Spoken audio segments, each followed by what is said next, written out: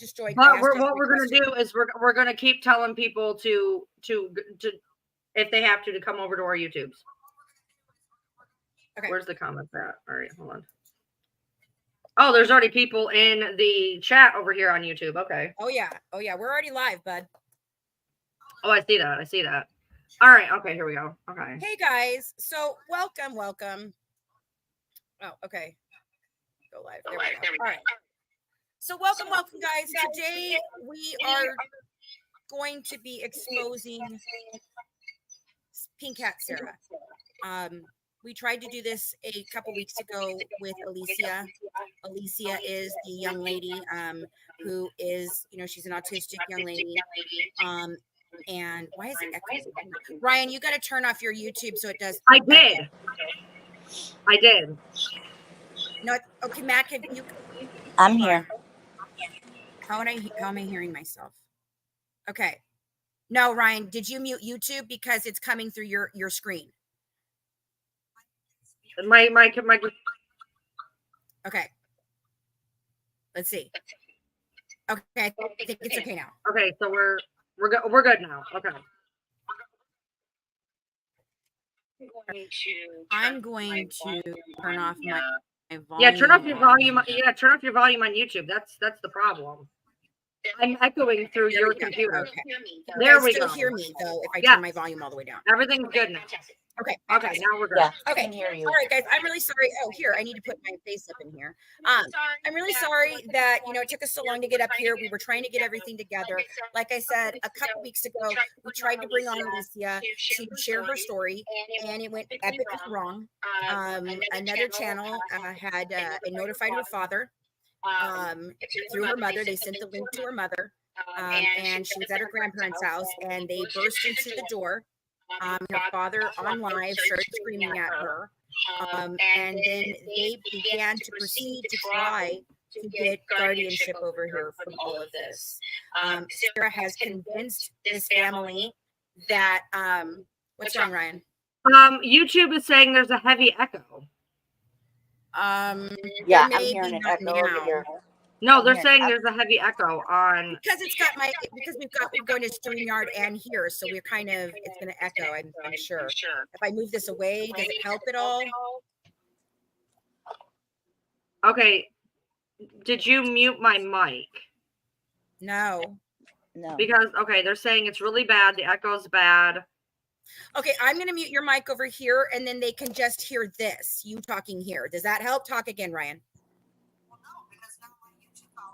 I'm not hearing you echo now either. Fuck, what do we do? You know what? Let's not do it on TikTok because we're going to get banned off of here anyway.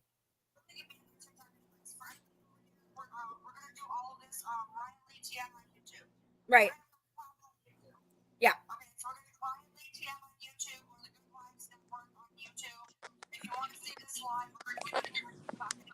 Right. Yes, we can repost it. Okay. All right. Bye, guys. Thank you. I'm getting out. All right. So if I get out of there. Oh, get out. Get out. There we go. Okay. I could actually come back in too. Over here. Okay. So no, Matt, are we good now? We good now? Okay. All right, guys. So again, okay, they're saying they can't hear me. Hold on. Ryan, can you talk now so we can hold on. They're saying they can't hear me, but just give it a second to catch up. I'm hearing. Okay, fantastic. All right. Okay, we're good. We're good. Everything's good. Good. Now I can smoke. Yeah. We tried to do this a couple weeks ago. Okay. Now I got freaking thing went crazy. It was terrible. It wasn't live, and this poor girl has been harassed, stalked, groomed, manipulated, exactly what Gypsy did to Nicholas, and you're going to watch it in real effing time with these text messages. So today we are only going to be covering this interaction between Sarah, Pink Cat, and Alicia, our young girl, and explaining to you exactly what happened starting in March. So you want to put to make sure, can people hear me? Because somebody just said they couldn't hear me, but I also was not speaking. So just to make sure, can everybody hear me? Can somebody just give me a yes? Just check me a yes here. Yeah. Mandolin Bay, Pinkett Sarah is one of our former co-hosts, and she is a person who has created extreme fuckery. Okay. And yeah. So I want to preface something by saying, so originally, just to give you guys an idea. So, okay, there's a lot of Thanks, stuff Pat. that's going Appreciate down. it. Okay, and we're going to talk about some things, and I believe that some people are being set up. We'll talk about that later. However, I want to preface this by saying, considering what I saw during the time that I was not involved in this, you know, when Fancy's on there asking for money, and they're asking for money for this trip, and so I fully believed that this laptop scandal was legit. I fully believed that Fancy had grifted Alicia for this laptop. Okay, what I want you to understand is that Fancy sent me the drive to these text messages, and what you are about to hear, I do not say this with the faint of heart here. What we're about to show you is bad. It is bad. Okay. Yeah. It's almost unbelievable, to be straight ass. And by the way, in slide 1283, I want to believe, by the way, there's not 1200 slides. Don't worry. They just jump in number. Sarah sets us up to say that we are going to release these text messages to make her look bad. Yes. Okay. So she already knows exactly what the fuck is going to happen, because she already talks about it in slide 1283, that we are going to set her up and take things out of context. The only ones we took out of this conversation was private conversation between Alicia and Sarah that had no bearing on this particular thing, because sharing those text messages of Alicia's of talking about day-to-day things has no bearing on this. Those are the only ones that we took out, just so you know. Oh, and then we also will only read to you one slide when we get to it. Brian's going to read it because we won't be able to put it up. So she's going to read it because it has both of our addresses on it. Ryan cannot read it. Ryan can read it. I have a phone now. Okay. Yeah. Ryan. In Georgia, I've already checked my DM. I got your message, honey, and I will get back with you. Okay. So, I mean, for those of you who don't know what's going on, just follow along and mods help them out. Try to give them as much context as we can. Also, I want this the best way. Two Fancy's mods. I want to tell you guys this. Two Fancy's mods. Okay. Number one, and I'm not. Do you see that? What? Read that. Oh. MimTV, nice. Can you please get a hold of us at tipsforgoodwives@gmail.com, please? Please get a hold of us. Yeah. All right. Here's the deal. I want to preface something for Fancy's mods in particular. I know that you guys are not happy with me. Okay. I know that y'all are not happy with me. My mods are good with you. They're okay. Good. No, but we're hold cool. on. I don't want to say this. Okay. What you are going to hear in these messages not only should show you that what was being said about me behind the scenes is not accurate, because she throws y'all under the bus. She throws y'all under the bus. So imagine what she's saying about you guys. Imagine what she was saying about me. Because Sarah, just so you guys understand, to set this up a little bit, is Sarah from Go was in her ear telling her a bunch of things that was inaccurate that I said, which started a whole portion of this. Okay. Yep. And in here we're gonna show where she even throws y'all mods under this. Yep. So just pay attention, because y'all don't know exactly what's going on quite yet. All right. We want to start off with it. I'll put it up. Are we gonna be able to show these fucking okay. Oh shit. What? Oh, we're gonna pull them up one by one, right? I'm gonna pull them up one by one. I'm going to the bottom. As you can see, this is an entire conversation starting in March between Sarah and Alicia. We're not showing anything else. We do have the other side of this where she's going and telling the mods to block her, that she's a stalker and all this, but we're not going to put that out today because I just didn't have enough time to get it together. It will be in my Truth Teller T Patreon. It's $1 for you to see everything that we have on this person. So, and what has happened. Okay, so another thing you have to understand is the particular grift of the laptops started, it was a 10-day plan. This all went over in 10 days. This went over in 10 days. So, There we go. Do we want to here? She I'm gonna was show- persistent. Helpful. Can they see it well enough? Can you guys see it? Yes. Okay, so what you're going to have to do is you're going to have to pull yours up full screen to read them, I guess. And I'm Okay. going to take care of the chat. That is as full screen as it goes. Let me Right, see if for there. there we go. Try to Hold pull on. them up a little. There we go. That's better. Okay. Okay. Yeah. Is that better? All right. Right there. So, Right there. all right. All So right, what you I can can- see Hold on. is this whole thing starts March 27th. Okay, I can't see the chat while I'm flipping through them very well. Well, hold on. I Exactly. can watch. Yes, I can. Yes, I can. Hold on. I can. Let me. Okay, there we go. All right, I got it now. Now I can Yes, see. KJ, pink hat. Okay. All right. So starting at 1. And I want you guys to note, I do want you guys to notice this pattern of that she uses these capital letters. She tries to tell us there's several different reasons why she uses capital letters all the time, but it doesn't stay consistent like this. If what she was telling us is true as to why she uses capital letters, then it would never ever have lowercase. But that's not the case. She does this, and I'm not quite sure the mentality behind it, but there's got to be something of the reason why she does these things. I know she's trying to highlight or make you feel a certain way, I think, but I mean, I could be, I don't know. It's just horrible. Anyway, okay. Okay, so the blue side is Alicia. Okay, the blue side is Alicia. Okay. For everybody who's asking, the blue side is Alicia and the white side is Sarah.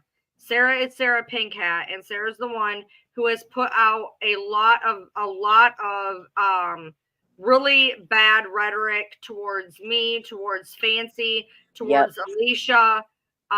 She is what you were about to see is truly it's unsettling.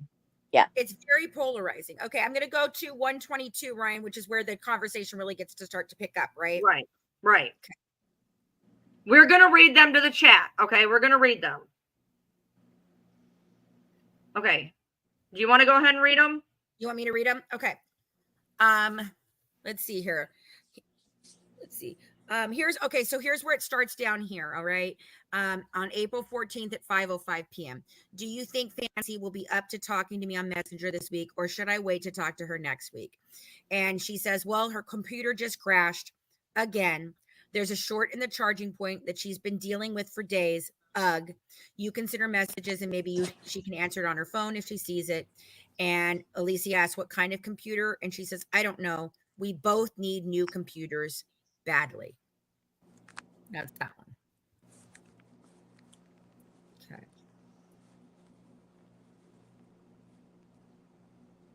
I get a discount at work. I can send her a laptop. Can you get 2? Are they running any good deals? Neither one of us has the money to buy new laptops, and we desperately need them for work. Alicia says, I can order her one when I get paid on May 8th. Is there anything you can do to help me? I can't go forward and start doing the new podcast without one. I might have a laptop at home you can have. I had it since senior year of high school. I belong to a club where I was gifted a laptop. I don't really use it. She asked, how old is it? 2019. It works better than my MacBook Air does sometimes. 2019 is a 15.6 inch HP laptop. I use Android for everything. Is it compatible with Android or Apple? Is it touchscreen, wireless mouse? No, mouse. Yes, it is compatible with Android. It might be a touchscreen. Okay, so I would need to buy a wireless mouse for it, and I guess I'd have to take it into some kind of computer shop and get all the programs and softwares updated. I'm not sure exactly where I would have to go to get it looked at. There's nothing around here locally. She lives in a big ass city, for crying out loud. There's 30 miles from there is a full blown city, for crying out loud. I'm not exactly, okay. I have no idea if they can update all the programs and softwares or how much it would cost. Do you know about any of this stuff? How much is the good computer at Walmart running for? $. Sometimes it's cheaper just to buy something new if a bunch of stuff has to be updated. And then Alicia says, since Fancy's laptop won't charge, tell her to download the Facebook Messenger app on her phone. All right, Fancy. Why don't you let me take over, because you're glossing over some of this really quick. Yeah, go ahead. Go You're ahead, taking Ryan. glossing over some of this really quick, and there's parts I really want to drive home. Yes, Right. please. Please. That's why I asked All you right. to do it. So you tell me where to go and I'll put them up All for right, you. so we're gonna stay on this slide right here, and you know which numbers to hit. So Yes. okay, so Sarah says I use Android for everything. Is it compatible with Androids or Apple? Is it touchscreen, wireless mouse? Alicia says no mouse. Yes, it's compatible with Android. It might be a touchscreen. Sarah says okay, so I would need to buy a wireless mouse for it. And I guess I'd have to take it into some kind of computer shop and get all the programs and software updated. I'm not sure exactly. Where would I have to go? Whoa, you're moving it, babe. Sorry. You're moving it. You're moving Okay, it. hold on. Okay, hold on. I'm sorry. Does that help better? I'm sorry. Okay. Sarah says, I'm not sure exactly. Where would I have to go to get it looked at? There's nothing around here locally. I have no idea if they can update all the programs and software. How much would it cost? Do you know any of this stuff? How much is the good computer at Walmart running for? So at this point, she is not happy with a old computer. She is literally saying, how much is a good computer at Walmart running for? Sometimes it's cheaper just to buy something new if a bunch of stuff has to be updated. Now, I also want to interject here and let you guys know she has told every single one of us this girl is completely slow. She's totally incompetent. She can't even be bothered. She can't even Google something on Google to help out, because I was trying to give Alicia something to do because she kept asking if she could help, and all she kept telling me is, "Oh my God, you just don't understand how ridiculously slow this girl is, Fancy. She can't do anything." She can't go anywhere. She can't do anything. She's absolutely useless. Those Which were her reminds words. me, we have to tell Ryan about the whole Delphi thing. Right. So yeah, so earlier on in the messages, we had mentioned that we were going to cover Delphi because Delphi is a passion for me because it's right here and it's two girls and the whole thing. Right. So Alicia went on and she watched a bunch of Delphi documentaries, and she came up with her own theory, and it was actually a very well thought out, well versed. She went through the whole thing, and then Sarah began to continuously try to extract her theory from her, which is the exact same thing she did to Danae with the Mendez brothers. And then she would come to me and tell me these things and act like she's the one who came up with it, because Alicia is just too effing stupid to be able to do anything. Yeah. Meanwhile, she wrote out a whole freaking theory about how the crime scene was staged, how she thought there could be horse access. It was like a fully thought out theory. Right. And I feel really bad that Alicia even has to hear this stuff, but I mean, Right. But this is what she wanted to do the night that Kendall and Brandy. This is what she wanted to do, right? Ruined it for her. And now I hate that she has to hear that. This poor girl has been through hell. I'm just so mad. All right. So then Alicia says, since Fancy's laptop won't charge, tell her to download Messenger. Right. Okay. So, all right. So Alicia answers, prices range from $160 to $1,400. Sarah says, okay, I'm pretty sure she has Messenger. And you get an employee discount, correct? How much is your discount? Do you know? Alicia says it's 10% on everything except hot food until August when it goes up a little. And Sarah says, okay, gotcha. And Alicia says, I'm going to need her address to ship it to her. And so Sarah says, okay, I'll let her know. How much money do you want for your old computer? So at this point, it's not that bad. Sarah's going to pay for the old computer. They're going to help Fancy get a new computer. This is not a big deal at this point. What's going to happen? I also want you guys to understand, when she first brought this to me, Sarah's who brought it to me. She's the one who said, Alicia wants to do this for you. And my answer was absolutely fucking not. And she's like, but Fancy, you can't work anymore if you can't get this done. And I'm like, I don't care. I'll figure it out. I'm not going to do that. And she's like, no, she really, really, really wants to do this. She's been looking for days. She really, really wants to do this for you. Let her do this for you, Fancy. You never let anybody do anything for you. You never, ever ask for anything. Just let her do this for you. And I said, and okay. By the way, and then I want to reiterate. hold on. I personally went and started looking for the cheapest option for what I basic needed because I knew I had to have a big hard drive because of all the shit that I have on my computer. It's not about processing or being, touch screen or fancy. It was simply about, does it have enough memory for me to even it be worth it for me to actually use, or should I just try to go fix the port on my computer and see how much that is? Because I even said, well, maybe she could just, I could take it into Walmart or Best Buy and maybe she could just pay for the port to get fixed. It would save a bunch of money. She's like, no, she really wants to get you this new laptop. Okay. Okay. So this is where it starts to turn. By the way, I'm going to let you guys know that in the very last slide, Alicia reiterates, Fancy has never asked me for anything. Why is she doing this? Because Sarah really was nailing her. So I want to tell you guys, in a screenshot we are going to show you, Alicia reiterates, Fancy has never asked me for anything. So this is where it starts to turn, y'all. So Sarah says, how much money do you want for your old computer? Alicia says, whatever you can do, it has to be enough to pay for shipping. Why should Alicia have to pay for shipping, right? So Sarah says, y'all gonna have to sit down for this because this is crazy. So just so I understand, stop doing that. Okay, I'm sorry. Damn it, it's just hard for me to see. Okay, go ahead. Okay, well, I'm the one reading. I need to see it, and I'm blind. Go ahead. All right, so this is where it starts. Just so I understand you correctly, Sarah says, are you offering to buy Fancy a brand new laptop, or are you just offering her the chance to use your employee discount so she can get a new one?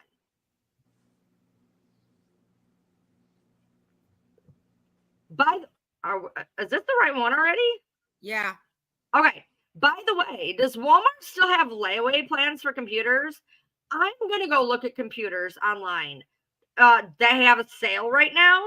I mean, Fancy and I just cannot continue to work without new laptops.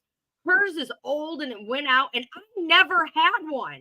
Which is bullshit. Wait a minute. Which is bullshit because she has continuously told me about a freaking laptop from 2010 or some shit that she never took out of the freaking box, and she never took it to Best Buy to set it up because there was something wrong with it, according to her. And she wonders if she went into Best Buy, could they freaking update it? But God, Fancy, it's from 2010. I highly doubt it's going to be able to be compatible with anything new. So she had a computer. Okay.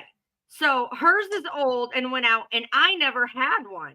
I have to write all these outlines and reports on my phone, crying face. She's only written one outline, and that was for her bullshit on Natalia Grace. Right. I have never gotten paid for anything I've done, I am currently doing, or have to do in the future for the Good Wives Network. It's actually costing me money. So I'm working her money. So I'm working full time for free, not to mention the countless hours I spend trying to help Fancy deal with all her emotions and stress. It is a lot. And I feel like I'm already a certified therapist. LOL. Jesus. Plus, I'm the only one that reaches out to all the followers and talks to them whenever they have questions or need help with anything, or if they just need a friend to talk to. Hugs. But please don't share any of that information with anyone. Fancy would get really upset. Of course. Oh my word. I have no idea how much shipping would cost. Do you still have the original box and the instruction manual for the old laptop? Alicia says, I'm off tomorrow and I would like to order the laptop tomorrow. So she'll be able to have it by the end of the week. Sarah says, okay, well, you didn't answer my questions, honey. Are you offering to actually buy Fancy a new laptop, or just let her buy herself one and using your employee discount? I'm very confused. Notice wait. Notice how it's all lowercase, and then it's all of a sudden we've got this huge, I am very confused, all in caps. What can I do to get a new laptop? I have to have a microphone too, but I don't need anything expensive. I'm not a gamer. I just need a full setup to do podcasts again. She wants to start recording podcasts ASAP. And we can't do that if I don't have a laptop, a microphone, and some kind of earbuds or headphones. And she says, I will buy it and send it to her. And Sarah says, are you sure? What kind? And Alicia says, yes, I am sure. Okay, and I want to tell you guys. So one of the reasons why I told her that we would start to do podcasts is because I was going to create a brand new podcast for her and me, and then we could monetize that podcast immediately, and I would split all the earnings from the podcast with her 50-50. That is why she's sitting over here going, I'm gonna never get paid. No, we had already negotiated that. We were already working. When we started working on the book, I offered to give her a percentage of sales, so she can just go stuff it with that shit. But I want you guys to understand that's why she really wants this podcast to go, because she knew it was a way that she was going to finally make money. Hey, Sir Morbid. Good to see you here. Hi, Morbid. All right. You're young and know all the new technology. What do I need for the podcast? Laptop, microphone, some kind of headset. Well, I already told her the exact setup and sent it to her so she could get it, and it's at like $100, and she'd have everything she needed. So at this point, she is stressing to Alicia that not only does she need a laptop, she also needs a microphone. She also needs earbuds. Okay, yes. So she is driving home that she needs the entire setup. Okay. Yes. So they send this link, whatever, and Sarah says, how much does it cost? Alicia says it is $219. It will cost me $212. And then she tells Sarah that she will sell her laptop for $75. Okay, she is offering to sell Sarah her laptop for $75. Okay, I want you to realize that $75, that is less than a fucking tablet. Okay. Mm-hmm. Sarah says, okay, does it work well? I will have to do the update on the software and programs on it, right? So she's trying to push that, okay, well, I still have to do all this stuff for it. Does Walmart carry any microphones and wireless headsets? Would they work on your old computer? And she says, and so Alicia, you know, it works like a charm. Alicia says, I will make sure the software is updated. So now she wants a computer for $75. She wants it updated, and now she's pushing for the headset. Now she says, it gets better. I don't have a microphone or not even just a headset, not even just earbuds. Now it's a wireless headset. So I do not have a microphone or wireless headset. Does Walmart carry them? All the computers, TVs, and equipment I bought before come from Best Buy. Walmart's not good enough. I bought from Best Buy. But I remember many years ago, my mom bought a computer from Walmart. I don't remember what happened to it, but it didn't last a very long time, like 3 years, because like Walmart is so sketch. Okay. So Alicia is like, the only thing I suggest never buying from Walmart is tablets unless it's Apple. Sarah says, good to know. Thank you. All I have is an Amazon Fire tablet, and it sucks. It has a very, very small amount of memory. It holds virtually nothing. And Alicia's capitalizing a word in the middle just to again. It's Starlight. So Alicia says, I will send you a link to any PayPal so you can give me the money. I'm going to give you the link to my PayPal. Now, this is really fucking weird what you were about to witness. Yes. Okay. Sarah says, okay, I'm so sorry. I just don't have the money right now. Alicia is literally offering to send her and update a laptop for $75 fucking dollars. And Sarah says, I don't have the money right now. By the way, do you ever use Venmo or Cash App? So she is now trying to fleece Alicia out of a laptop for $75 plus updating software. Okay, so now Sarah is driving home this really weird thing that I do not understand. Oh, wait, no, I'm going to tell you where I think this story comes in, because I did tell her that my PayPal had been hacked at one point in time, and I had to go through hell to get it back. Nothing like she's describing here, but I did this, and I had told her I had to go through this. I had to re-show them my identity. I had to go through everything. They closed down all my shit. They took my everything I had in there, and I had petitioned to get it back. So that's what she's trying to do here. I think she's trying. No, we have the answer of what she's trying to do with PayPal in just a second. So She says, Venmo's my favorite and it's the best. Plus no fees and you get a physical card for free. I hate PayPal. I don't know why I've always had so many problems with it. All my issues happened after someone stole my identity in 2004. That's how long I've been dealing with this bullshit. When your whole identity is 100% stolen, there's nothing you can ever do to fix it. It completely ruins your life. She says, Alicia says, well, I don't use Cash App. And so Sarah says, the girl who stole my identity opened up all kinds of accounts in my name, including PayPal. I was actually banned from PayPal for a full decade. I wasn't able to even use PayPal again until last year. And so Alicia says, okay, fine. I will set up a Venmo because I'm literally trying to sell you a good laptop for $75 that you don't have money for. So then Sarah says, I've been using Cash App every week this year. It's been fine. You get a free physical card, but my mom threw away the mail with my new card. So I haven't been able to activate it or replace it. By the way, bitch, you can literally ask for a new card and they will send it to you in 2 weeks. Right, Yeah. right in the app. It's one little fucking button. I've had to do Yep. it. Duh. Yep. In fact, I had to do it. It's Like, just more right before bullshit. we went on this trip, I had just gotten my new card again. All right. Flip me. 131. Okay. So I just don't like how Cash App takes out a small fee for every cash transfer you do. Ugh. Venmo doesn't. And so Alicia's like, well, I got catfished on Cash App last time. And Sarah's like, no, I'm so sorry. What happened? And then Sarah goes into whatever. So Alicia goes into whatever. And then she tells Sarah, I think God is leading me to help the Good Wives Network in some way that looks like it yet. But I've got to be more than just buy the merch and sending pictures of Fancy. So Alicia's trying to drive home. She really does want to help them with something. And she feels like she can help them by helping Fancy get a new computer and by helping Sarah to have a computer, because Sarah says she has no computer. So she's trying to give her this used computer for $75, cut her a deal, and to help Fancy get a new computer. This is what she wants to do to help. Hit me. 132. Yep. So they're talking about ripping off, whatever. Okay. So then Sarah tries the God angle. God is definitely moving for sure. And I'm praying every day he opens doors for me and gives me the strength that I need. God is calling me to do something very important, and I'm running out of time. My health is deteriorating rapidly. I lost all of my money saving Asher's life, and now I've been left broke, sick, and all alone. I need help ASAP or I'm not gonna make it.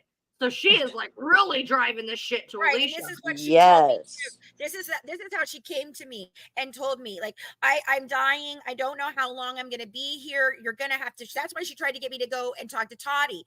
That was the first person. She was like, you need to hook up with Toddy. Toddy's amazing. She can help you if I die. I'm like, you're not dying. Stop this.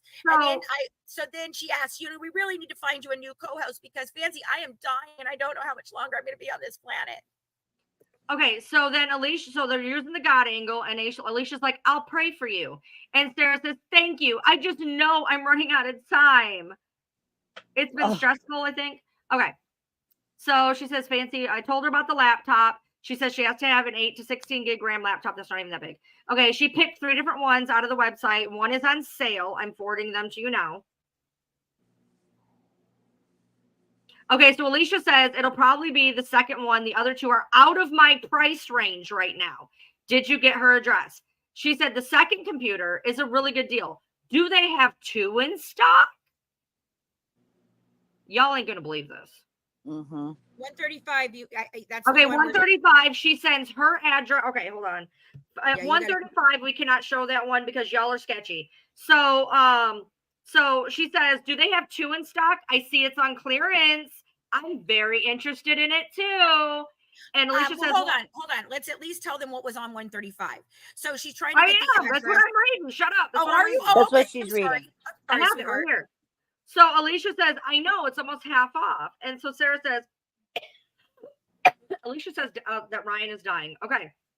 She says, I'm getting her address now. And she gives Sarah's address first. Sarah gives Sarah's address first. Okay. And then, so Alicia says, I mean, Fancies. I'm not ready for yours yet. Oh and God. She says, I know, I just got it. But while I was waiting on her, I wanted to send you mine. And Alicia says she should have the laptop by Thursday. She sends Fancy's address at this point. All right. So So she says, Fancy asked you in big caps. Fancy asked you please send the receipt to her just in case there's a problem. And so she can buy the extended warranty. Did you already buy it? How do you know it'll be here by Thursday? Alicia says, well, I was going to buy it tomorrow. And the website said if I ordered it right now, it would be there Tuesday. Sorry. I mean, I wonder if I order it tomorrow, she would have it by Wednesday. And so Sarah's like, which one is it? Thursday or Tuesday? Like, it fucking matters. You're getting a free laptop. Well, okay, to be fair, at the time, I was still going out and working with Craig once in a while doing DoorDash. And so we were trying to determine that I would be home for when it arrived. That was all. Right. So Alicia says, if I order it right now, Tuesday. If I order it tomorrow, it will be Wednesday. So then Sarah, obviously thick as a fucking piece of wool. She's like, okay, so which will it be? I just need to let Fancy know which day to look for it. She's like, I'll order it after I finish eating my dinner. And Sarah's like, okay, thank you. Will it be delivered by UPS or the post office? And she's like, I don't know until they ship the laptop. Like, seriously. So oh, wait, this is one of my favorites. This is one of my favorites. So now Sarah's been talking to Fancy this entire fucking time and says, is this a surprise for Fancy? And Alicia, because Alicia's dumb as bricks, according to Sarah, Alicia's like, how can it be if she knows it to look for it? And Sarah's like, yeah, you're right. I forgot. I just didn't want to spill the beans. And Alicia's like, God. I will be rewatching some of the lives, and I realize she's been having problems with that laptop charger for several months. And Sarah's like, that's very true. Well, she was like, it's extremely kind and sweet of you. It's extremely generous. And she says, I just ordered it. She should have it on Tuesday. So do you think that the computer will be sold out soon since it's on sale? That's amazing. I can't believe you ordered that for her. Wow. God is definitely going to bless you because you've done this for Fancy, and God's going to bless you more if you do it for me. Okay. So Fancy's going to try to get a hold of you right now.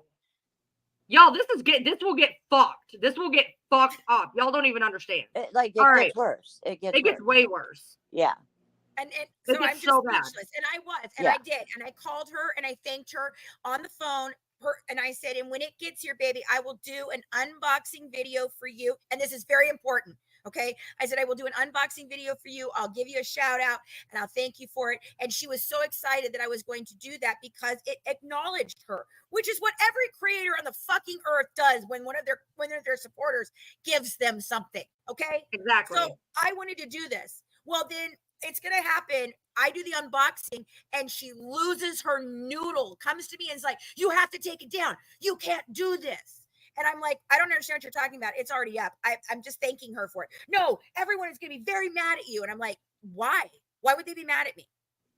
Well, now we know why. Now we know why. Yep. Oh, it gets so much worse, y'all. So much worse.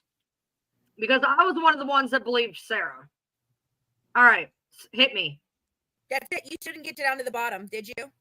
Fancy's going to try to get a hold of you right now. Okay. All right. So, okay. She says, actually, it ended up being cheaper than what I thought it would be. So Sarah's like, wow, that's amazing. What a blessing you are. If an electronic item is on clearance like that, can it be put on layaway? And so Alicia's like, Sarah, Walmart hasn't did away with a layaway in like 2020. But Alicia's stupid, remember? Don't forget Alicia's stupid, by the way. Really stupid. So, I mean, like worse than she thinks Nick is stupid, guys. I mean, like full on, she should be having like drool coming out of her mouth for how stupid she thinks this girl is. So then Sarah's like, okay, thank you. I didn't think they did that anymore.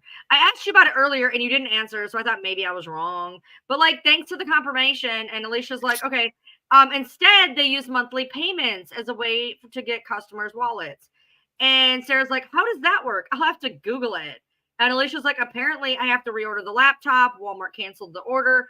And Sarah's like, oh no, why? Are they sold out? And so Alicia's like, they locked me out of my account. She says, why? She says, so then she asks, would a Chromebook be okay? And Sarah's like, I don't know. She has to have a large GB RAM. And so Alicia's like, will this work? And so Sarah says, let me ask. And Alicia says, I found another one. And she says, okay, what is it?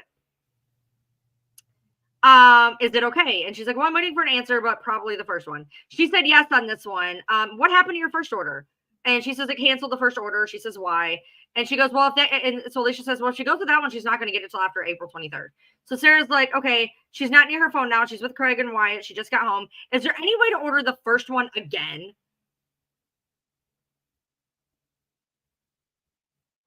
Sorry. I got distracted for a second. Sorry. Okay. And so Alicia says, well, maybe they did run out because it's not listed anymore. And Sarah's like, oh no. And so Alicia's like, okay, well, we can try this tomorrow. And Sarah's like, okay, will it be your second choice because it's delayed even longer than the 23rd? And Alicia's like, well, maybe one day at the most. And Sarah's like, okay, well, that was her second choice. So maybe you should go ahead and place this order now. She tells her which one to do. And she's like, isn't this one the same as the first, or is it a different one? It came up when I searched. And Alicia's like, no, it's not that one. So she's like, that's the one that got canceled. And she's like, that's why Ashley was the first one I found online. So I didn't know if you could try ordering again since it is available now. And she's like, this is the one I ordered for Fancy. And so Sarah's like, okay, so no problems with this order. And so Alicia says, I had to pay for it with PayPal. So far, no. And Sarah says, that's wonderful. Thank you. So it should arrive on the 23rd. I'm trying to figure out how I can order the first one. LOL. And now, mind you, she can't pay $75 for a used laptop, but she's trying to figure out how to buy the first one. And pay attention, y'all, because she's going to tell you how she's going to fucking do it. Mm-hmm. So Alicia says, it canceled it too. I got to call my bank tomorrow to figure out what the problem is. And so Sarah's like, okay, the second order didn't go through either. And Alicia's like, she'll get the laptop. I figured out what's going on with my card now. I have enough money. Because Alicia's even realized, like, what the fuck, you know? Right. And this goes on for a little bit. You guys are going to read it, but this goes on for a little bit because there was a problem with actually Walmart canceling the orders over and over again. And it had something to do, I believe, with her discount and how it was coming through. And so it kept canceling everyone that she orders. And this goes on for a while. So, y'all, this is going to get wild. So Sarah says that one actually has less storage, I think. It doesn't say 8 gigs. It says 8 gigs RAM, which is very small, smaller than your phone. If I'm reading correctly. By the way, computer RAM and phone RAM is not the same thing. Hey, what? Hey, if Brandy or if somebody knows Brandy or Kendall Grant, tag them so they can come see this because I want them to know this is what happened because they were played by this too. All right, keep going. All right. So Sarah says, now she says, it's also not a good brand. Are you fucking kidding me? So Alicia's like, man, I really want to order Fancy, but my damn bank isn't letting me. Each time I try to order a laptop, I get sent this email. Is it the charger that Fancy's having a problem with, or is it the whole laptop? Now, Fancy's, it's the port. It is just the port, as you heard earlier. It is just the port. Sarah says, it's the whole laptop. Are you going to call them in your bank in the morning? Fancy needs this laptop ASAP. Pretty fucking demanding. Mind you guys, this is only April 14th, and the shit about the laptop started on April 13th.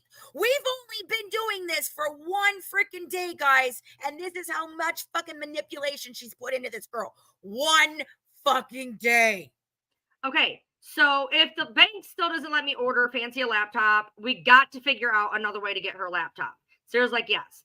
Alicia says, I've had several issues with that bank. I've been a customer, yada, yada, yada, yada, yada, yada. Okay, flip. Okay, so now Sarah says, it doesn't have enough gigs, and it's not a good brand.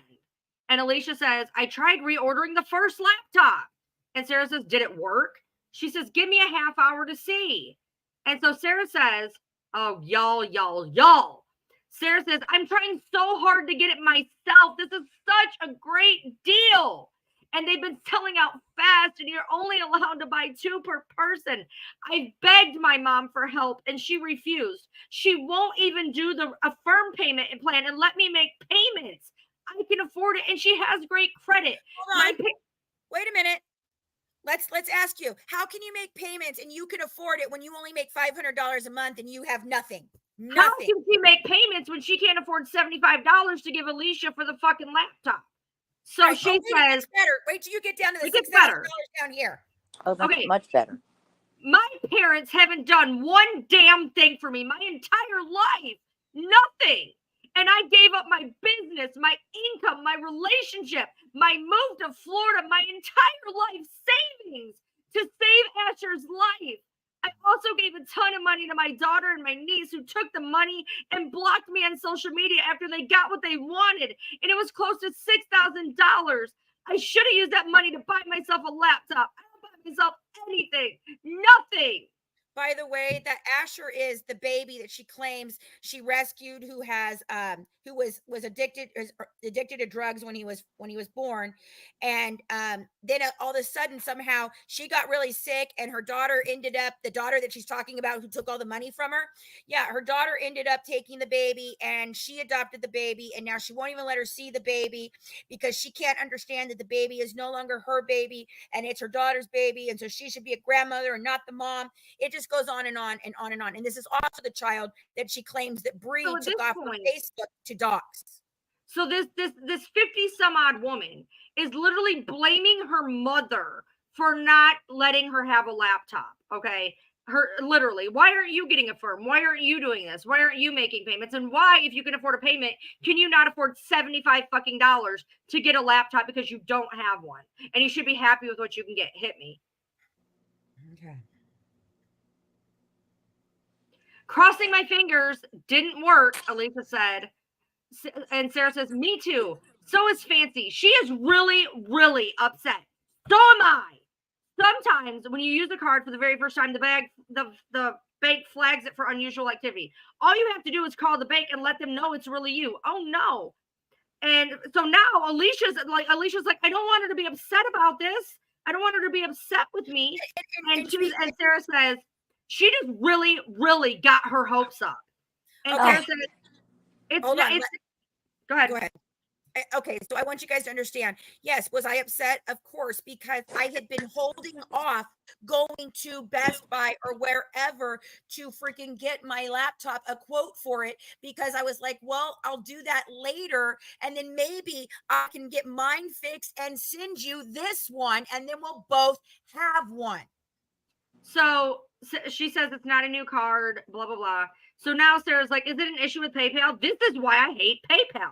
Can you transfer the money from PayPal into a regular bank account and use your current your debit card? She's like, it was paid for with my debit card. Hit me. Well, the declined order you sent me says it was paid via PayPal. Well, the one I just did was paid with my debit. Worst case scenario, you could just send Fancy a Walmart gift card with $300 balance on it and let her go buy it. Order herself. I don't know. Seems like you need to call your bank in the morning. So then she waits and she says, do you qualify for the Affirm in-house credit card? You can make cheap payments on it. She wants Alicia to open a line of fucking credit to buy Fancy a computer at this point. Tells this girl to open a line of credit. And so Alicia says, I don't qualify for Affirm. I don't have a credit score. Sarah, I am so frustrated. No matter what I do to order a laptop for Fancy, the payment will not go through. I figured it out. She will get the laptop on Wednesday. Yay! I'm trying to figure out a way to do the same one before they sell out. Jesus Christ. Yeah. So Alicia was like, it's not an issue with my bank. It was an issue with Walmart as to why the orders were getting canceled. Gotcha. Where are you going to order one of those laptops? Or do you still want mine? I don't know. I'm trying to get some money together. It's really difficult right now. Ugh. And Alicia says, I was curious. I got bored, started watching some of the old Fancy, blah, blah, blah. Good afternoon, Sarah. Hey, girl, how are you? Fine. Okay. How are you doing today? Hit me. Okay, hold on. That's 149, 150. Okay, 150. Not much. Okay, she's been sick. Okay, so she says she's been sick. Okay, you've been sick for 4 days, blah, blah, blah, you poor thing. Do you got this cold? Okay, we didn't need this one. Flip it. This is just bullshit. Okay, hold on a second. Now I got to go back because we skip a ways. So let me go up here. Because now there's bullshitting, guys. We're not like fleecing you.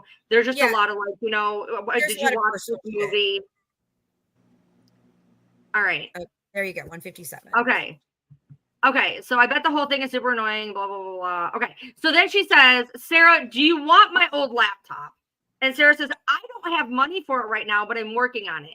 Do you still have the original box and all of the instructions? And she's like, no. Have you had an HP laptop before? And she's like, I can't remember. I think so. It's been such a long time. And I have to get a new one ASAP. I cannot continue to work with Fancy or work for if I don't get one. Crying face. But remember, now she's saying she had a laptop when she said she's never had a laptop. You have no idea how much work Fancy asks me to do every single day. Ugh, it's exhausting, especially without a laptop. Some things are just impossible. I can literally hear her doing this, okay? Fancy's the whip cracker. Now, y'all, sit down, because this is where it gets good. So Lisa says, I could order you a laptop next month if you wait for me to get money together. I wish there was something I could do to relieve some of your stress, Sarah. You have it so bad. You are under so much stress each day besides giving you a laptop. And Sarah says, oh, you're an angel. Your support means everything. I work my ass off, and all I have to work with is my cell phone right now. And it's not even close to being enough. And Fancy needs me to do so much, and I'm not getting paid for anything, not a dime. And also, things wouldn't be so hard if I were healthier. I have so many different health conditions, illnesses, diseases, and genetic conditions. Oh my. Illnesses and diseases and genetic conditions. Oh my. Good Lord. Oh my. Yes. And Amy, I want you to attest to the fact that, yes, I ask you guys to do things, but I'm not like driving a whip and asking you to do a million But different every time I fucking hear things. that, I just laugh. I mean, And meanwhile, it's and on a Amy can volunteer also basis. attest to how many If you times want I to asked help, her to do one thing and she couldn't get it fucking done. right. That's not like that at all. Not at all. No. Go ahead, Ryan. All right. Sarah, so Alicia says, I'm sorry about your health issues. She's like, thank you. I will pray God gets rid of your health issues. Oh, thank you. It's so hard to have a mind that is able and willing to do so much, but a body that won't let it happen. And so then Sarah goes on and she says, I'm hanging in there. I had a rough night. I aspirated and vomited all night and said, oh, my lungs are messed up and I can't stop coughing. Bitch, go to the hospital. Go. Okay, hold on. I got to get out of here again. Y'all, I sound heartless. Y'all don't understand. This bitch put out there that I abused my daughter and got my grandson put into foster care. Fuck her. Look, okay? She's lying about, okay. If you guys think we're being heartless about her fucking sicknesses, no. She says that she has had pancreatic failure since 2010. And I did research on it. I did research on this. She's also told everybody she has pancreatic cancer. She's told people she has leukemia. She's told us that her pancreas, and she tells Alicia that her pancreas is half dead, almost all the way dead. And she's got this type 3 diabetes, okay? I did research on this. So here we go, guys. More grifting. You ready? Sit down. Okay. So she says, oh my God. For pancreatic cancer, the median of people that can survive is 15.5 months. The longest that someone survives with pancreatic failure is between 5 and 6 years, and there are some very rare cases that can last 8 to 9. But the median is 15.5 months. Focus. She's been doing this for 14 years. Focus. Let me finish. All right. So she says, oh my God, she says, is there one on sale now, or will there be one soon that has a bigger screen? This bitch, okay. Will I have a bigger screen? My diabetes is slowly causing me to go blind. Yeah, that's my story, bro. Tell it again. That's what I just said. My eyes are going bad. I can't read my fucking computer. So then Elisa's like, yes. And so Sarah says, wow. So should I go check out the website for one that fits my work best and my needs? And you're such an angel. God bless you. And Alicia says, you're welcome. Do you not want the same one I got for Fancy? Like, is that not good enough for you? And she's like, let me see if I can find a cheap one with a larger screen. And she's like, okay, well, you guys did great on the interview today. I'm sorry. It's so awful that the only way I can get through this is laughing at the absurdity of how ridiculous this woman is. But I cannot begin to explain to you how horrible this was for poor Alicia going through all of this. This is grooming. This is freaking manipulation at its finest. And then all of us. All right. So now she says, my back is still messed up. I had 0 sleep last night, and I felt like I was going to puke the whole time. 5 hours. I finally puked, and I'm good now. And so she's like, did you feel better? And she's like, not really, but it's the story of my life. My pancreas is almost dead, and I have terrible ulcers. Plus, the rare diabetes type 3C caused my chronic pancreatitis. Now here she says that her diabetes caused her chronic pancreatitis, but wait till what she says later, because she literally gives another option. and about a million other things. I honestly don't think I will live another year. So she's like, diabetes runs my family. And she says, nobody has diabetes in my family. The only reason I have it is because my pancreas is almost dead. Please tell me the ectopic pregnancy is in here. Okay. So then they're talking about whatever. And she says, I can't with mine. It's very rare. She's talking about possibly having Alzheimer's later. It's the greatest fear. Talking about Alzheimer's. Okay, flip it. Please tell me the one about the fucking ectopic pancreas thing is in here. It may not be in here, but we have it. Oh, yes, the white female. So It's in they here. were talking It's about in here. I'm sure it's in here. Okay, I'm in really bad shape. Okay, flip this. We don't need this one. Okay, so hold on. We skip to 188.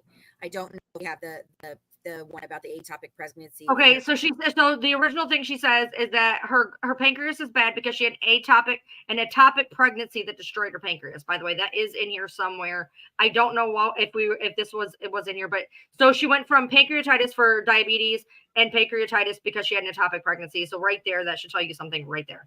Okay. So, okay. Hold on. Try to get the one before this just in case. Okay. Yeah. So when I ordered Fancy the laptop, my parents didn't know. So my dad just read my bank statement and he got mad that I gave Fancy a laptop. It was my money. I had a right to spend my money the way I want. Okay. It is definitely your own money and you have the right to spend it the way you want. What does your dad want to do with your money? And why is he reading your bank statements? Does this mean your dad won't let you buy me a laptop now? Are you for so fucking real right now? This is where you freaked out last night and called me and was like, you better fucking read this shit. Yeah. I was pissed. Mm-hmm. She's like, you're going to die and you need to come read this. Because I hadn't read them because I refused. I didn't want to see them. They were so upsetting. Yeah. So your dad doesn't have a right to tell you how to spend money. And does this mean that he won't let you buy me a laptop now? You can actually write both of the purchases off on your taxes. Bitch, for real. What the hell? So no, so this gets by bad. the way, that's not real. If she doesn't own a business, she can't just Right. fucking write it off. Her unless she has no fucking like deductions or anything, she might be able to, but no. So at this point, Alicia says he wants me to save money. So when they find an apartment for me, I have the money for it. And he's always been connected to my bank accounts. And I will find a way to get a laptop. He's having me switch jobs so I have full-time work. At this point, oh my God, hold on. So anyways, so she says, do you need to order it before you leave Walmart so you can use your employee discount? Are you for real right now? So she says, so Alicia says, I'm going to go to a job fair in a few hours. The new job's for Kroger, but I've applied for the one near me. She says, good luck. Thanks. Keep me posted. Okay. Do you have a set budget for my laptop? And you get 10% off, right? Because she's trying to get as much as she fucking can.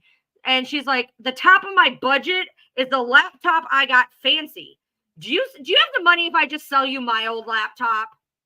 And she says, not really, honey. And she's like, well, if we find you a laptop that is good quality and it's cheaper than whatever, I can't read it. Amy's fucking head is where I in the way. spent on Fancy's laptop. So she's basically saying maybe we can find one that's good quality, and it's cheaper than Fancy's because I need to save money and my dad's already mad at me. Right. Okay, I'm looking. I found a couple. I'm looking at clearance items on Walmart. Looks like they sold out of the one that I needed. Does it have to come from Walmart? Fuck your discount. I found a decent one on sale at Best Buy. Because remember, Walmart sucks. And fuck her discount, okay? I just wasn't sure about your employee discount. If you had a Walmart or Best Buy in-store credit card. I don't have a store credit card. Okay. I can't order it right now. I get paid on the 8th and the 22nd of May. Okay. I suggest the 22nd if that's okay. I would really like to pay my phone bill before I order you a laptop. Okay, I'm not sure what I'm going to do until the end of the May, beginning of June. Fuck your phone bill. Actually, maybe I can ship you my old one and you can just pay me when you can. Well, I have to have everything on it updated. Fuck you, bitch. Oh my God. I was like, I'm going to get in the car. I'm going to get in the fucking car. I told you I was going to do it. And you said, no, I'll pick you up on the fucking way. Yeah. She says it's Windows 10, 512 gigs of storage, 4 gigs of RAM. It's an HP laptop. If the RAM is not enough, you can easily upgrade the RAM. And she's like, okay, do you have a wireless mouse, the charging cords, the instructions, and the original box still? I don't know what you have to go with it. Items needed to make it work. Why don't you use it? And how will I be able to connect it to my internet? No, it comes with a charger, no instructions, no original box. I don't use it because I use my MacBook. Do you have Wi-Fi? Yes. I can probably ship it out to you around the weekend of Mother's Day since I get paid on the 8th. Nothing. Okay. Okay. Good Lord. Is your laptop touchscreen? How much money does it cost to mail it to me? I can cover that. I hope. No, I figured that out tomorrow when I'm off work. Okay. Thank you. Okay. Okay, so blah blah blah blah blah blah That's blah all blah that. blah Okay, blah. hold on. Okay, Let's see that's here. okay. 195. She said okay. She said that you love the laptop that was in there. Right, right. So at this point, Alicia's like, "Can I just sell you the phone?" At this point, I will give you the laptop. Pay me some other time. Leave me the fuck alone. Okay. So I'm sorry that you're fighting with your dad. That sucks. Is he afraid that? No, let me go back. Let me go back. Is there You one need to for see that? the piece. Yep. Okay. So my dad is pissing me off right now. He thinks I'm rushing into this friendship I have with you and Fancy. I told my dad that if you look back at my childhood, you would see that I hung out with a lot of adults because my mom was a teacher. And it makes sense why I'm so comfortable talking to people of the same generation as my parents because I consider people my own very fucking immature. And so Sarah's like, yeah, I'm an old soul, blah, blah, blah. Meanwhile, saying that she's a fucking carpet eater. All right, go. Right. Okay. I'm sorry you're fighting with your dad. That sucks. Is he afraid that Fancy and I are trying to take advantage of you or something? Because I can assure you we are not. Can you please give me a complete bougie laptop, please, that you can put on a credit card? All right. So then they go on about blah, blah, blah, blah, blah. I love how she throws Fancy in there. You know what I mean? Is your dad upset with me and Fancy? No, Okay, so bitch. hold on. You're the one who keeps 96, freaking 97, messaging her. Well, wait a minute. Go back to 97 because here she's trying to tell us. Okay. So she says, by the way, Sarah, it's going to cost me $40 to ship the laptop to you. Sarah says, okay, is that with the special protective packaging? Does that include insurance? Is it certified? I definitely need it certified. And she's like, let me check. Yes, with insurance. Okay, it definitely needs to be bubble wrapped. It has to require a signature. Otherwise, my stupid mailman will just toss the concrete in front of my house. Okay, I would write very fragile on the outside of the package. I will have my dad help me package it up. When was the last time you turned it on? A week ago when I factory reset it.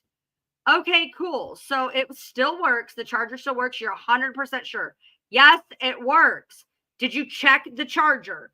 The charger works. Okay, I know how easily chargers and ports go bad. The laptop has a DVD drive on it. Okay, that's good. The laptop screen is bigger than Fancy's, Alicia says. 17-inch? Alicia says 15.6. She says, gotcha. It's a good laptop. I was given it for free my senior year of high school. That's awesome. What a great gift. It was so nice of them to do that for you. And now you're paying it forward. So why don't you like it or use it anymore? And she's like, because I don't. And then she says, so what do you use? Okay. Okay. What do you use instead? She's trying to get her newer one. What do you use instead? She saes. Since I don't have that issue anymore, I use a 2020 MacBook Air.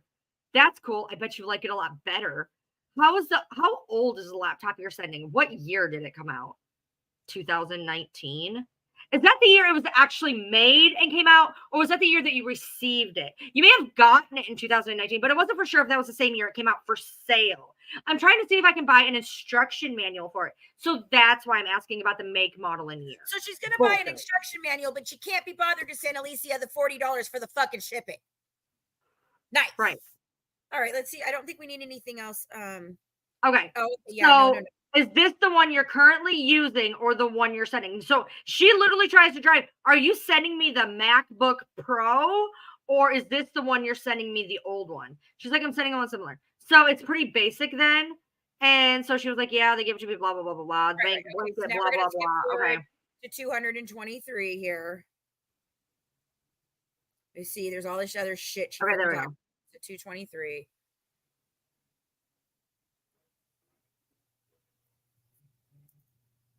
Okay. Well, for some reason, she apparently feels away. Is it because of all the Fancy discussions? Everyone in that group believes that you are obsessed with Fancy. You need to block everyone that was in that group so they can't see you or continue to get you kicked out of groups, etc. She's trying to isolate her. Maybe you want to elaborate on that because you can speak from what she was telling you guys on that other side. Oh yeah, in the other group chat, she's coming in telling us that this girl is dangerous, that she's stalking Fancy, that she wants to move by her, this and that. We need to block her on everything. She's a stalker. And yeah, and we were all upset because we're thinking even goes and that blocks her on the Good Wives Network without telling me. So Alicia comes to me and she's like, "Hey, Fancy, why can't I see the Good Wives Network page? Did it get taken down on Facebook?" And I was like, "No." And so I went to look and I was like, "No, it's still there." And then I was like, "Well, maybe, I don't know." And I thought, well, the only thing I could think is she's blocked. So, and Sarah was an admin. It was me, Sarah, and Colleen as an admin on this. And I knew I didn't block her. So I went in and looked, and sure enough, she was fucking blocked. And I'm like, I Right. bet Sarah fucking blocked her. And I even Right. said to her, "You block Alicia?" She goes, "Yeah, I told you I was going to do so." And I was like, "Son of a bitch, I told you not to." and someone even kicked her out of our group chat, and I was like, wait a second, what the hell? Like, She kicked even her if out that of the was the chat. case, I'm like, come on, you guys. Like, she really was playing both sides of the fence, like hard. All right, here we go. So she's throwing me on the bus right now.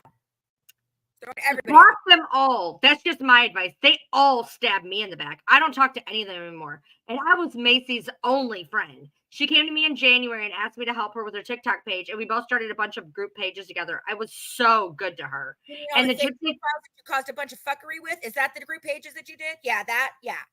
And the Gypsy Facebook group we started had 20,000 followers, and it's because of me. And now they've taken me off as admin and mod. I'm the only one they removed. Most of the problems are because Alicia and Danae. I'm not obsessed with Fancy. She's just my friend. I love and care. And the only person I talk that associated with from the original group is Dawn. And that's only every once in a while. I understand. I honestly don't even remember Dawn. We have 2 Dawns, by the way. There's lots of Dawns. Go ahead, read that last line. The timing of that is when she said it was strange because it was about an hour, blah, blah, blah. I can't see. It was okay. So it says the timing of when she said that was strange because it was about a half hour or about an hour after Fancy got off her live. So she's trying to figure out what the hell is going on. Why was she booted from all this? Why was she blocked? She can't figure it out. And she's like, it's really weird because I was just watching her like an hour ago, and now I can't see shit. Right. Don't let it worry you. Just block them all and ignore them. Okay, so then she's trying to get her to talk. It's all really stupid. Does Fancy still talk to Macy? No. I was curious. Fancy invited me to join a Facebook group a week ago, and I just found out Macy's a mod in that group. I'm worried she's going to try to do the same thing again. Block her. I don't have to follow her on Facebook or TikTok anymore. Fancy wants me to model. Okay, blah, blah, blah, blah, blah. Okay, anyways. Okay, so 226. Hold on. 227. Okay, so we're back to the computer again. Okay, so let's see. Okay, so you could always just prop your phone up with a book or something. You don't have to wait for your tripod if you don't want to. By the way, do you know when you're going to mail your old laptop to me? Also, are there any good clearance sales on Walmart right now? I'm still on the fence. It might be just better if I got a brand new laptop. She's like, well, have you sent the money yet? What money, hun? You said you were going to cover the shipping costs. You never told me how much it would cost. You said you were going to need your dad's help. $40, when we talked about this and it was $40. Is that with bubble wrap, fragile, packing envelope, and the signature requirement?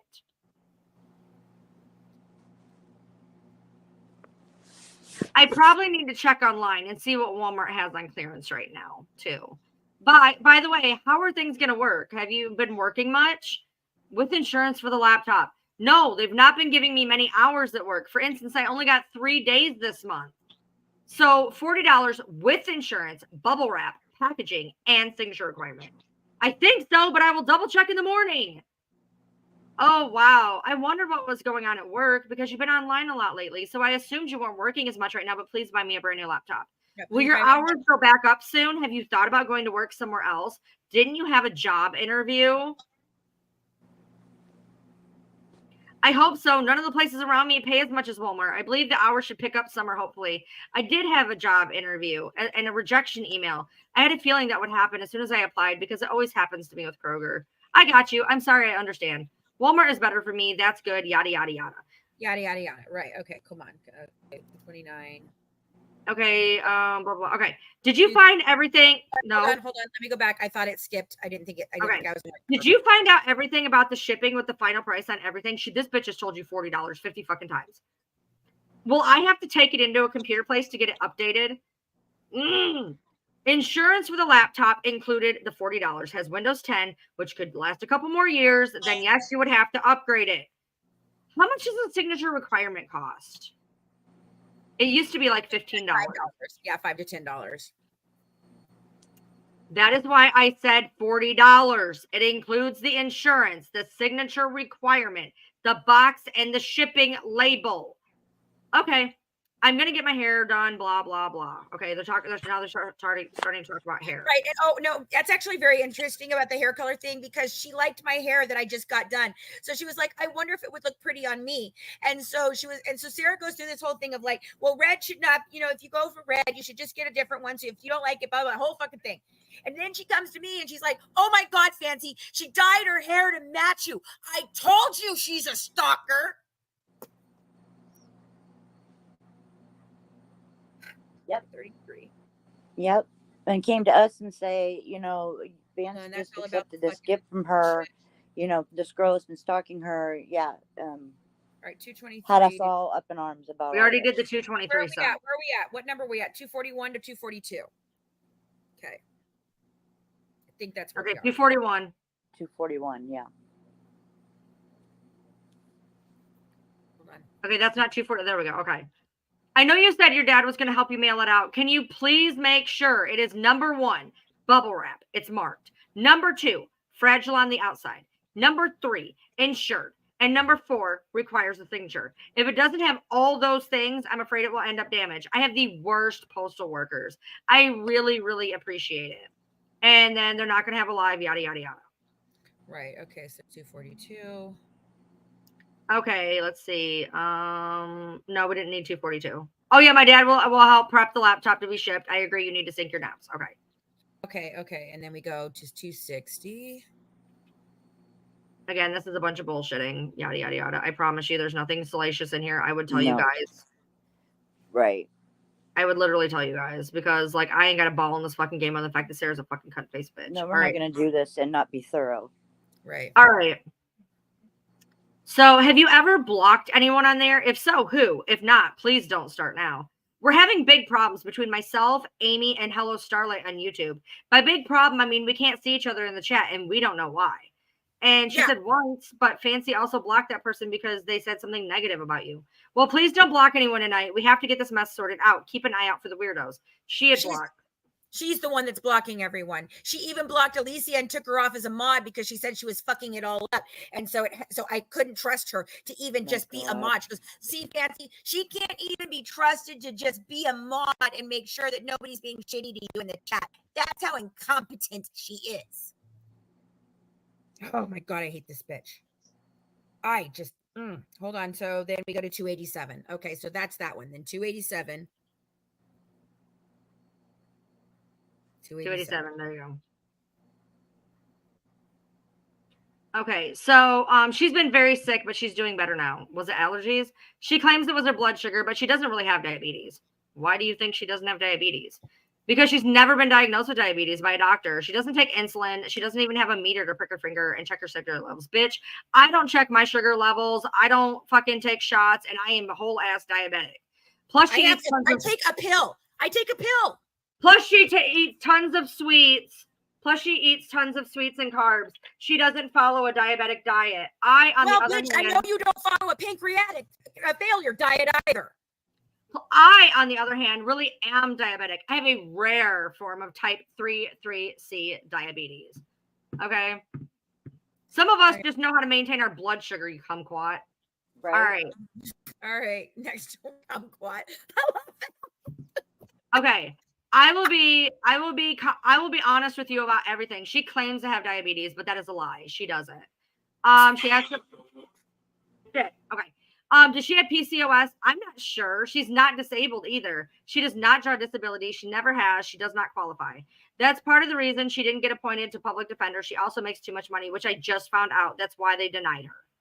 They denied me because I put my husband's gross income on there for DoorDash. He's independently, he's an independent contractor, and I put it on there. I didn't realize I needed to take into consideration the net.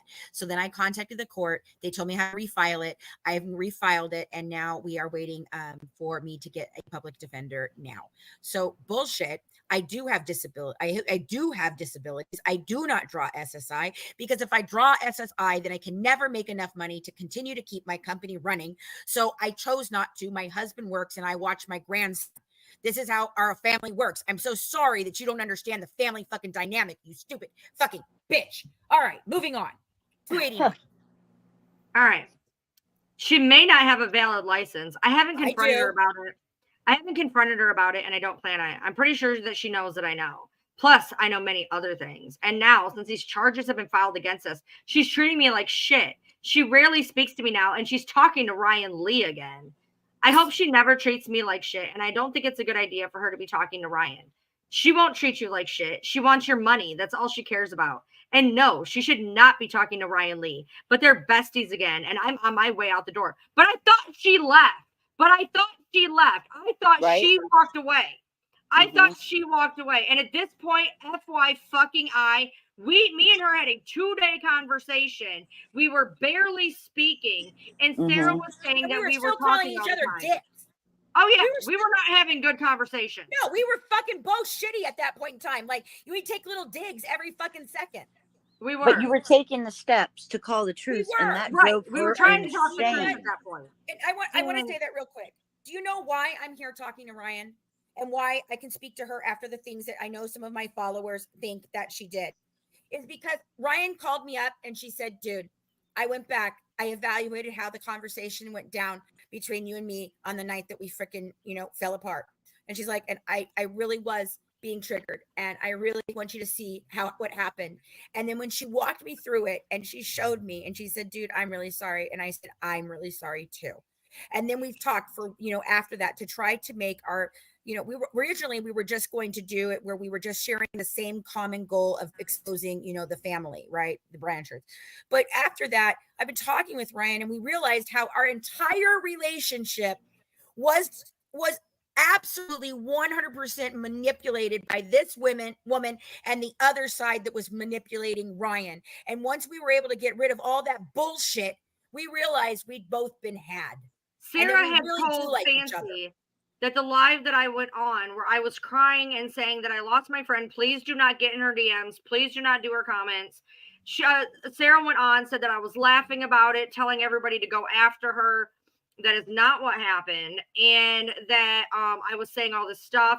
And yes, me and Fancy, okay, so when I did that, Sarah told her that I showed text messages. On that night, I literally said, I will not show text messages. And here's the kicker. I said, I will not show text messages unless she shows text messages, and then I will go I'll be right back. I gotta take Sarah then tells Fancy I showed them to get Fancy to show the text messages to incite the fucking war. Because once those text messages went off, I popped off. And then World War fucking 3 started because I tried to separate. I said, I will not show the text messages. And then I said, only if she shows them. Sarah said that I showed them. Fancy wanted to defend herself. And so then she showed the text messages. Sarah knew that was going to incite me, and it fucking did. Yes. And then from there on, that's where it all went. Then we started going at each other nonstop because Sarah knew to incite that. Right. So it was just back and forth. By the way, I just want to let you guys know, my husband that doesn't need a lung transplant and doesn't have fucking oxygen, according to her. Yeah, they're dropping off his oxygen tonight because they did a study with him in his sleep and he has to wear it while he's sleeping. So fuck you, you stupid bitch. All right. So she says she loves the money and support that you show her. And she says, why is Ryan talking to Fancy if she believes that the Good Wives is not a real business? I love this, by the way. She wants back on. That's what she says. Mm-hmm. But I just found out a lot of shit today. And the lies she's spreading about me. And after she talked to Ryan all week long, she wants me gone. I thought she left. I thought she motherfucking left. I was going to wait until after the criminal case was over to leave, but I don't think I can wait that long. Well, Not that's after funny because that was exactly the conversation I was having with my freaking team about I just have to keep her here until this criminal shit is over because we can't trust her if we don't know what she's doing. Not after the way she's been treating me and talking to me. So No. she will never be completely honest with me. So now she's putting doubts into Alicia's head. Mhm. She's never been completely honest with anyone. Don't let her use you anymore, sweetie. When y'all were in Missouri, did Fancy actually use the money for people for the hotel were we being lied to? The money was used for motels. That is 100% true. Okay, I'm just making sure that the money I sent her was actually being used for the hotel. Right, and she did, and see, Alicia sent that over a period of time. She did send, like, I think she did.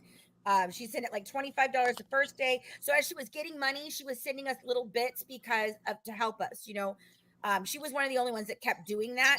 The other people, most people didn't donate more than 5 to 10.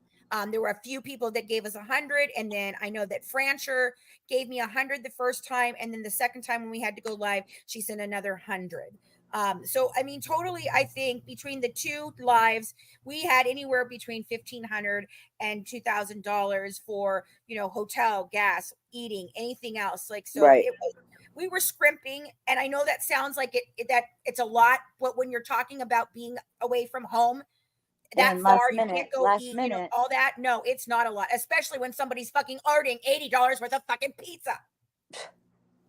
Fucking bitch. And there was no prep time. I mean, this was last minute. You found out within 24 hours that you got to be there? Yes. And Right. okay, I want you guys to understand why I had to appear in Missouri real quick. Because they didn't give me 48 hours notice. If I had had 48 hours notice, I could have put a petition into the court and they would have approved me to appear by WebEx, just like they have for my criminal case. Okay. But because I didn't have 48 hours, the court needs that time to actually set it up. They have to set up something in their system with WebEx. They've got to get a code. They have to do all these things. So we have to give the court 2 days. So because I couldn't give the court 2 days, I still had to appear in person on the off chance that this was going to go to actual trial, because they had said in the actual summons that if I didn't show up, they wanted a deputy sent to my home to arrest me so that I would have to show up for this trial. Right. And it, like Hit I said, me. last minute. All right. She was in charge of the money and she put herself in charge of everything. If I'd been put in charge, things would not have gone on the hell the way they have. And I wouldn't still be out several hundreds of dollars. I would also have come back on Friday and split the trip up on that day and save some money. I told all my family that I'd be back home by Saturday. No, I had no idea. I had no idea that Fancy planned to stay that long. And Amy, as of right now, hold on, Ryan. Hold on. Amy, did you know how long I was staying? I know you were staying a couple days because there was document you wanted to do for the documentary you're doing. I had been very honest about it. I even said it on lives that we were staying till Sunday if we could afford it. If we Right. could afford it.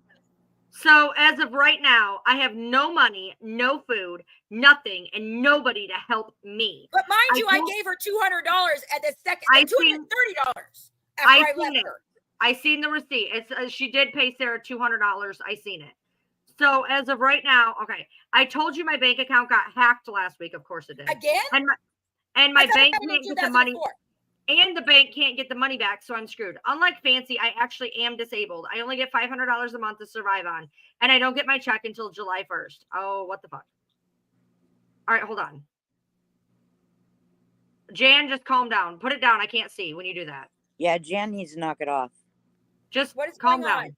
Who is Jan? Where is Jan? Calm down. Just put it down. I cannot read. I want Jan out of here right now. I do Like, not for like real. Jan. I do not want her in here. She follows me everywhere and harasses me. And Please, harasses God, take her like the all the fuck time. out. All the time. Okay, but all the why? time. Okay, but again, why is this up? We don't need this up. I'm trying to read and I can't because this is on the screen. What is it? I can't see. Hold on. Let me take it down. I pressed on it. I'm sorry. Okay. Oh, okay. Okay, sorry. Maybe you're not the same Jan, but if it is that Jan, I'm sorry. I didn't Okay. No, know. it is. They're in Ryan's Oh, it is chat. that Jan. Oh, allow me It to is. show you the fucking door. All right. Anyways, I will talk to Jan later. All right. So, I will be cutting it close. I did Troublemaker. not have money for this trip. Fancy still hasn't paid me back everything she owes me or sent me the money for oil changes and tire rotations as promised that I desperately need.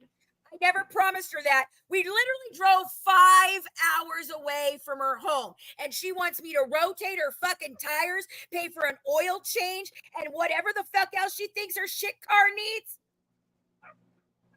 Get the fuck out of here. Right. I told her before we left for the trip, since we were using my car, putting on miles, wear and tear on my car, I would need it serviced when I got home. I wanted to do it beforehand, but we didn't have time. And when you use someone else's car, especially on a long trip, it is a common courtesy to offer to get their car serviced. As for the hotel debacle on the way home, everyone is so confused about the 2-hour thing, the hotel charges, and my dog. We had been driving for 6 hours. We were 2 hours away from my home in Marion. We were 3 hours away from the pickup drop-off location when Fancy was another 4 hours away from her home, which has fuck all to do with nothing because you just said you were 3 hours away from the drop-off point.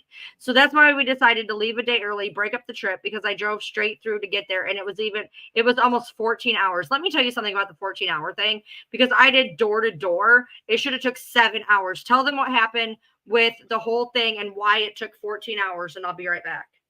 All right. So there's messages between me and her for that day. And she kept stalling me and stalling me and stalling me. She'd tell me she went and got Chanel and her food. She's packed and she's on the road. And then like 30 minutes later, I'd message her. I'm like, hey, are you getting closer? How's this going? Did you get in the car? Are you feeling well? Because she told me she like passed out in her fucking driveway 3 times trying to load the car. And I'm like, oh my God, Sarah, are you going to be okay? She's like, I'll be fine once we get on the road. Don't worry about it. She said she passed out when she was loading her car. 3 times she passes out. And I'm like, and Abigail's like, what the fuck is she even talking about, Mom? This woman is setting you up, right? So she keeps giving us different times and different places and different everything. And I left my house at 1:30 in the afternoon. I was supposed to meet her 3 hours away or 2 hours away at 3. And then we were supposed to drive the other 7 freaking hours. Like, let's see, 3 hours. It was like 10 hours more because it's like 8 hours more because it was an 11-hour drive total door to door from my house, not her house, my house. From her house, it was 5 hours. Right. So my husband then has to keep driving closer and closer and closer to him. She won't give us an address. She won't tell us where she is. She won't tell me what to do. She's like, well, which Harrisburg? Is it Harrisburg, Illinois or Harrisburg, Indiana? I'm like, why don't you tell me which one's the fucking closest to your house, dude? So then we get there and we wait another hour and a half in the fucking Kroger parking lot. Meanwhile, she keeps telling my husband, I'm only 20 minutes away. I'm only 20 minutes away. He's like, well, if you were 20 minutes away an hour ago, how are you still 20 minutes away? And so that she finally shows up. And I'm telling you guys, my thought process on this is that she never intended to actually show up. I think she was doing that to do it. And whatever she fucking decided afterwards, I'm surprised I got out with my life, and I'm not being fucking funny. This is single white female all the fuck over. Especially the more we dig. She refused on the entire trip. I kept asking her, why are we not on a standard highway? I know how to get to Missouri. You have to go on the freeway. It's a straight shot. You go through St. Louis, and one way you go to Chillicothe, and the other way you go to Springfield. I know this. I've done this drive. So what the hell is going on? I said, did you happen to possibly turn on avoid tolls or highways? She goes, no, Fancy, that's ridiculous. I'm like, well, my GPS has a very different timeline here compared to yours. So can we use mine? No, I don't want to do that. I don't trust your GPS because it is a different time frame. So I'm just going to keep with this one. We were literally driving in circles for fucking hours. I'm telling you, hours. It was crazy. We finally get to, and she's like, I said, can you just check one more time? Maybe I don't even care if you have to pay tolls. I'll pay them. We just have to get there. So we finally get to Waffle House at 4:00 in the morning. I leave Waffle House and I get in the car and I said, I'm not doing this anymore. My GPS says it's 1 hour and 40 minutes. Yours says it's 3 fucking more hours. We are using mine. I'm not doing this with you any fucking more. Right. No. I said, no, I put my foot down. I'm not going to get this car unless you fucking agree to use my GPS because we have to get there. And that's when we finally actually got to this fucking destination at 6:00 in the morning. Yep. All right, I'm back. Okay. Where are we Welcome back. All right. All right. So that's why we decided to leave the day early, break up the trip, because I drove 14 hours, and she never should have mentioned the 2 hours because people didn't understand why we couldn't just drive 2. I can't see. 2 more hours. And beyond that, the reason that my husband, that we stayed till Sunday, and the reason that everyone knew we were staying to Sunday is because my husband could not take a whole nother day to drive the whole 5 hours to her so that he Right. could come get me and then drive 5 more hours home, because that's a 10-hour drive for him. And he couldn't do it on a Saturday because that's the day he makes his fucking money. And Friday, Right. he couldn't do it then either because he makes his fucking money on Fridays and Saturdays. So he said, babe, you're going to have to stay till Sunday, or, you know, whatever. And she had said, well, if you have to leave the hotel, then I guess you can always drive home and you can stay with me for the night and blah, blah, blah. Well, then when we do that, she's like, well, I don't want to drive all the way to my house. So let's go to O'Fallon, and we'll stop at O'Fallon, and then we can drive the hour and a half further on to my home tomorrow. And I was like, that's just, why would we do that? It didn't make sense to me. I couldn't understand why we needed to break up a 5-hour trip. Well, not only that, but if she didn't want to go to the house to begin with, then why would she go to it the next day? That don't even make sense. Exactly. All right, spin. She's now okay, because people don't understand. Okay, but that wasn't the case. People thought we both lived in Kentucky. We lived 250 miles away from each other. Plus, Craig was working all day and night and couldn't make up with us till Sunday. So this is where, you know who she's talking about right here? She's talking about Veda. She's talking about Veda because Veda couldn't understand why we couldn't just go the rest of the 2 hours. She thought that was to my home. Like, she's like, why couldn't you just take her all the way home? I don't understand. Yeah. And so she keeps telling me, oh my God, Veda's so fucking dumb. She can't understand. And so I messaged Veda, and Veda's like, no, she told me the first time and I got it. I didn't understand you didn't live together or live in Kentucky. She said, oh, I live in Illinois and she lives in Kentucky, and I got it right away. Except don't Sarah, worry. Veda was Sarah fucks Veda on another live we're gonna have. Oh, Sarah I know. fucks Veda later. Yeah. Sarah fucks Veda later. So, okay, so Fancy used a third party to reserve a room outside of St. Louis. However, she booked a non-refundable room, which you should never, ever do. Okay, agreed. She never had no idea. Not even think about it, and I didn't think about the deposit. I was tired. I was irritated. I was frustrated. I forgot that I needed a deposit. I missed. She had no idea what the area was like and did it without even asking me. Tell them why she talked about what the area was like. Because standing outside of the hotel when we pulled up was a very nice military family of African American descent. And that to her was so upsetting, and she did not feel safe. And oh my God, as she put it, the towel heads own that place, and they are not good about keeping their places clean. So we should really not be staying here. I don't feel safe. And I said, well, I'm sorry. It's already it's in and it was in a nice area. It was in a very nice area. You didn't tell me this part. The hotel that we actually end up staying in is directly across the fucking street. Yeah, she said that she didn't want to be in an area with the colors. Oh, and by the way, at this point in time, we're sitting in the parking lot where I'm trying to figure out what the hell's going on. How are we going to get our hotel room? I'm like, well, do you have a credit card? Do you know anybody that could put the credit card down? Because I don't have a fucking actual credit card. Mine are all debit cards attached to whatever. I don't have credit cards because Dave Ramsey says they're fucking bad. Sorry. Okay. So we got there, and they wanted another $150 cash deposit for incidentals because we didn't use a major credit card. Wait. No. I want to tell you what happened though, because this is very relevant. This is where the horse race comes in. Well, hold on, because we get to that in a minute. Okay. So she used her Cash App card. They charged her $125 for the room. So when she told them that she didn't have the extra $150, it turned into a huge fight. They ended up kicking her out twice. How do you get kicked out twice? And calling the police on her. They did not call the police. Some nosy ass bitch in the lobby called the police because I was yelling at the lady like, I need a manager. I'm not leaving here until you call your boss, your owner, and you explain to him what is going on and how can we work this out? Because you've already taken my $125. All I'm asking for you to do is honor your commitment and give me the room. If you're not going to give me the room, then that's on you. It's not that I didn't show up. So you need to refund me the room. So this bitch comes out and she's like, excuse me. I said, yes. She's like, you're yelling and cussing and my child can hear you. And I went, well, then why don't you fucking take your child back to the pool where you belong and get out of my fucking business? And she's like, well, I am a paying customer here. I said, well, funny. So am I. I'm calling the police. I'm like, great. Go right ahead, lady. Then maybe they can help this fucking lady give me back my $125 fucking dollars. Okay, so then she says that the dog was never mentioned. All right, Just go. a No, mess. the dog was never the issue. There was not a dog deposit. She is a service dog. She's got a little freaking vest and the whole fucking thing. All right. She's a service dog, very well behaved. None of the 3 hotels we were at said she couldn't be there. They all welcomed her. I think the last hotel had more dogs than people, LOL. There was never an extra fee for Chanel being there. And so as for the police, we're on the way. We drove across the street and Fancy was in full-blown meltdown because the hotel kicked her out and refused to give her back her money, which she disputed on Cash App and lost. So that was $125 flushed down the toilet. And I have a receipt for that to show you guys that it was actually lost. I did, because everybody was like, well, you can just get it back. And nope, Cash App denied it because it's fucking Cash App. And that's why I was pissed, because I never use Cash App. But I had Cash App for the hotel specifically because I had exactly enough money donated on Cash App to pay for the hotels. Right. So I used the other card for everything else.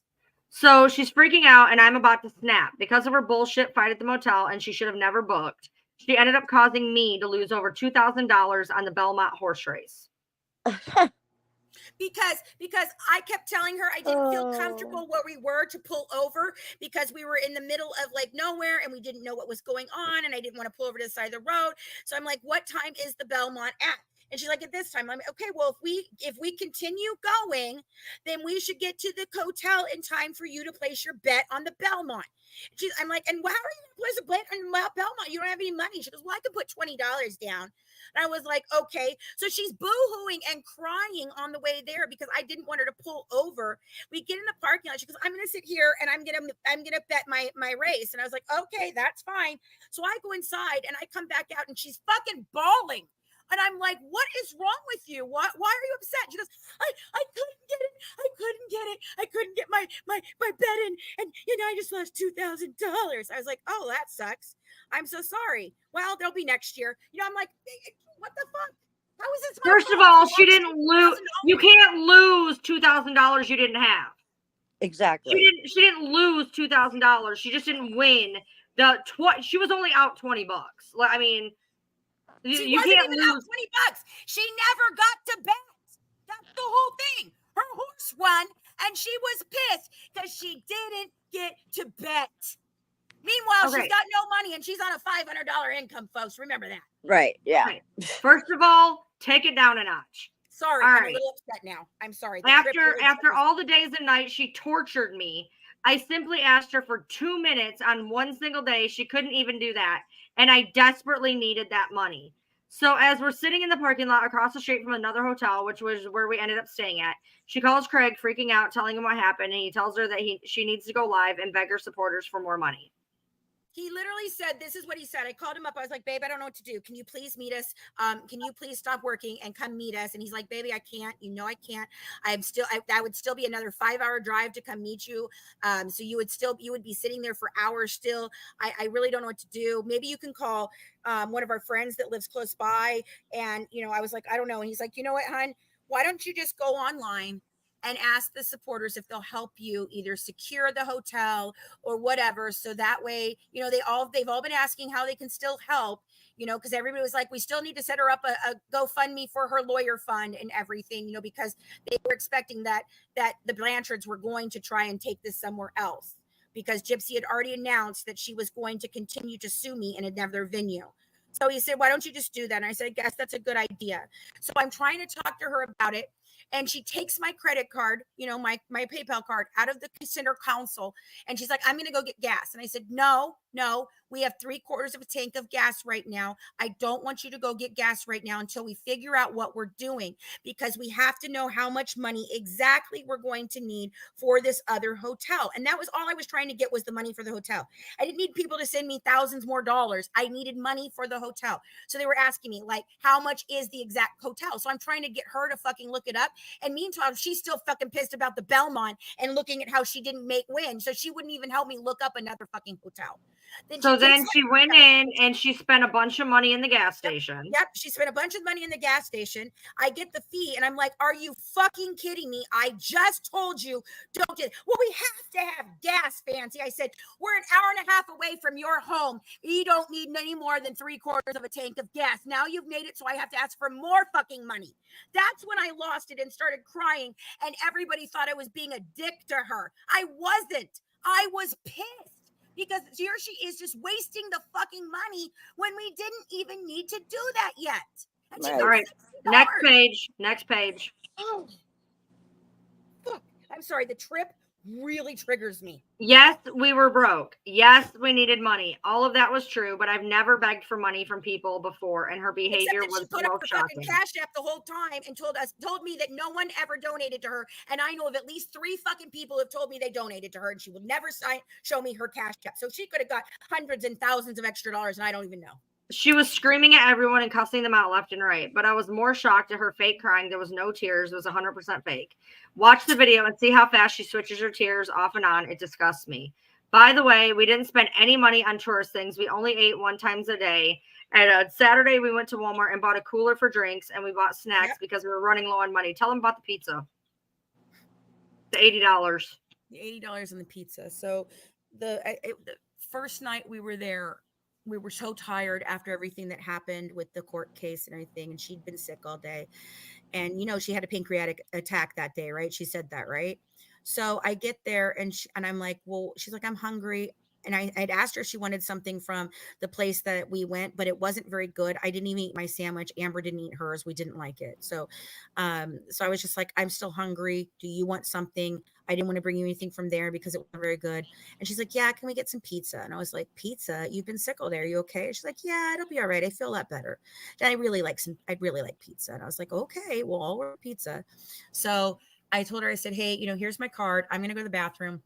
Order us a large pizza and grab a 2 liter or something, and that way we don't have to go get drinks downstairs and spend a fortune. And she's like, okay. So I'm sitting in the bathroom. I'm just sitting there doing my thing. And all of a sudden it drops down on my phone. My PayPal card has been charged for $80 fucking dollars. And I come out of that bathroom and I'm telling you, I was fucking hot. I'm like, what in the fuck did you just spend $80 on pizza? She ordered wings. She ordered a pasta dish. She ordered a large pizza with 4 toppings on each side. She ordered 3 diet Sprites for her and 2 little Cokes for me and a fucking brownie fucking pie. $80 fucking dollars with the tip. I was like, I cannot even believe you. I've never spent that much on pizza. What in the fuck did you get? I cannot. She's like, I got this. I go, I'm not going to eat any of that. I literally ate 2 pieces of pizza, and that was all I ate out of that $80 fucking worth of shit. And that bitch shoveled all that shit in her mouth for the rest of the night. We didn't even. And it was only $40 a person. Yeah, that's what she said. She goes, oh, come on, fans. It's not that big a deal. $40 a person to eat is not a big deal. And I but said, she only has $500 a month, mind you. Right. I said, absolutely it is. I spend for my entire fucking family of 5, no more than $45 at freaking any pizza place. And that's usually a pie, a dessert, and at least a soda. So what in the F did you effing order? I cannot believe you spent this much money. And she only fucking pissed. And she only wanted to eat at restaurants. And she did not eat any fast food. So I'm guessing about 90% of the money went to hotels and gas, she said. Yes. They did. It did. Yeah. All right. Continue. Yeah. She was 100%. She was already contacting individual supporters and begging them for more money, as well as all of her mods. Then she went live and began begging for the masses, which she should have done, in my opinion. She handled it terribly, and her fake acting with her pretend crying just sent me over the edge. We were running so low on money, and since I was so sick, I offered to drive us back to my house. All I wanted to do was get home. I No, ended actually, up I offered to drive us the rest of the way because she said she couldn't drive any further because she was going to vomit. So I said, you know what? It's only an hour and a half. If I stop every 20 minutes, because that's about how far I can drive with my foot, with the problems I have with the neuropathy, then we could get there, you know, and we'd be maybe take 3 hours, but we would at least get to your home and we'd be safe. Do you want to do that? No, I can't travel in the car any longer. And in the meantime, there was a mutual friend of ours who had offered to help, but she didn't want to do that. So so I ended up in my walker for 3 days after we got back.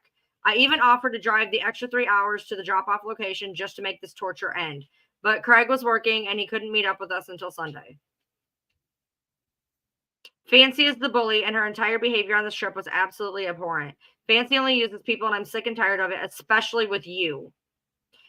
Stop letting her use you, honey. Why do you think she told you not to message me?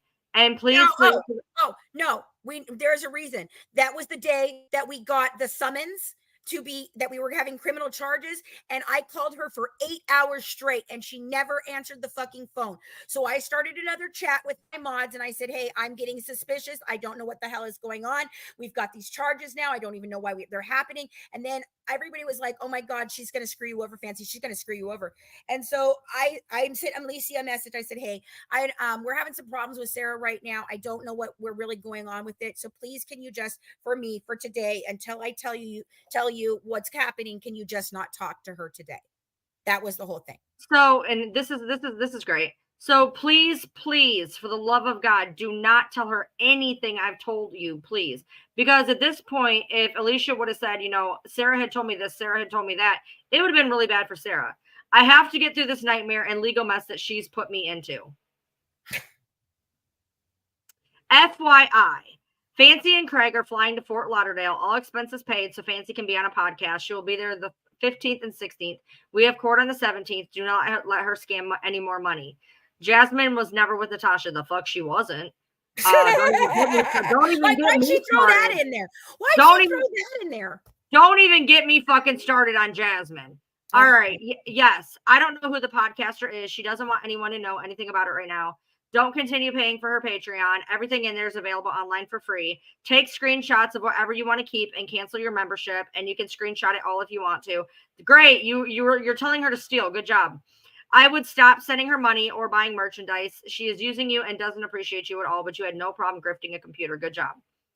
All right. And groceries. And when she sent the laptop, and I do believe Alicia said she actually sent the laptop, she asked her to get her special diabetic candy to put in there because it would just be such a sweet treat. If she and Craig are really disabled and broke, they wouldn't be able to make this trip to Florida that she just said was all expense paid. Good job. I know I couldn't do that in my weak and fragile health, except you had no problem going to Missouri. Right, she definitely hours, but she can't sit on a plane for an hour and a half to 2 hours. She's definitely using her book as a way to get more money and more supporters, or God forbid, trying to make, God forbid I sell my book. Wow. But she's actually written nothing in the book itself. It's only transcriptions of her old podcast. She's making her mods slave away at editing it. They're doing all the work that she should be doing herself, and they're not even getting paid. If it wasn't for me, she wouldn't have even acknowledged them, is what she says. Mac, you want to speak to this since you're the editor on the fucking book? Oh my goodness. Wow. Yeah, that was, I don't do anything I don't want to do. Let's just put it that way. And if I don't want to volunteer and I don't want to help somebody, then I'm not going to do it. We all know what we're getting into here, and it's either you want to help or you don't. So if you like what you're doing and you want to help somebody, then it shouldn't be a big deal. And she makes it into something that it isn't. And can you talk about the fact of her not doing her chapters and all that shit? It was on a daily. We were asking her, can you please do your chapter? Did you do your chapter? Can you please do your chapter? One effing chapter, guys. All I wanted her to do was write an intro to the fucking shitty ass interview that we had to retape because she was so shitty with my daughter. It was horrible. And all I wanted to do was write an intro to that and write one fucking chapter on how social media, since she's a media marketing fucking degree, has been affected by the Gypsy Rose Blanchard case. That's all I asked. It's like Fancy has us in a sweatshop, Like what the fuck are they even saying? You know what I mean? We're grown women. Like nobody rules me but me. You know what I'm saying? Like I don't even understand their thought process on that. I don't. Okay, I'm not really for sure, but I do know she bitched many, many times about the blanket. She miscalculated the cost of shipping. She didn't make any money off the blanket. That's why she was pissed about it. She wasn't pissed at you in particular. It was her own dang fault. She was pissed she didn't make any money off the sale. All she cares about is money. Don't go into that whole thing. She's going to go on about the fucking blanket. There was a shipping mishap. She didn't make any money on a blanket. It's not a big fucking deal. It Jesus was Christ. 17 cents. And when I told it to her, I was laughing. I'm like, oh my God. After everything I went and I designed that blanket for her specifically so she could have it because she wanted one. I made 17 cents because I fucked up and I couldn't I forgot to calculate the shipping right. I'm like, oh my God, how hilarious. 17 freaking cents. And we already saw where she talked about even if I had gotten the blanket for, and the shipping and everything, I still would have only made like $5. So there's Yeah. So it's not like she was mad she was out $1 billion. Okay. So Right, I was right. curious. Okay. So Alicia wants to know when you would have phone calls with Fancy, would you be the one to call her or would she call you? Sarah says it was her calling me and she would be on all hours of the day and night. Sometimes we'd end up on the phone for over 6 hours. It was very, very hard on me, but she did not care. Yes, because being on the phone is so fucking taxing. We've had to cancel so many important appointments because of her. Okay. She's I was canceling curious. your doctor's appointments for what? Like what? And then so Alicia's saying, well, when I would talk to her, I'd have to reach out. And sometimes she'd answer it quickly or not answer at all. And she says the only reason she ever responded is because she needed your financial support. She has no respect for anyone's lives, schedules, whatever. She's selfish and inconsiderate. Now, I will tell you this personally, Fancy will call me without asking me and I will hang up. I will decline the call and she'll just be like, okay, well, call me back when you can or whatever. That's never really been an issue for my end, just as a person. She'll call me and if I can't talk, then she just says, okay, hit me back later. It's not a big deal. And when we talk on the phone for X amount of time, she doesn't hold me captive on the phone. I don't hold her captive on the phone. So I personally could not attest to any of that. So she says she's such an awful person. And so Alicia says she seemed to back off when I told her it was a bad idea. And then Sarah starts crying about she has no support system. She has nobody and no money. Why does she keep talking about no money? Why does she keep throwing that in there? Fancy has always treated people like this, even before she was fake PR for the Blanchard. So now she's turning Alicia. She says, absolutely. Apparently she's been using people and scamming people her whole life. She's destroyed a lot of people's lives. Crying face. So she's horrible to Colleen. Colleen is leaving as soon as she finishes her part of the book. She's terrified of Fancy, and Colleen should just go now and not even finish the book.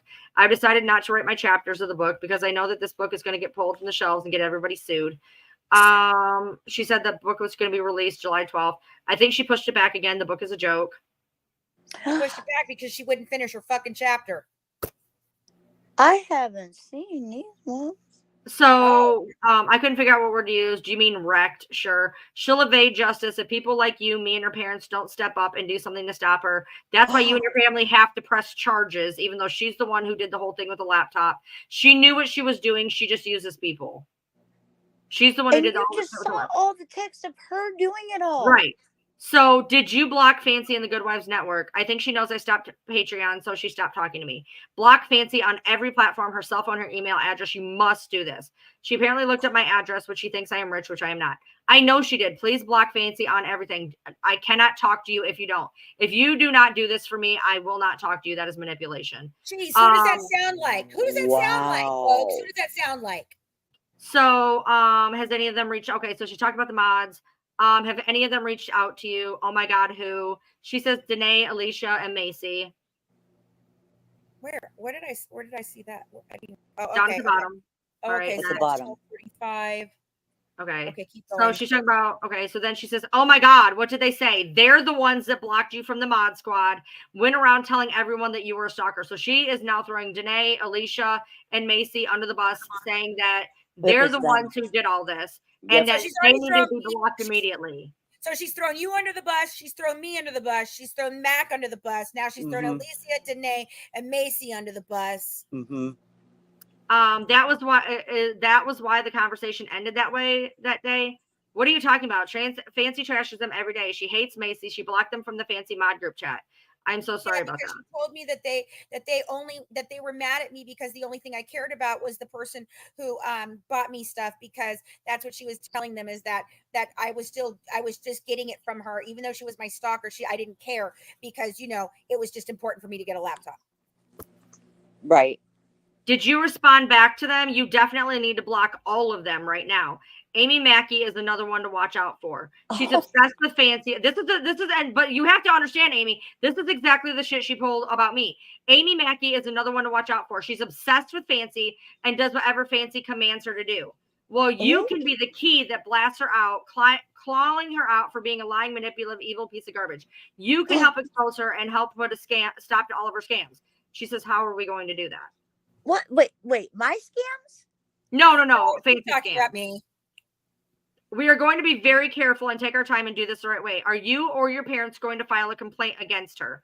So then she said, did you watch the watch party? And she said she couldn't. She was too sick and weak. Yeah, that was the one where anti-bully girl was waiting for her to do this. This was after she'd all done her all shit, and anti-bully girl was waiting for her to show up and do this, and she just never fucking did it.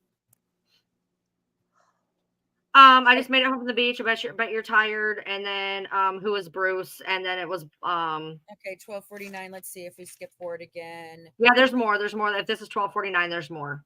Okay. All right. By the way, guys, don't worry, we are closing in on the end. Okay, so who's Bruce? Blah blah blah. Okay, nobody cares. Nobody cares. Okay, so you poor thing. I wish they hadn't done that to you. Who? She did it all. They are bullies and liars. I wish you would have just listened to me. I was trying so hard to help you and protect you. Have you finally got that crazy bitch blocked on everything? You have to block Fancy on everything, including your phone, and block the mods too. Which mods reached out to you? Did you hear that Fancy's now lying and telling everyone that there was nothing wrong with me on the trip? I wasn't sick and didn't bring up the cancer or anything until after the trip. She was live and posted during the whole trip talking about how sick I was, and I really was. I couldn't even go out to eat with her, Amber, or Laura after court. I was having such a bad pancreatic attack. That's what I thought it was that she was so scared from what had happened, and the officer had made her stay in this back room that had no air conditioning. It was so hot, and she was so uncomfortable because all of the children's SA dolls were there, and it made her just uncomfortable as hell. And so she just needed to go lay down because she's just so upset and her stomach hurts, and she just needs to go lay down. Oh my god. Amy is absolutely brainwashed by Fancy. I am a robot. I work for Fancy. All I can say is that Amy will come around in a few months crying over what Fancy did to her. Just wait and see what happens. She says, well, what about the other ladies in the chat? I did nothing to you except warn you. What is she even talking about? Others? You mean Macy, Danae, and Alicia? They're the ones that blocked you from the group and called you a stalker. Don't you remember Macy going into all those groups and telling them to block you because you were a stalker? And she says, well, that was her. Well, you don't need to let them lie to you. They're obviously just trying to get you upset. Please block them all. Sarah loves to isolate people. So continue. Please block them all. They're so stupid. I thought you blocked Macy when she was calling you a stalker and getting you kicked out of different group. We discussed it for a few days. What about blocking Fancy and Amy? She's so full of crap. This is the first time hearing this shit about me, so you're gonna have to bear with me because I'm getting pissed. She's disgusting. She told everyone she was doing a meet and greet in Missouri and she would be signing autographs. Bah, ha, ha, ha. That never happened. Not really. You were her number one customer. You gave her the most money. She absolutely used you. Oh, she's best buddies with Ryan again, but their businesses are separate and will never be joined. Fancy and Ryan are both too greedy. That's not what Ryan said on her live yesterday about them being besties again, or about her merchandise. Besties. Yeah, okay. Oh my god, you're besties. Oh, I know. Oh my god. So I can understand that. They don't want people to take advantage of you like Fancy did. Like I said, I'm more than happy to speak to your parents.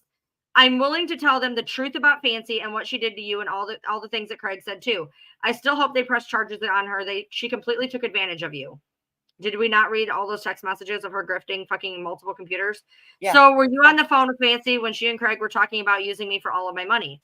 I was on the phone when they told me Craig looked up your address on Google Maps to see where you lived and looked like where you lived, the area you lived, how much the area's houses and the cost in the area. And somehow they looked up your parents to see how much money they make.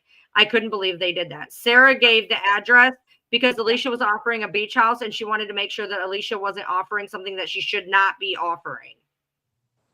Exactly. I never seen any of it. I never looked you up. I don't even have your address anymore. My mom threw away the box that you used to mail your old laptop. Guess she got the laptop. They said that your dad was loaded with money and that they could get you to buy lots of stuff. It blew my mind, and I thought it was absolutely disgusting, but buy me a laptop. Well, then that's part of the reason why I said I hope she goes to jail. But the main reason why I said that is because she doxed me, the prosecutor and the judge in the criminal case, accused both of them of corruption, and falsely accused the prosecutor of being the blue shirt guy and accused him of a crime. What the fuck did you do, bitch? She said that he was the first one that assaulted me. You didn't know what happened. All of that really hurts my case, and I could get in serious trouble getting new charges pressed against me to go to prison because of what she posted. But she leaked the 37-second video. Yeah, and this is where she tells Veda that I blame Veda, because what happened is I was on a live with Veda explaining my criminal charges. We were going through the summons, and Veda goes, "Hey, Fancy, did you know that the guy who filed this is the same guy who assaulted her?" And I said, "No, what are you talking about?" And she's like, "No, it is. Look, it is. It's Adam Warren, blah, blah, blah." So I went and looked at his freaking Facebook. The photo that I put onto anything that I was using was his profile for his public fucking political fucking page.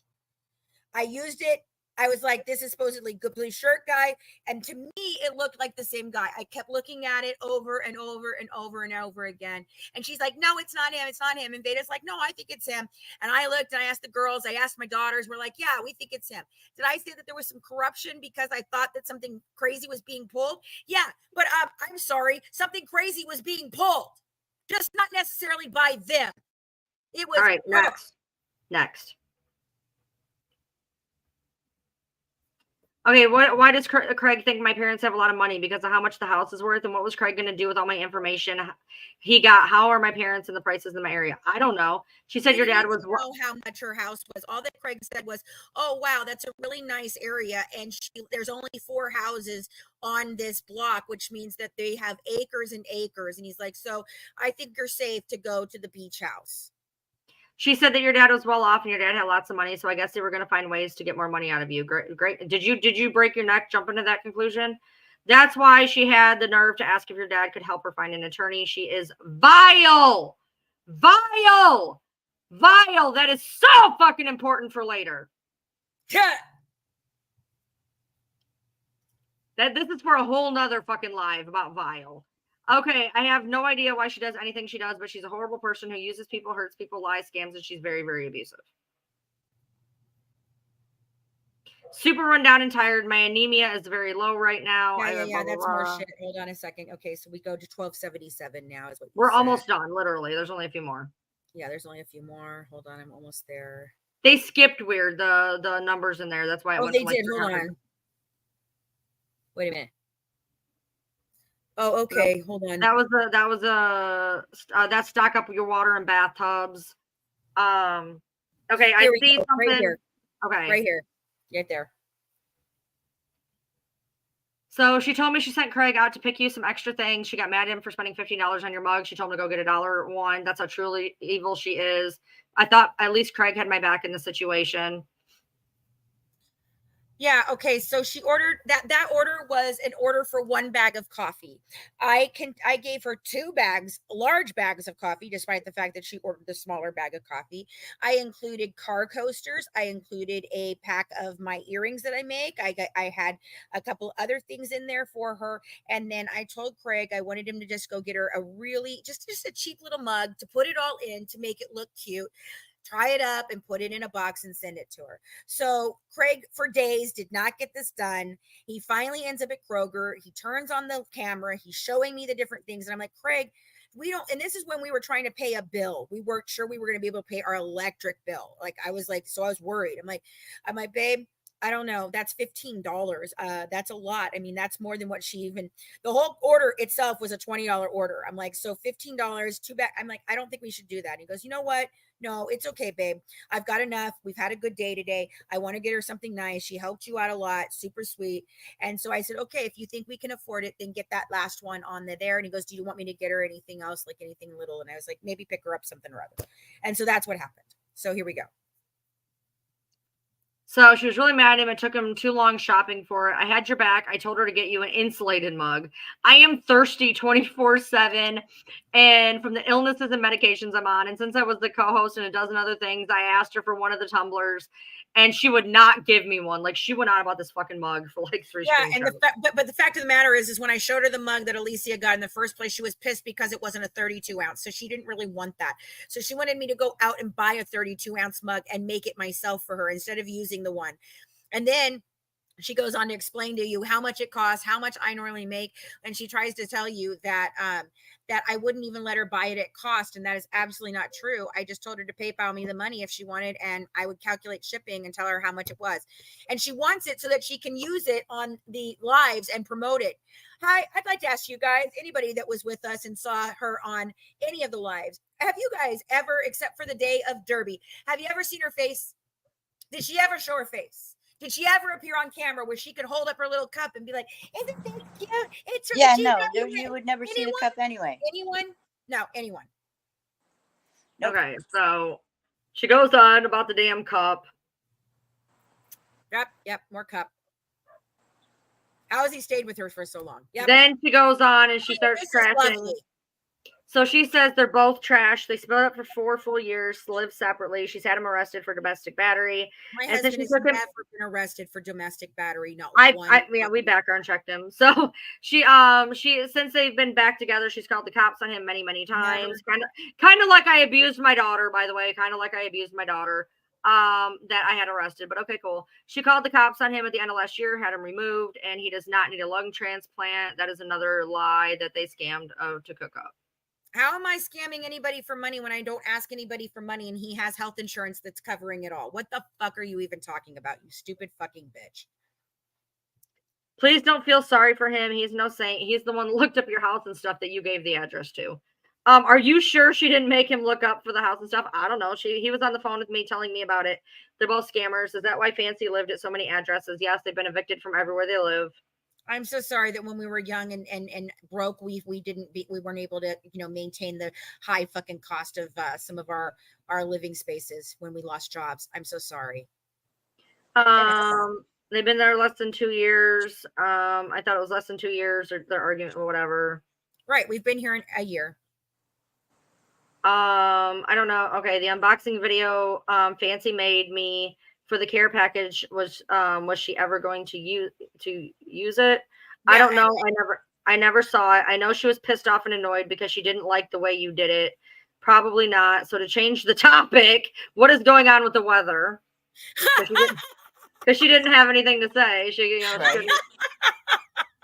You know what? I forgot to put up the unboxing, but I had put up pictures and stuff. And Alicia was like, "Oh, I tagged you in it." So when she said that, I was like, "Oh, that's good enough. I'll just go ahead and come over there and I'll say thank you so very much, sweetheart," and all that. And we did. That was what I did. Rained all day. Blah, blah, blah. Yeah, bullshit. Blah, blah.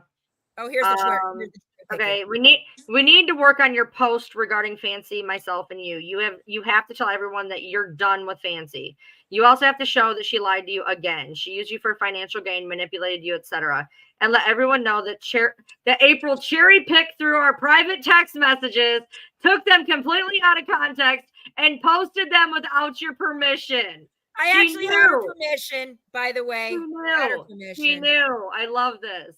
And then so I guess she said something and she says, "That's not what you told me. You said that you did not know she was going to post them all over social media." She's like, "I gave them to her, but didn't know she was going to post them everywhere." Well, that means you didn't give her permission to share them all over social media.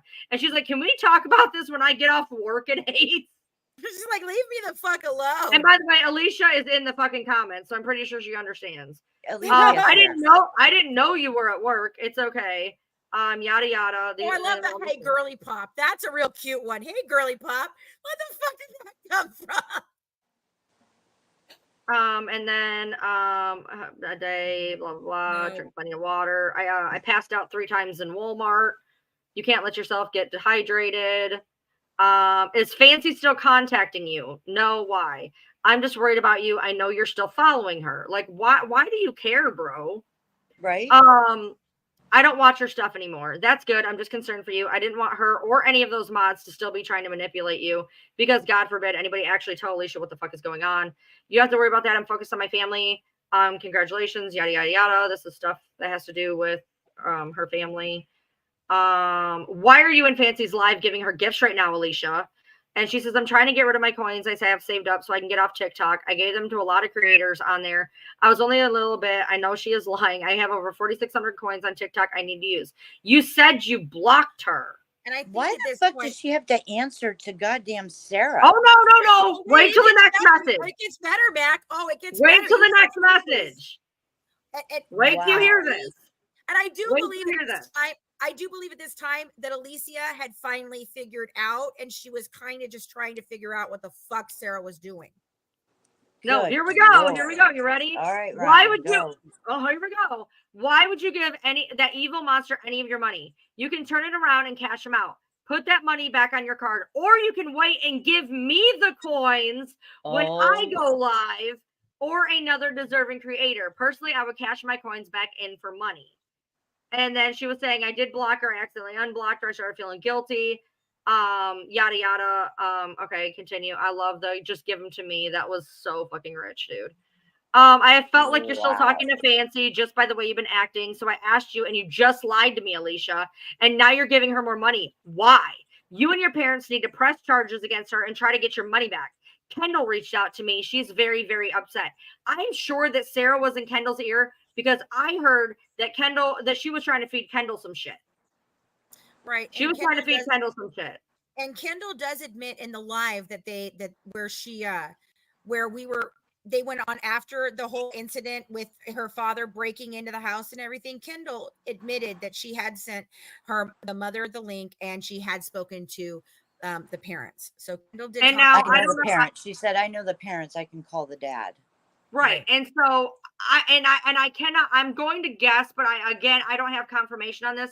If Kendall was here, if Kendall was hearing the things that Sarah says to Alicia, etc., and did not see the text messages where Sarah is obviously fleecing her, and Sarah is giving the same rhetoric that she has done to multiple people of turning people against people, she probably told Kendall a bunch of shit and made it look like this. And I don't think Kendall did this to be whatever. I think Sarah fed her fucking head. That's what I think. I don't know. I didn't talk to Kendall. But I'm just going to say, if she's done what she's done to Alicia and whatever, it would not surprise me with the way that she talked about the mods, you, me, that she did not try to spin a narrative on Kendall and did not tell her of all the things that we just read where she tried to get this two computers out of Alicia. Continue. She was told that you've still been gifting April, still following her. I'm sure Sarah's the one that told her.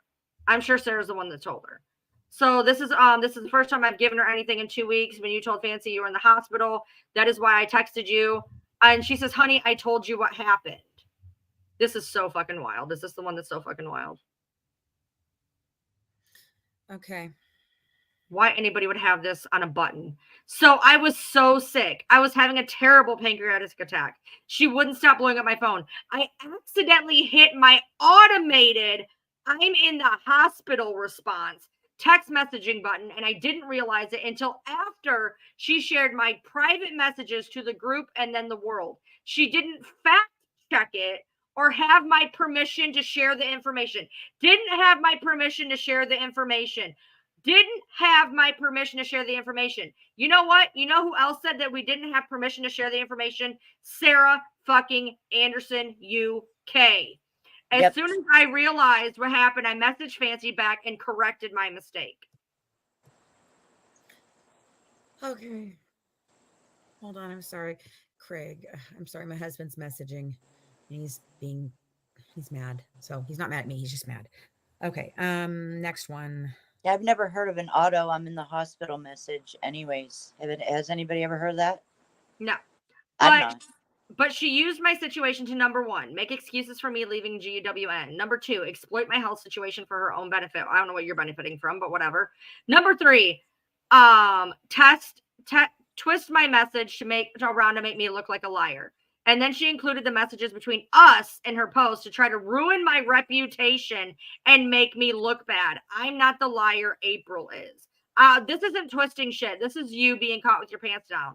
I'm sorry. Right. I don't understand why people like me tend to trust people easily and we tend to believe there is good in everyone. You just got to know where to find it. She says, I'm the same way. I get it. Fancy treated me terribly and used me nonstop, and I stayed on because I thought I could fix her. There's absolutely no good in that piece of trash. By any chance, did you ever record any conversation you and Fancy had about me behind my back? I never recorded anyone. What conversations are you referring to?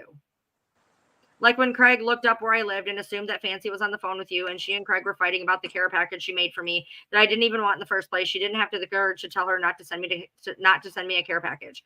It was a brief conversation. We were talking, and Craig sort of joined and started telling me how rich your dad was. That makes so much sense. Nothing written, nothing recorded. Why did he think my dad was rich? Because of the value of our house has gone up so much in the 5 years or so. I guess he looked up your address on Google Earth or something, saw your house, your neighborhood, etc. And that's when she said your dad was rich. And then he and Fancy started laughing with each other, talking about how much more stuff they could get you to buy from them. It made me sick. I was speechless.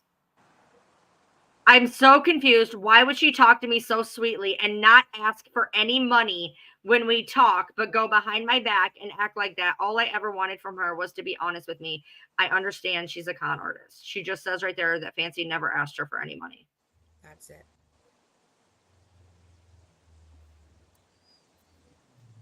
That's a lot. That's a lot. You guys talk for a minute. I gotta go call Craig real quick. And That is a lot. I never heard this stuff about me. Meanwhile, I still don't know how much her house is even worth. I have no idea. My husband just knows it was on a nice street in a very nice area. Yeah. So, and then there is other text messages where Sarah is saying horrible things about me. Absolutely horrible things. And that is exactly why I'm here right now, because when I got sent these text messages, because I believed, I saw what y'all saw. I saw her asking for money. And so I immediately assumed that she absolutely did fleece Alicia for a laptop. And she sent me these text messages, and like, I was like, are you fucking kidding me? So she checked the house because Alicia was offering for her to come stay at like a lake house or whatever. And she did not want her to like be doing whatever, and didn't want her to be taking money from her and things if she was not in a financial position to do so. So she wanted to make sure that she was not taking a bunch of money from Alicia. So it was more so like, I'd rather not be taking from her, etc. It doesn't matter who she sends coins to. Sarah does a lot of things to isolate people. She was in Fancy's ear telling her that I did a bunch of shit I didn't do. She was telling her she's the one who came up with some strange story that all my animals died, that I had all this stuff die. Yes, and I did, but not what she said.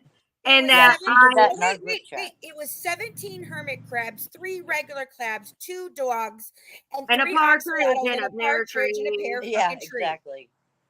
And also, Sarah is the one who released my abuse playlist when I was trying to block it from Natasha from having a watch party. Natasha wanted to have a watch party of my abuse list and berate me and pretend I wasn't a victim. So Sarah went and got that list and told Fancy to come watch it and see what a horrible person I was. I had to create Twitch to go watch it. I didn't even have a Twitch. I had to create a Twitch to go watch it. That I abused my daughter. I put my grandson in foster care, which I couldn't even legally do. I neglected my grandson when my daughter we have her on film saying she shook him, and I cut the camera off before the real mouth dropper. And that I abused my daughter, who went to jail.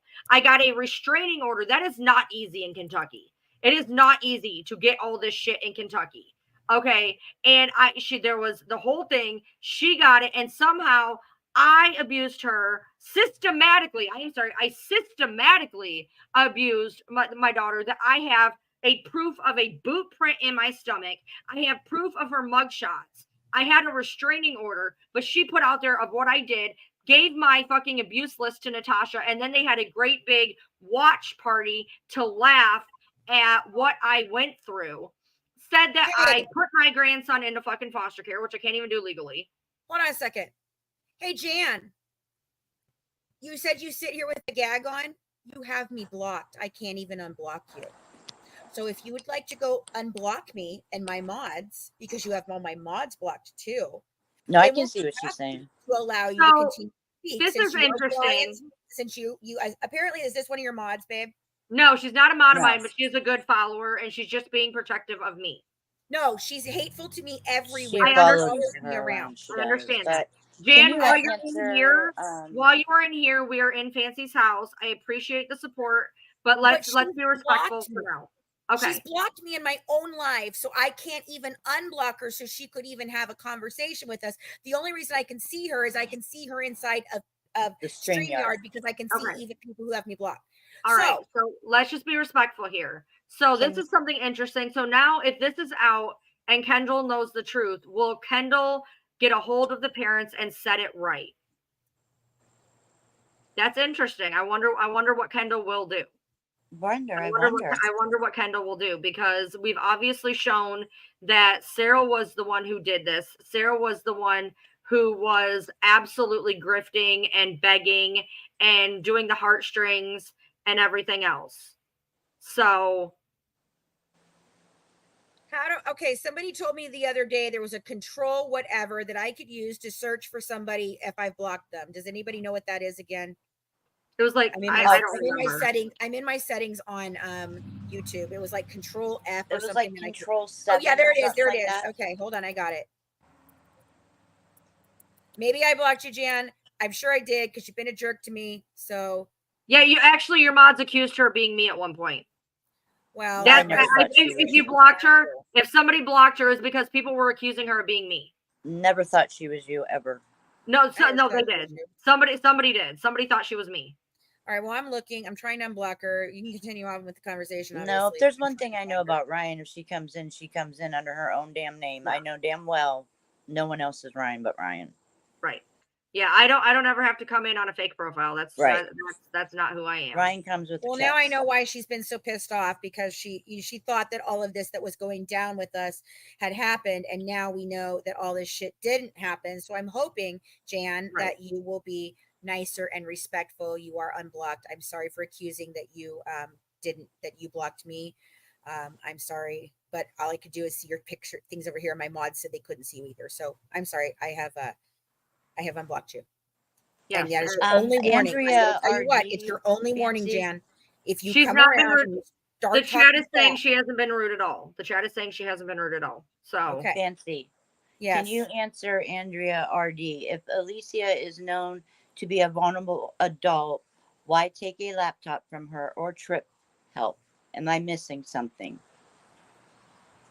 Well, first of all, she is a highly she's a highly intelligent girl. She has her own job. She takes care of her own money. She has been to college. She goes to vocational college. Her dad is actually re-enrolling her in the vocational college. She is a girl who's trying to get independence because she is autistic, just like my daughter Abigail. And I wouldn't Right. want somebody to take advantage of my daughter Abigail, but Abigail is allowed to buy freaking, merchandise from her favorite YouTubers. She's allowed to do things like that because as long as she's not being taken advantage of, I was not taking advantage of her. She asked to do this. I tried to tell her no, and she was very adamant that she wanted to help in some way.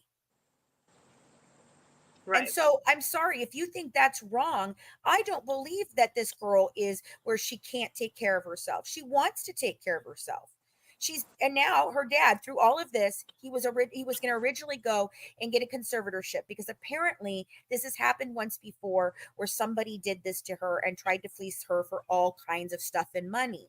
So that's what he thought was happening again because of Sarah and what she was saying to her and trying to get her to do all this shit.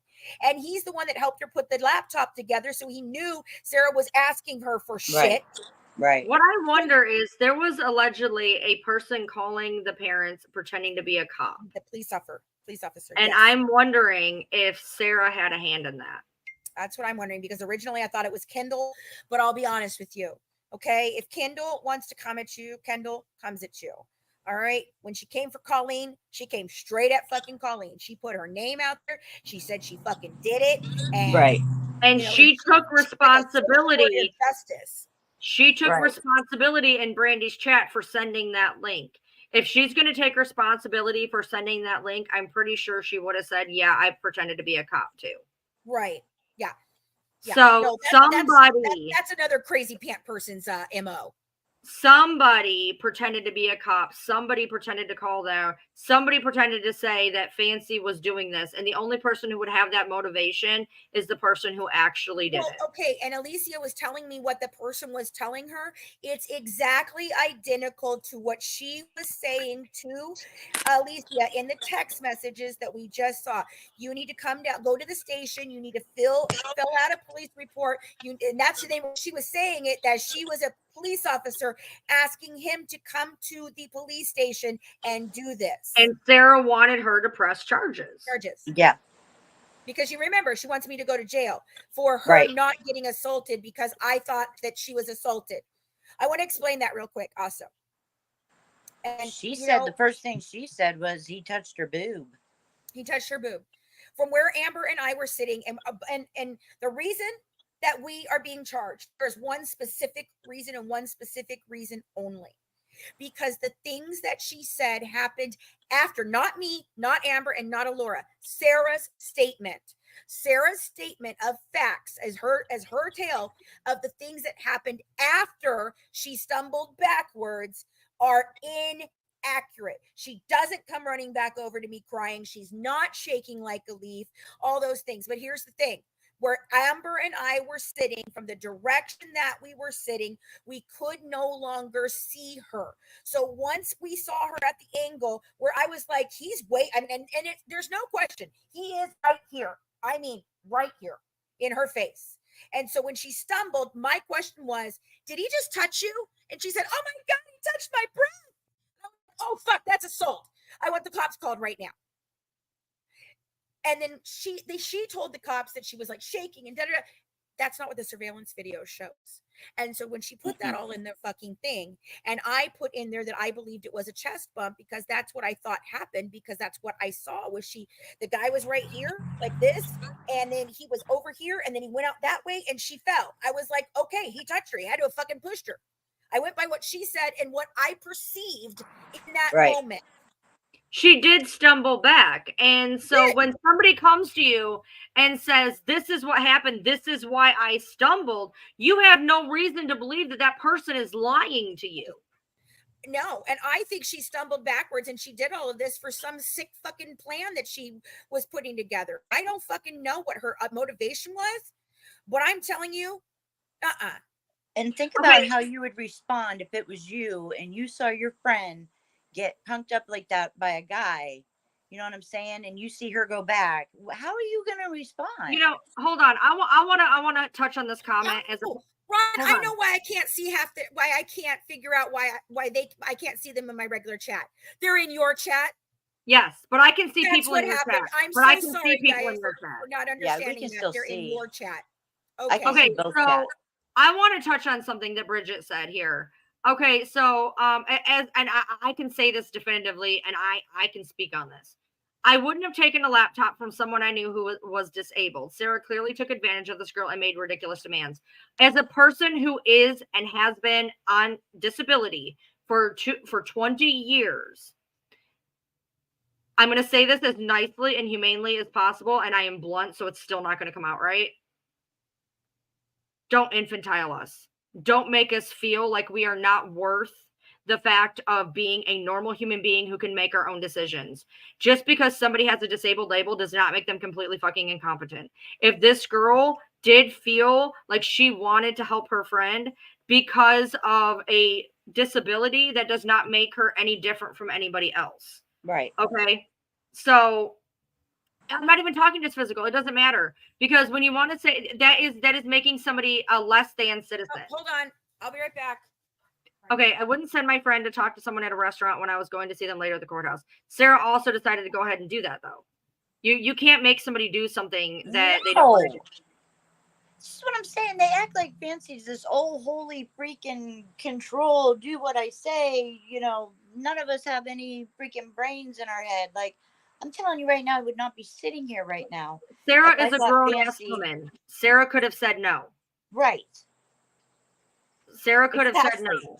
And I told Even Fancy the same thing. I said, if you would have asked me to do that, I said I would have laughed and said, okay, hell no. Jane Doe, she was taken advantage of by Sarah. By Right. Alicia's own text message, she said that Fancy has never asked her for money. In the last text message, she says, Fancy has never asked me for money. The person who took advantage of Alicia was Sarah, who asked for a new laptop for Fancy, a new laptop for her. And then when that didn't work, let her literally send her a used laptop on her own dime. Right. Okay, so the person who took advantage of Alicia is Sarah, and we showed that definitively through their own texts. We did not cherry pick. You could see when we were skipping through messages that it was everyday bullshit. Yes. You could see in there everything that has happened. Okay, here's another thing. Okay, so Misty says, my daughter's married to a man who has Asperger's and ADD. He is highly educated and supports his family. They even own their own home at their young age. He is completely able to make decisions. Please do not say because somebody is disabled that they are not able to act as a normal person. I understand where you guys are coming from. I really do. To say that people shouldn't be taken. So what Sarah did, yes. But at the same time, to infantilize somebody is not okay either. So. No. Right. And I've got Nicole Connor. I wouldn't send my friend to talk to someone at a restaurant when I was going to see them later, same day at courthouse. I'm going to explain this one more time and one more time only. Sarah was not there in the capacity of just my friend. Sarah was there for two reasons. Okay. One, she was, she says she was called for a witness. She was not called as a witness, but she was on the phone with, she said that that's why she had to go because she was going to be called as a witness. She was on the phone with me when Mike Stanfield said to me that he was not going to serve me and had no intention of serving me. So if I appeared in court and the officer asked me if I had been summoned or not, I was going to allow Sarah to tell them that she was on the phone where Mike Stanfield said that he was not going to summon me. That is the only reason for that. She's not some witness in the case that no. But furthermore, the entire reason that she's the one that was supposed to go is because she was supposed to be a reporter for the documentary that we are currently working on that was covering my legal fucking case. And she was supposed to be a member of our media team because I do have a production company and I do own a fucking network. And we do report on true crime and news. So her job was to get a no comment statement, just like every other fucking documentarian out there that says to the other party that they're making it about, would you like to comment? And then they say, we reached out. Oh, wait, Rolling Stone just did this to me. We reached out and they did not respond, or they said no comment. She was supposed to get one fucking word from him. 2 words, no comment. That was it. I knew he wasn't going to fucking say anything else. I was simply covering my ass. So you can go to fucking hell if you want to sit here and tell me that I shouldn't have sent a grown-ass woman who had every right to make her own fucking decisions across the way to ask a simple fucking question. Andrea, I don't know if I'm going to catch you before you leave. I'm not trying to say that you're doing that. I'm just saying for other people in the chat that are reading that, you have to understand that I get where people are going, but at the same time, it does it made me feel that way. And I'm not saying that you meant it in a malicious way, but to say, well, they have this disability or that disability, therefore they can't make their own decisions. That makes me feel like I'm a less than citizen because I'm disabled, that I can't make my own decisions. I'm not trying to call anybody out. I'm not trying to say anybody's being mean. I'm not trying to say anybody's being hateful. I'm telling you as a person that is disabled, that when somebody says, well, somebody with disabilities, you shouldn't take advantage of them. If a person wants to help you, but what Sarah did, Listen, when Alicia said numerous times, I don't even have the money. I don't have the money. I'm trying to get a new job. Can I give you my old computer? And she did not take that as an answer. The problem is that Sarah crossed boundaries. Sarah crossed boundaries. Yes. Numerous boundaries and took advantage of the situation that Alicia had a good heart. If anything was taken advantage of, it was taking advantage of her heart. and the fact that she tried to prey on, I'm sick, God will help you, blah, blah, blah. She took Right. advantage of her heart. And that is what is wrong. Right. That is what is wrong. Right. And then if, as Micah says here, during Sarah's tell all video, she said she brought the laptop to her to help her out with money and to be a good person, blah, blah, so crazy. Yeah. So she tried to paint it like Alicia needed money because, she's saving. And so she just felt out of the kindness of her heart, she would buy this shitty fucking laptop that she's never going to use.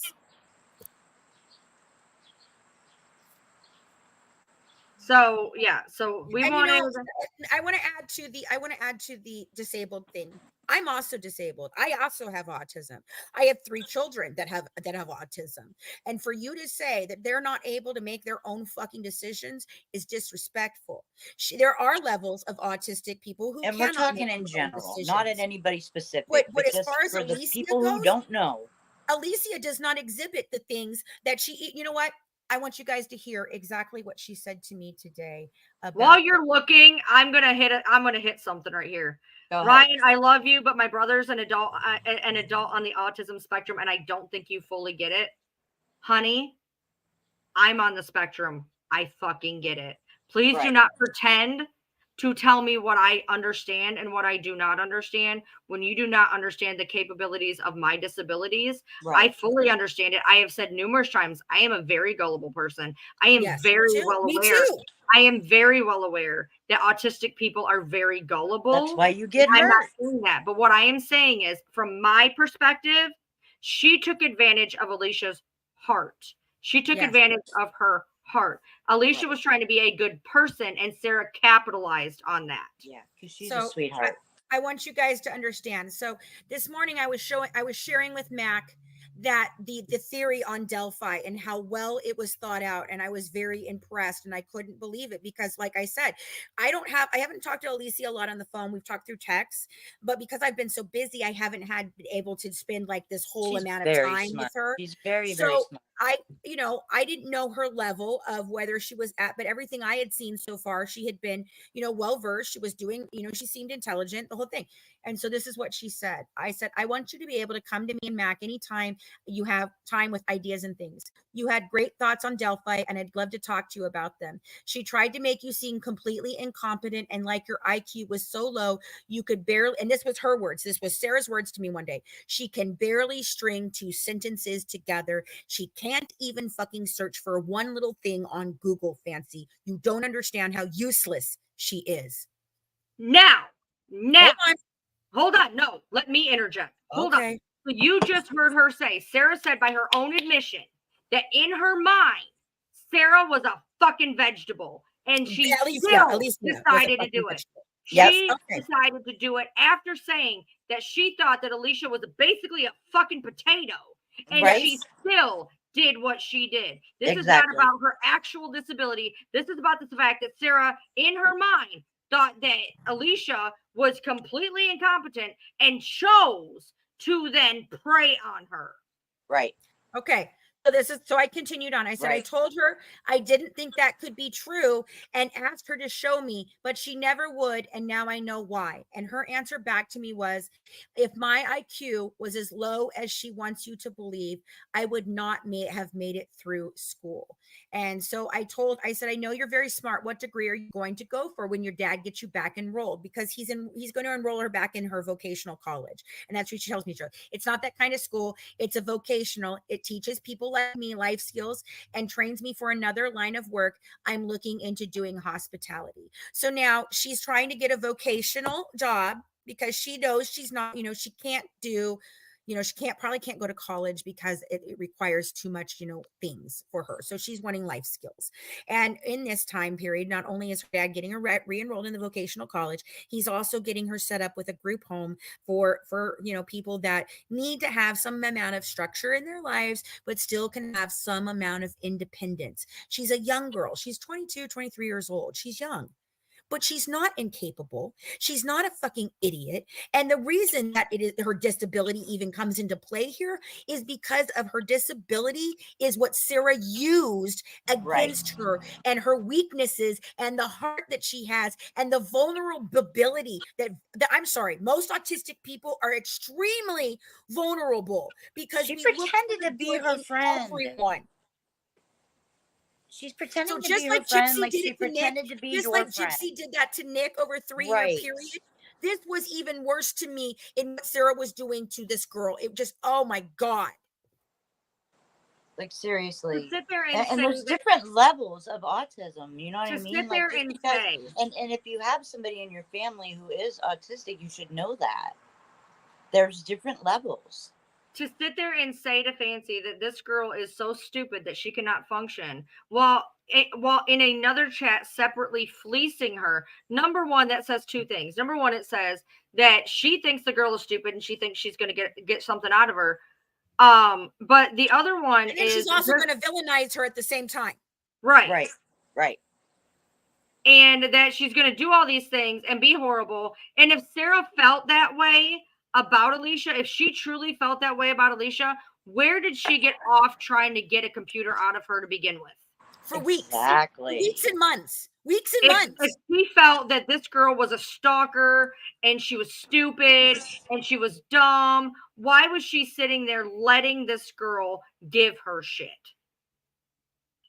I truly believe that is why her father was mad, because he watched her packs up, and I guarantee you, I don't believe Sarah paid for the laptop. I will have to check with Alicia. Alicia, if you're in the chat still, baby, can you please let me know if she actually sent you the money for the shipping or if she paid for the laptop at all? Okay, because I want to know. Because thinking about this, if your dad helped you put together a laptop and all this little shit you sent her from, the clearance sale at Walmart to her, and then that woman never fucking paid for it and continued to try to fleece you for more shit, no wonder your father's fucking mad. I don't blame him. And I even told her, I think if you would let me speak to your father the other night when this all went down, he would understand.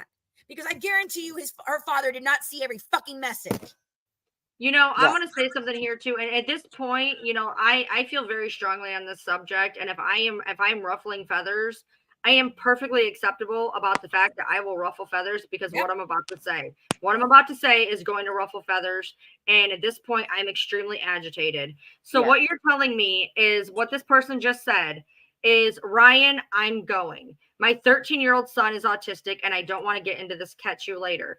So what you're telling me, and this is going to ruffle feathers, so sit down because this is going to ruffle fucking feathers. So what you're telling me is your 13-year-old son that is not you has more precedence over me that is speaking about my particular things as a person, that you're going to speak up for your son and deflect a person who actually has it as somebody who is apparently not saying things correctly. I understand that a lot of people in here have autistic children. Okay. I understand that, but that does not detour from a person who is sitting here with the affliction that what I am saying is different because your child has it.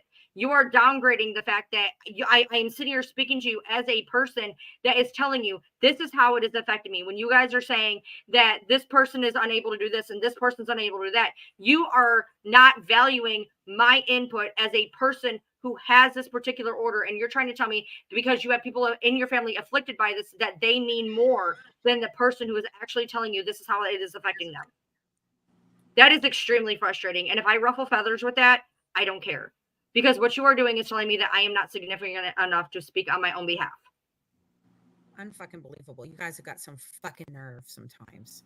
It just, So, and this is why, and then you'll go and you'll run around and you'll boohoo the big bad Ryan and big bad Fancy were so fucking mean to you. Oh my God, how can you possibly and blah, blah, blah, blah, blah. When you all just come in here and start this fucking shit for no damn fucking reason with no freaking clue in your brains. Okay, listen. It is okay for people to disagree, but if you're going to disagree with me, you better have an educated disagreement. Because I have one when it comes to certain things. And if I don't, I'm not going to argue about it. Right. So Okay. don't be arguing with Ryan about something that she has. You know what I'm saying? Like, Ellie, it's an insult. It's an insult. Like, you're Ellie, you're right. underestimating me because I have a disability? Like, it's totally insulting. And So they can't basically, see that. so, okay, I want you to understand. I have a 21-year-old daughter who does not have her own job. She works with her father. She does not have a license, and she has not been able to go to college yet. She is autistic. She has ADD, ADHD, just like Alicia. She has problems. And there have been many times that we have talked about the fact that my daughter may or may not be able to live alone by herself in her own life. Now, could she live with a friend? Yes. Can she live with a boyfriend? Yes. But could she go out into the world and live just by herself in a fucking apartment all alone? Probably not. However, that doesn't mean that she can't just live a fucking normal life and do what the hell she wants to do. Okay, so I Right. want to say this, and then at this point, I'm so agitated, I'm actually going to stop speaking about this. Okay. And please let me finish, because this was at me, and I'm going to say what I have to say. You go ahead, girl. You aren't the only person in the room with autism. What about autistic people who don't agree with how you're interpreting things? Absolutely. I am not the only person in this room that has it. I am telling you from my view how those particular comments were making me feel, and to discount how I feel because you don't agree. I am perfectly willing to admit that one person is one person and another person is another person. And I am not degrading how other people think, but you do not get to discount me because you don't agree. That's all I'm saying. You don't get to discount because you don't believe, you don't agree with what I'm saying. You cannot agree with me all day. You can have your own opinion all day long. But what you're not going to do is discount me because I have a feeling and I am saying that. Well, you're also not going to discount the fact that because we're autistic, regardless of where we are on that spectrum, somehow we can't seem to manage our own fucking lives. How rude of you. Absolutely freaking rude. Man, that's all I'm saying. Everybody can agree to disagree. Everybody knows where their level is, where their child's level is, and that's okay and that's acceptable. And there's people in this chat that cannot live on their own, and there are people in this chat that could absolutely have these issues. Right. But when I'm speaking for myself, and then to say that, well, there's other people and they're not you, you're absolutely correct, 100,000%. But I am telling you how it affected me. That comment affected me, and what I am saying is valid. It is valid, because if I'm not valid, then everything you're saying is not valid. You cannot have both. You cannot have both pieces of the cake. No. And I said, this is how I feel. This is how I took it. Right. It's very frustrating. That's what I'm saying. As a person who this does affect, when somebody glosses over and says that, people with disabilities, blah, blah, blah, blah, blah, don't speak for all of us. No. Don't. You're mad at me for speaking for everybody. While the point is, I was saying is, don't speak for everybody. What you've said bothers me. Right. And you know what? And this is the point right here. This is the whole point of this live. Not about her autism and not about da-da-da-da-da, not about any of those things right here. Oh my God. The point is that you can't treat autistic people like they're stupid idiots that can't think. Micah, I like this comment. The DSM-less symptoms, someone's presentation of the disorder is their own experience, which is very personal and individualized to the person. No one person's disorder shows up the same. Right. That's what I was trying to say. Thank you, Micah. Cindy, what are you saying? Nothing. Cindy's not a fan of yours, and just it's fine. Here's the thing. In this chat, we are going to ruffle feathers. Okay. There are people that are not agreeing with me, that are whatever. And there's people that's not agreeing with you, because this is a very hot topic. But what we need to get back at hand here is, at this point, the whole point of this live is the point to show that the narrative that was put out there by Sarah is not accurate. We have her dead to rights in her own words, saying what she has done, and that she needs to be held accountable for what she has done. Period. Yeah. Everybody in here can disagree all day about autism and what it means to them. But at the end of the day, let's put autism off to the side here. Let's concentrate on the fact that Sarah literally crossed boundaries that Alicia set, and took advantage of her financially, emotionally, crossed boundaries. Disability be damned at this point. She could have been taken advantage of in part because there's really, without being offensive. She could have been. Nobody's saying that that's not it, but there was so many other ways she was taken advantage of. There was right. so many other ways Right. she was taken advantage of. Okay, so I think the reason I put this up is because I wanted to explain my thought process on this, and this is what So you said, okay, to clear things. What way would you say that Alicia could have taken advantage of her part because of her disability? Yes, because Alicia has ADHD, because she has autism. I know for me, for my daughter, and I'm sure for Ryan, we've talked about this before. We have hearts that are huge. They're just big freaking hearts. Okay, just like Nick, he did what he did because he thought he was saving his princess. Okay, so he thought it was justified in what he was doing because he's saving his princess. So what I'm telling you is was she abused because she's disabled and it's horrible and nobody should ever freaking, she should just never be allowed to do anything? No, she should be allowed to maintain her whole life and everything. But here's the thing. Our vulnerabilities is why people are able to take advantage of us that are like this, because they are narcissistic, sociopathic people who prey on our weaknesses of our vulnerabilities as autistic and neurodivergent people. So yes, was some of this because she's autistic? Sure. But that's not the reason this happened. It happened because Sarah is a narcissistic, sociopathic person, in my opinion, allegedly for entertainment and educational purposes, that I'm not fucking diagnosing her. I'm simply saying she has these tendencies. She's displaying them. Used that weakness in her to exploit her, hurt her, and abuse her. It was nothing more than fucking abuse. And it wasn't just her. She got other people to do it. it. Our whole team in hating this girl. Okay, the other thing is, I'm just gonna be for real here. I'm just gonna be for real here. Any one of us, the way that Sarah was acting, my life is so hard. I have no money. I'm so sick. Anybody with a heart, anybody in here with a heart, neurodivergent or not, is going to feel guilty. They're going to feel like they want to help. Anybody in here, neurodivergent or not, could have been taken advantage of at that point. Right. At that point, any of us could have been taken advantage of. And the point is, she took advantage whether or not a diagnostic was here. A absolutely non-neurodivergent person could have absolutely been the same way because, oh my God, she's sick. Oh my God, she doesn't have any money. Oh my God, she has no family support. That any one of us could have been hosed by this. And to use those things, to use sickness, to use poverty, to use whatever, to just pull on anybody's heartstrings. Uses God. God's going to really bless you for this. To use God. You're right. You sure don't have to be autistic or disabled to be taken advantage of. The fact that she's autistic has jack all to do with this, other than the fact that it does give us some sort of vulnerability to be taken advantage of, because we do want to see the best in all fucking people. Even Christina used to say it. Fancy, you try to see the best in people. Thank you, sweetheart. That don't deserve it. People that don't deserve it. People that have shown you exactly who they are. And you know what? When a person shows you exactly who they are, you should fucking believe them. Alicia is here. Alicia, did Sarah pay you for the computer or the shipping? Yeah, earlier she said yes. I popped it up on the screen. She said yes. She did pay for the laptop. She did. Okay. Yeah. Did she pay for the laptop or the shipping or both? We'll find out. Yes. Did she pay for one or the other or both? Because she had a responsibility to pay for both.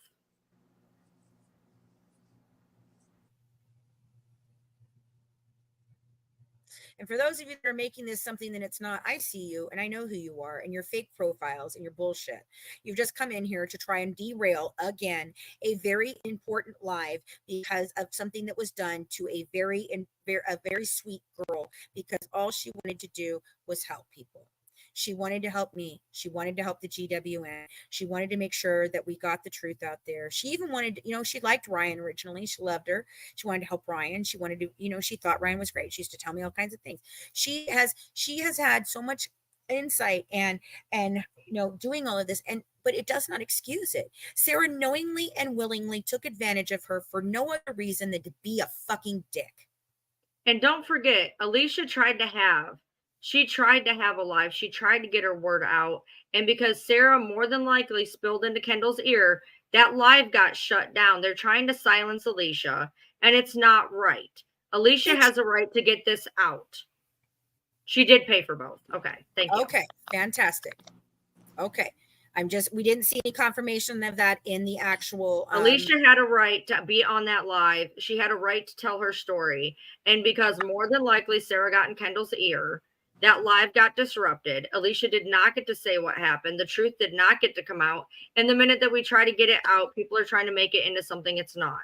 All I'm saying is that what Sarah did was wrong. She needs to be held accountable for it. The story that's been put out there, the narrative that's been spun about how it happened is incorrect. And we were trying to show the fact that Sarah was, in fact, the person who tried to get these particular items off of Alicia. It was not Fancy. That is incorrect, and it needs to be dispelled. Right. All she does is lie, and we're going to show you that later. You know, I'm not a person who likes to do this. Okay, I don't do the Brandy fucking thing. Okay, that's Brandy's whole Alicia.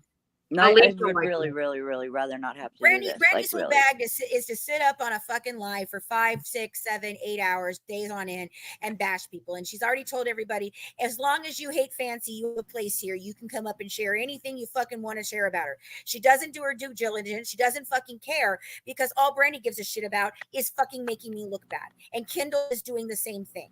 I don't give a shit what these two women think they're doing. If they think there's some greater good, what you actually did in effort to hurt me was you sent a link to this girl's father because she wanted to share her fucking story of what happened to her, the real things that happened to her. We had all of the text messages together. We wanted to help her. And instead, what happened is, in the middle of my live, her father came all the way over from his house to her grandparents' house and busted down her freaking door, came in and started screaming at her on live. Can you imagine how fucking embarrassing for this family this is? Because you guys wanted to be dicks and hurt me, and you had no fucking thought process for what this would do to Alicia or anybody else. And it's fucking despicable. So here's the thing. After that live, do you know that he was going to go get guardianship papers of her? Guardianship papers of her. And she finally was able. Fuck you, Vanessa. Fuck you. You always hassle me. You're an asshole. Get her fucking name off my page. Okay? Yeah, so not cool. She sat down with her dad and said, Dad, I'm an adult. I want my independence. That's the whole reason why she wanted to move out to Kentucky, was because she did not want to be with her sisters and her siblings that are abusive to her. And her dad, who she felt was overbearing, she wanted her independence. And I applaud that. I applaud that she wanted to have her independence. She even had a plan of how she was going to move, who she was going to do for work, how she was going to find friends. And Sarah and Kendall and Brandy fucking exploited that and almost cost her her life as a guardianship, and also put her in a state of fucking suicidal thoughts. So don't you come in here and start your bullshit about how this isn't this or this isn't that. You can all suck my dick on that. Because this poor girl has been this poor girl has been put through hell for your sick satisfaction of getting at me. You know, to stem off of that, you know, I understand that however or why ever Kendall decided to do this, you have to understand that every action has a consequence. And simply stopping that live, simply doing things without knowing what was going on, had ramifications that were far reaching. You know, number one, that girl was humiliated, absolutely humiliated. And she didn't ask for that. She did not ask to be humiliated. Okay. On top of that, to have to be not only just so humiliated in front of a room full of people, and God knows how many that were watching, but then to have the fact of your actual humanity taken away from a parent who is trying to tell you that you are so inept that you cannot control yourself. Okay. So by reaching out to the father and shutting down Alicia's voice and humiliating her on a live, for what? For what? Because Alicia had a right to tell her story. Alicia had a right to be treated as a normal human being who was speaking on her own behalf, and did not have a right to be humiliated on a live by her father breaking down a damn door. Right. Embarrassing her, embarrassing her family, embarrassing her grandparents, embarrassing for anybody that was watching that supports her. What? No, stop. Do not go off on her. I don't even know what she said. I couldn't see Okay, it. you didn't say anything bad. She has told me she will speak to me later, and Kendall has went off on Sarah. Kendall is aware of the situation, and she went off on Sarah.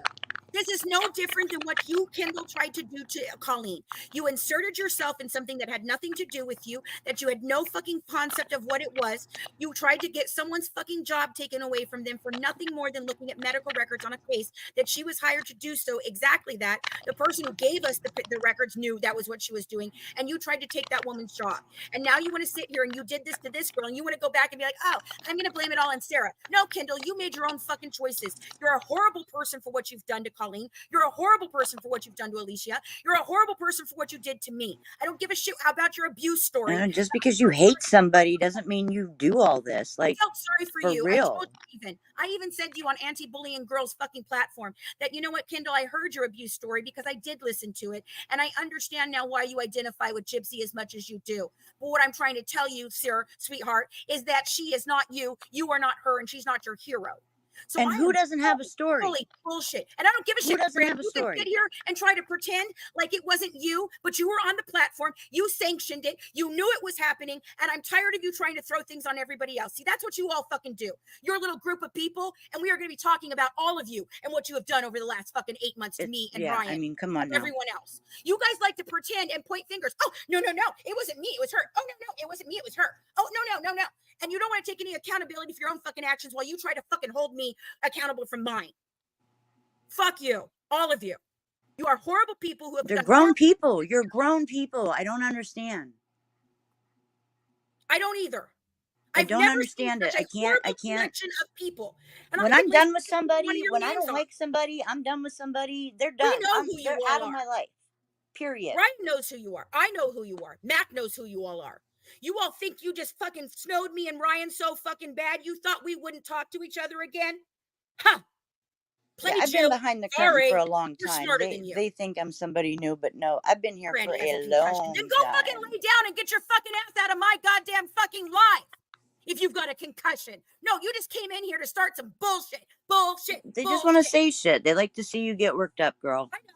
And the only reason I'm worked up today is because I'm actually very passionate about what happened to this young lady and what happened to Colleen. I don't give a shit what you guys do to me.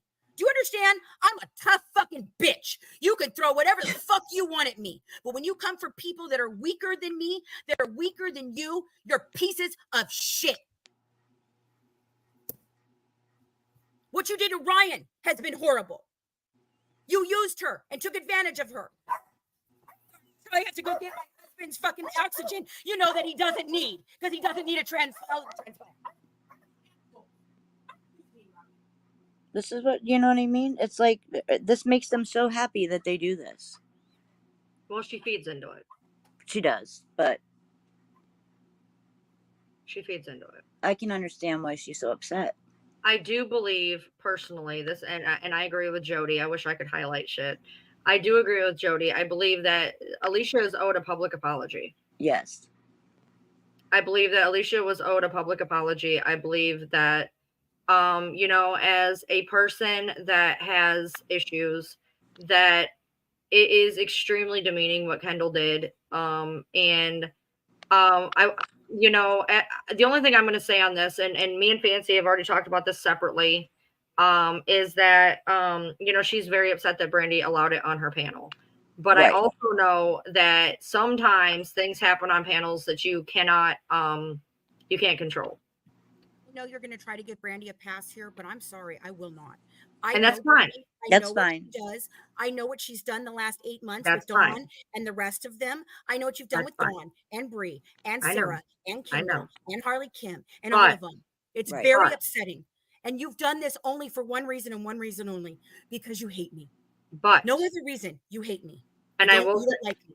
I don't care if you don't like me. But this is also my view, and I've spoken with Fancy about this as well. Mm-hmm. Is even if somebody is wholeheartedly against you, they cannot always be in the wrong 100% of the time. I know. I understand. but she could have shut it down and she didn't. And that's on Well, her. She needs to take her own responsibility for what she did.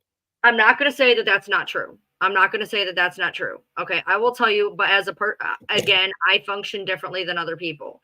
If I was on a panel and somebody had just admitted what they did, I probably would have handed them their asshole. Okay. But I am a different person. I'm a different breed. I don't care who I upset. I don't care. I will go against my best friend on the planet if I think what they did is wrong. But that doesn't mean that the way that I handle things is the way another person handles things. So, hey, that's not okay to call people fat and all that shit. I'm not for that either. That's just as bad. Stop it. Let's see. Oh no, Brandy's had weeks to apologize. Don't even fucking come in here and defend that shit. Sorry, you're bullshit. Brandy could have stopped it when Kendall said right there on her live that she contacted the parents. She could have shut her live down. She could have ended it right that moment and said, absolutely fucking not. I'm not going to continue to do this. She could have issued an apology, and she's done nothing but continue to go on lives and bash me with Kendall and anyone else that can come up and do so. With Dawn Brown in the chat laughing her fucking ass off all the damn way. And Thea there too. Yeah, Midnight, we know who the fuck you are. I mean, if you're not, I mean, it's part of the problem is all I'm saying. They're all a part of the problem. If you're giving somebody a platform, you know what I mean? You're supporting that. You are all a part of that problem. You may not be the person doing it, but you are a person that is allowing it to continue. Happen. Right. It's like the kids that stand back and watch and video the kids fighting. You're just as bad. You're just as bad. Guilty by association. Guilty by you're doing it yourself. Guilty by you're going to sit here and you're going to try to play it off on someone else. And we know what you do too. I know you, Brandy. I don't have to pretend that sit here like Ryan, who doesn't know you. I've known you for a very fucking long time. And I know what you do. And I know how you like to delete things and pretend that you didn't do them and all that shit. But you're not getting away with it today. Okay. But that being said, however, this is not this at this point. I understand of what's going on, but this live is not about what Brandy's done or not done in the past. This is to get word out on Sarah, and it needs to go back on topic. Right. It needs to go back on topic because at this point, you know, it started off with everything, and this is part of the reason why, and I will say this to her face, I have no problem doing that. You know, when she's going off the handle and freaking out on people, this is exactly why she alienates people. And if you like, I'm sitting here, I am upset about certain things that have been said and done in this chat. But what I'm not going to do is just start screaming at people. No. You know, screaming at people is not going to do anything.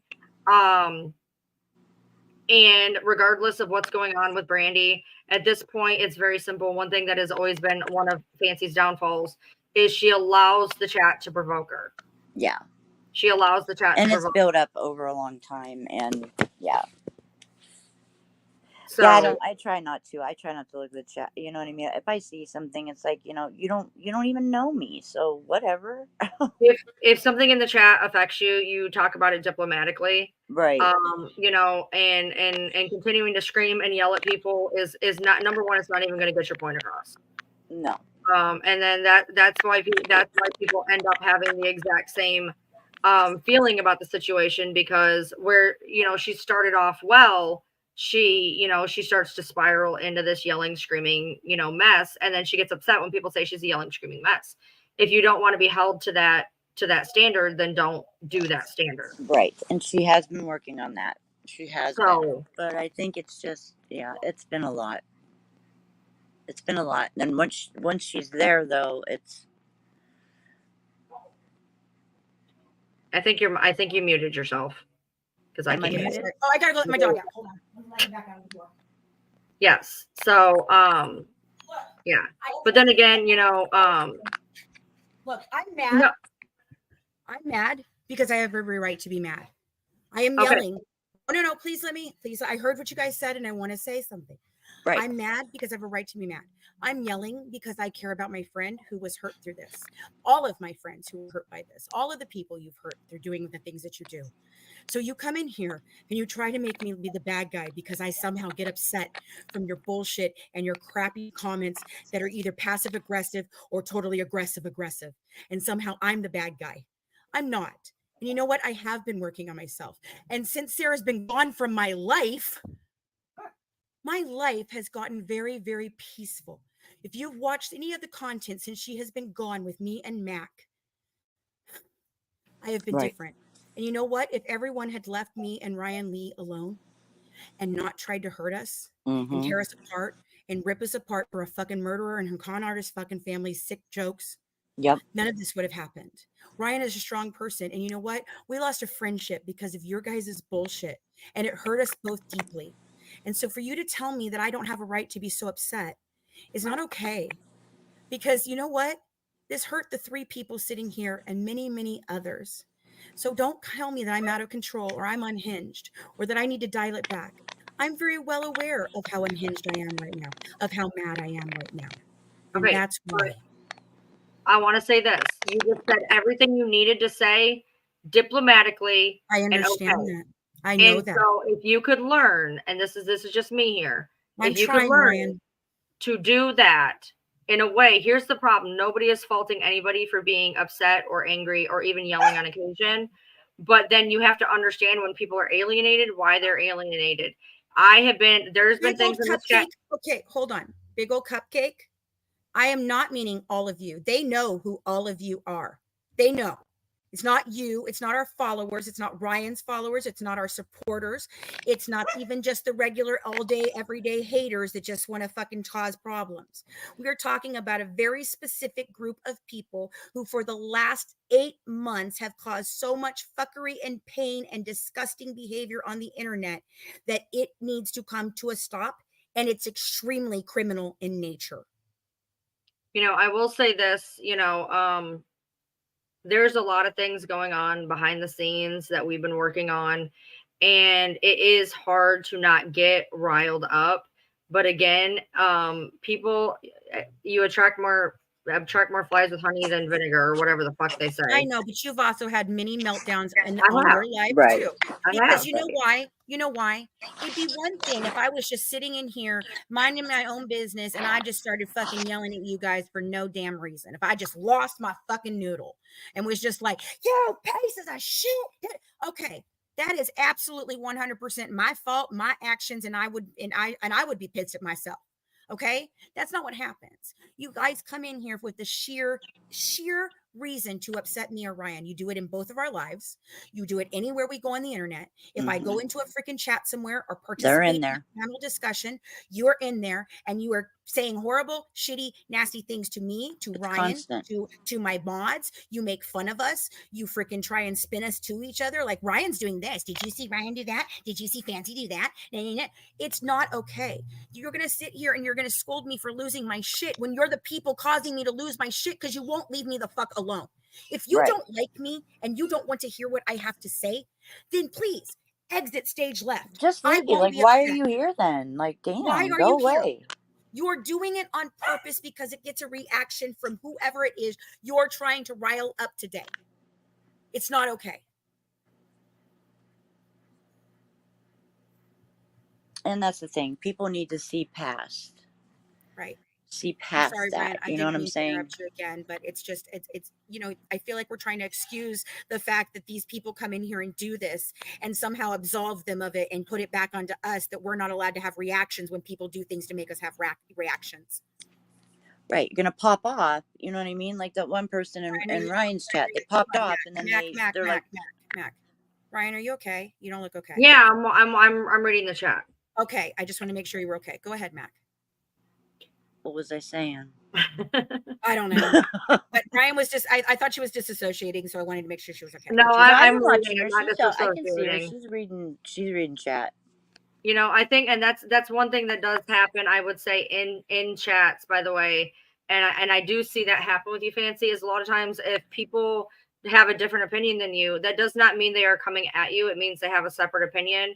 And I have watched you in this chat fly off a couple of times on people for merely having a separate opinion. What You have to separate- understand. No. I want to know. I want you, if you think that, can you please give me an example so that I can understand? Because at no time during this thing that I feel I was disagreeing with somebody just because they had a difference of opinion, unless you are talking about their opinion on autism and whether or not we should be this way or not. Because I'm sorry, I take it very personally. That's a personal. I get that, because I was getting agitated in that aspect too. But at the same anything time, else, I don't know. You know what? Mac disagrees with me. You disagree with me. Lots of people disagree with me. I've even had chats where I have people come up and talk to me about their disagreements. It's not about disagreeing with me. It's the manner in which you do it. You don't do it respectfully. You do it rudely, or you do it passive aggressively just to upset me. That is the people I'm talking about. If you come in here and you say, you know, I don't think the Gypsy, I think the Dee Dee medically a child abused Dee Dee. You know, I'm going to tell you, hey, no, I don't think you're right. And I'm going to give you the reasons why. But at the end of the day, if that's not what you believe, then you can just go on. I don't get mad at people for just not having the same opinion of me. I get mad when they do it shittily and they're rude and hateful and then try to fucking turn it back on me somehow. I'm not the person these people make me out to be. And I'm really tired of being villainized for nothing more than trying to tell the truth about a murderer and her con artist, lying, scamming, fucking piece of shit family. Yeah, her family. Sorry. Yeah. I don't act like this one. You know what?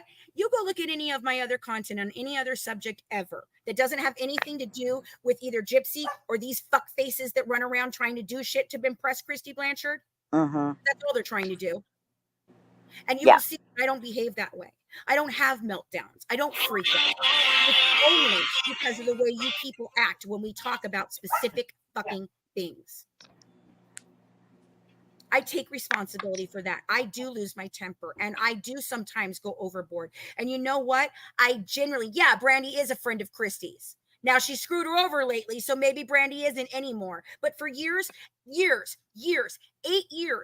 fucking years, okay, that we've been doing this, Tori remained friends with Christy Blanchard and never told me. My fucking best friend and business partner did not tell me she was still friends with Christy Blanchard. Don't you all think that that is an interesting fact and something I should have been told? And by the way, did you know that Tori is who introduced Brandy to Christy again? And then Brandy and Don Brown got the great idea that they could make my life living hell by suing me. And they took that to freaking Christy and told her to do it. You guys don't know what has happened. Yeah, they don't know. Don't understand. We don't talk about all this. You know why you never hear it from me? You know why? You know why I don't sit up in lives and do this shit? Because I don't want to even give you guys 1 ounce of fucking a minute of my fucking peace. Not one fucking ounce. Yeah, I'd really like to know that. Mom, where the hell has Tori been in all of this? Huh, Brandy? I know y'all had a falling out because she found out you were doing some shit she didn't like. You all are nasty little people who run around and do all kinds of fuckery and then try to turn it back on me and Ryan. You're assholes. Stop being assholes. Yep. And now you're messing with people's lives. Nicolay Connor, you can fuck yourself. I don't even have a problem telling you that. I've seen your comments in all the chats. I see how much you fucking say shit about me. I know. Do you guys think I don't get screenshots of every fucking comment every single one of you ever fucking makes?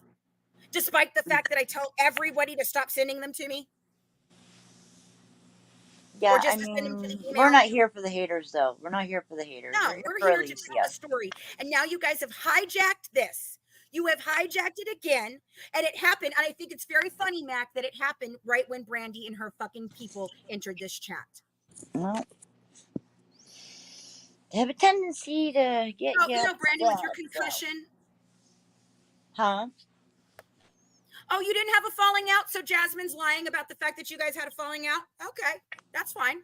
If she's lying, fine, Brandy. But it is interesting that she's not around anymore. And how's Mosaic going, by the way?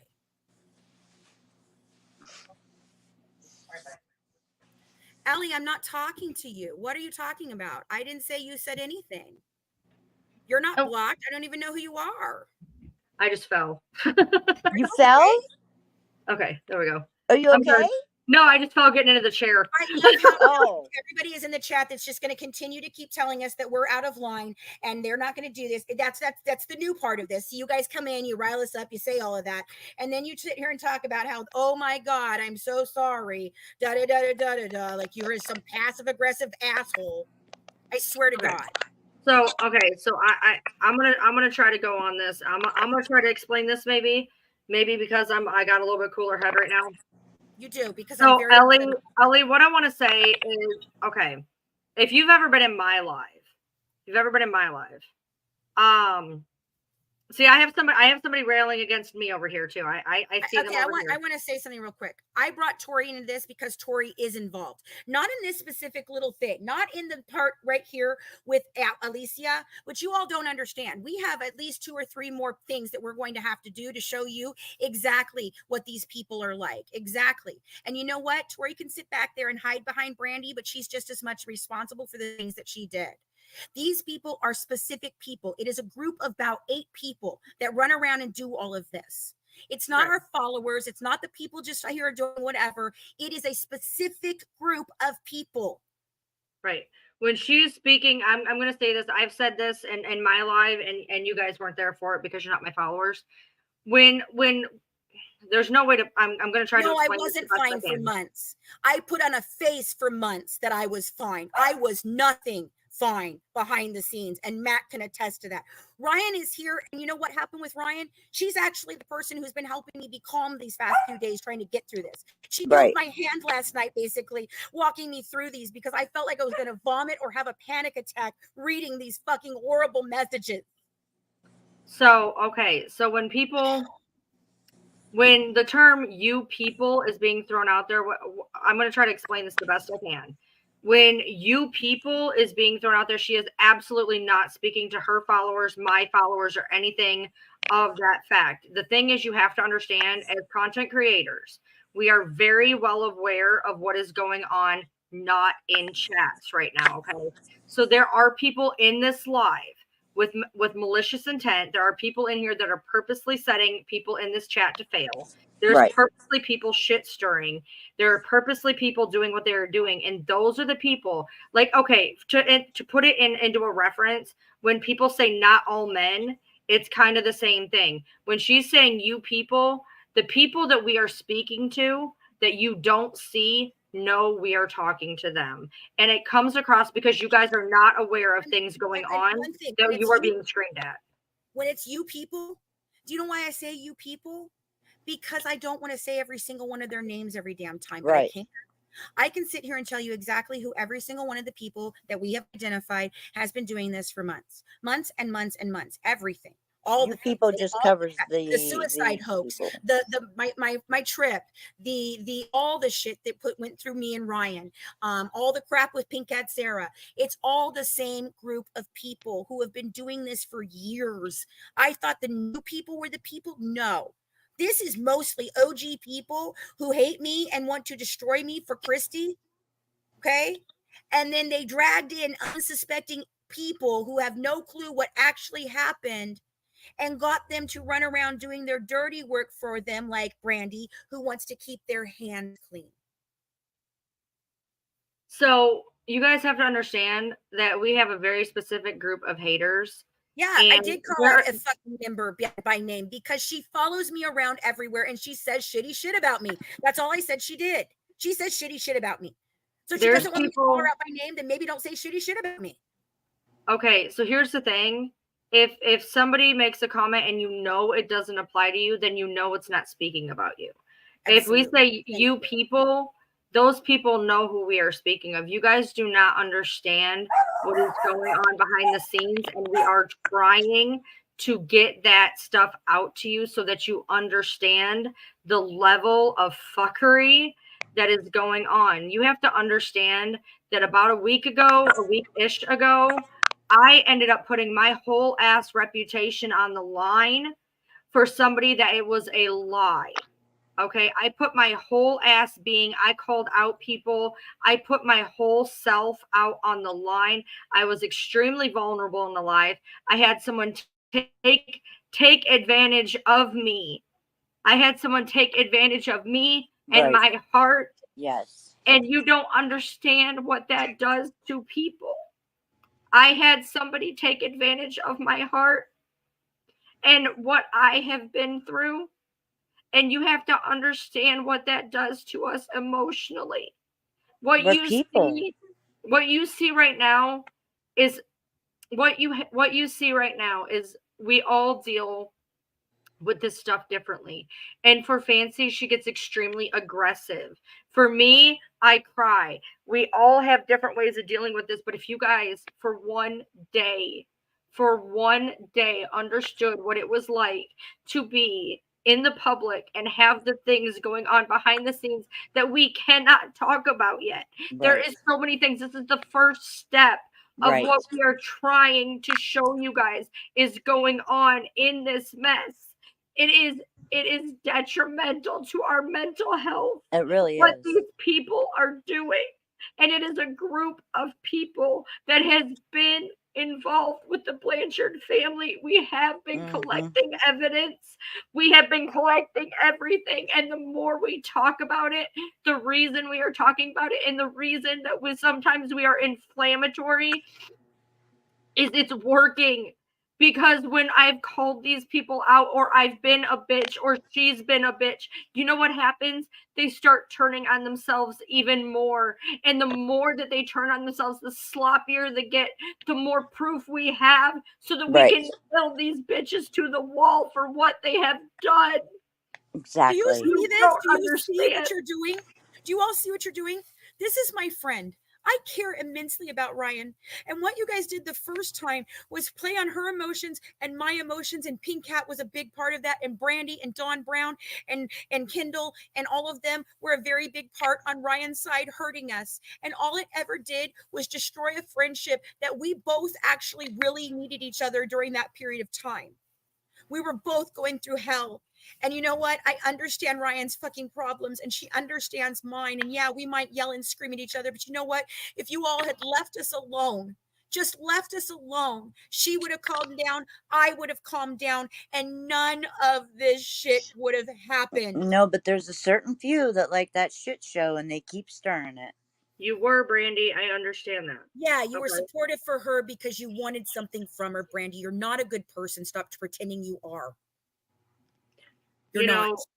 So I'm sorry. Why don't you just go? Please, Brandy, go. You guys have to understand there is things going on that is when I put out these videos and I try to tell you that all of the content creators are being stirred up. This is not me being facetious. This is months of work and months of things that we have been trying to compile. And when I tell you that there is shit going on, when I say that the content creators are being spun up in a circle, we absolutely are. We absolutely are. And you know, it's hard because Fancy she's a very reactive person. And Dawn, you're here too. Oh, I see. Dawn, Brandy's bestie, is here too. Not Dawn Brown, but I wondered when you'd show your fucking witch head. Because you know, I have also been very reactive, but I've realized that that's exactly what you guys want. Yep, it that's is exactly what you guys want. You want the reactions. Go, just go. Just no, she don't scream. If we scream, if we yell, you can discredit us. If we ignore you, then we're this. If we do that, we're this.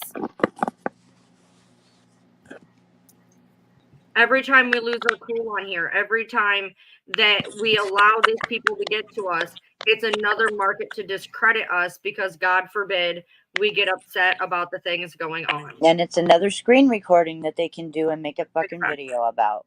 And make more fun of us, and then they make money on it. Brandy set up in a live for 5 hours. 5 hours after. Okay, you want to know why I'm going at Brandy? It's not even old shit I'm going at Brandy for. I'm going to give you a prime example of it right now. I was invited over on July 5th. I was invited on TikTok by some random TikToker to what was supposed to be an anti-bullying panel. Sorry. I was invited. Natasha Cooper was invited. Apparently, Pink Cat Sarah was invited as well. Okay. Oh, were you invited as well, Ryan? Oh, funsies. Okay. It was all a setup. It was a total setup. First of all, I was Oh, told the wrong wow. time. I was told the wrong time. So then I would look like I didn't give a shit and didn't show up on time. And I could come and walk into something that they'd already fucking started a whole fucking bullshit of. I had no idea what I was walking into. And that morning, I fucked up their plans in many effing ways.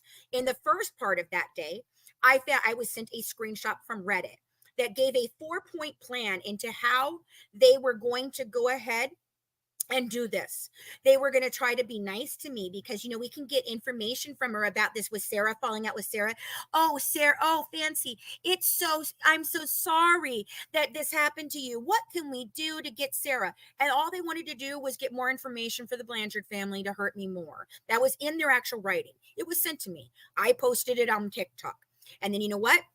One of those fucking idiots came in and used the exact verbiage that they had put out on how to attack me. So I wrote underneath their little thing, I said, I'm so sorry that this didn't work out for you. I've already seen your little Reddit post. Have a nice day. So then I thought about that and I thought about that and I thought about that. And I decided all of a sudden I was making content about other cases and I hit the live. And I literally told you guys I didn't want to talk about any of this nonsense with Gypsy Rose anymore. That I was publicly done speaking about her until my stuff came out and all of that. I swear to God, I've just got to turn the comments on because I see Brandy say one more fucking thing. I think I'm going to come unglued. I really, really, just you don't ignore want to it. try me. Turn the Yeah. comments You off. really That's a don't want to perfect try idea. me, Brandy. You Just really turn- fucking don't. Turn the Fine, comments. I did. Yeah. I did. I turned Okay, them on. go. Thank you. Now listen. All right.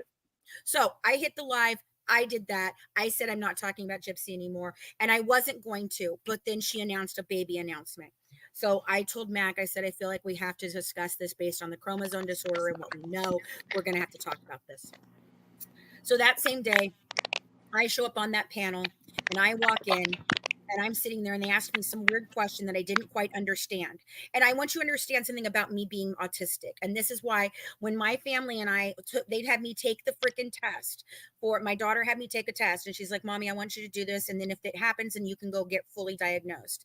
And I was like, but I'm not autistic. And she goes, yes, Mommy, I think you really are. And I scored higher than all 3 of my kids on how high on autism that I am. Okay, because of the ways that I have always been the weird kid. I've always been the non-accepted kid. I've always been the kid that was told to shut up and don't talk and don't do this. And I was always around adults. Like seriously, she's always around adults. I didn't have little kid friends. I had adult friends. I was adult friends with people. I was a mature child and I grew up way too damn fast. At 6 years old, I became the sole fucking caregiver to making sure that my mother didn't die every night because she didn't take care of herself with diabetes. Okay, so I walk into this chat that night and they started in on me and I didn't understand their question. So I answered it weirdly. And even Natasha said she didn't understand my answer because I didn't understand the question. So then the chat became filled with your little friends, Harley Kim and Kendall Grant and a bunch of the others. I can't think of all their names. Rebrand and Fancy's Festering Fancy and Fancy's COVID Fingers and Save the Couch and all these different little people came in there. Yeah, because you guys aren't doing anything to hurt anybody by making any of those and coming and harassing people. You're right. You're innocent in all of this, aren't you? It's just me. I'm just crazy fucking Fancy, just crazy fucking Ryan. They're just horrible people. Whichever side you're on, it doesn't matter whether you're on my side or Ryan's side. It's the same fucking story. Right? Right. So they started harassing me. And I said, you know what? I'm sorry. This is supposed to be an anti-bullying platform. And I am not going to participate in it while your chat is going off harassing me. And anti-bully girl was like, oh my God, no, Fancy, don't freaking leave. Don't freaking leave. It's going to be okay. Don't freaking leave. So I agreed. And I even said to Kendall what I said earlier about how I told her that Gypsy is not her hero in her story. They used that to go back to Colleen and tell her that I was sanctioning the fact that Kendall made the report to her nursing board and that I thought it was right. No, what I said is that I understood her story and I understood why she identified with Gypsy, not anything about what she had done to fucking Colleen. You sanctimonious fucking assholes. So the chat would not stop. They were attacking and attacking and attacking me. And so Anti-Bully Girl had to block a person that is a very good friend of hers because she had already said, you're not going to do this, and I'm going to have to give you a warning. So I left that thing, and I had no clue what the fuck I'd just been on, because it didn't make any sense to me. It didn't make any sense to Natasha, and it certainly as fucking hell was not about anti-bullying. It all became about, how would you tell a brand new creator what to do and how to deal with something? It was not anything. So I left. When they finished, they asked me if I'd come back again, and I was like, maybe, I don't know, I guess we could try. She's like, because we'd like to have this conversation further about anti-bullying. We think you'll be a great guest. Okay, whatever. The very next night, I get sent a live feed from Brandy, and Brandy is in there. Kendall Grant was in there. I know that Anti-Bully Girl was on panel. They even got Natasha Cooper to come up on panel. And they sat for 5 hours because boo-hooing, because they were upset, because the side that they wanted to do all this for, they literally said they had done this whole platform to corner me into a fucking corner, to bully me and get me to admit to all my bullying and horrible things I've done. And since they didn't get to do that, because I held my composure and I was in the right headspace and I wasn't paying attention to what the people were fucking saying down in the chat, I fucking didn't let them do that. And it pissed them a fuck off. They were really mad. And then the people that were mad because they didn't get to bully me in the chat and they got blocked, they were really mad. And they were really mad at Anti-Bully Girl for protecting me and not allowing them all to bully the fuck out of me on their anti-bullying platform. If that wasn't enough, after 5 hours of that, they did it again for another 3 hours the next night. And then after that, they go on and have Pink Cat Sarah on for 2 nights, for 4 hours the first night and 3 hours the next night. So let me add that up. Let's see. 5, 6, 7, 8, 9, 10, 11, 12, 13, 14, 15 hours in a week's span of hate on Fancy. Fuck you, Brandy. Don't freaking come in here and pretend that you're a nice person when you did 14 hours of hateful content on me and then told everybody, it's okay, we'll give anyone a platform who doesn't like Fancy. But I'm telling, it's just, it ain't, you're part of it, period. And I'd sure as hell like one of you, just one of you, to have actual concrete proof of anything I've done to any of you. Absolute concrete proof of something I've actually done to you, other than the fact of letting you sit at my table, telling you that I wanted you to be successful, trying to make that happen for you, trying to make your dreams along with my dreams come true, because that's what you said you fucking wanted. And when I wasn't able to do that because you didn't do the fucking things that you were supposed to do, best I remind you of Christmas lights and Karim Khan. Oh, good Lord. Because you didn't do those things, we didn't get our shit done. You're mad at me. Well, I'm sorry. I have 11,000 people that I fucking built this to in 2 months. You're still sitting at 1.38. You want to know why? Because you're an asshole and people don't like assholes. And you have nothing good to say about anyone ever. And you don't cover true crime. You're just a drama channel. Stop pretending that you're in the true crime community. Sorry. You guys can go. You guys can talk if you'd like. I needed to get that out. One thing I find interesting about that particular panel, and this is why I chose not to be on it, is it says Anti-Bully Girl is holding a panel on her live about content creators that do videos and lives about other content creators. We are reaching out to several content creators. This is a discussion panel only. No bullying will be allowed at all. Would you be interested? When you are setting up a panel of content creators that do videos and lives about other content creators, were you not expecting it to be a shitstorm? Well, I felt like I was going to be walking into a lion's den, and I was not told who all was going to be on the panel. And they were trying to put me on a panel with Natasha Cooper, who has tried to discredit me from everything from my tattoos to my sexuality. Fancy Fancy had at that point completely embarrassed me on Sir Morbid's live. I did not know if Nina was going to be on the live, who literally put out a video that because of her content, I was going to kill myself. doubled down and made another video, and then also put out a video completely decimating my looks and my life while you people allow her to have a platform. I did not know if Bree was going to be on there. I did not know if Hello Right. Starlight, who put out a rumor about me shitting myself in 11th grade, was going to be on there. I was told that it was going to be a live full of content creators who stir shit. But here's the thing. And if you put all those people on a panel together, what the hell do you think is going to happen? And you set everybody up to fail. So I chose not to be in that live. I want you to read one more time what the purpose of the thing was, what they told you the purpose was. Read that one more time, please. Anti-Bully Girl is holding a panel on her live about content creators that do videos and lives about other content creators. Thank you.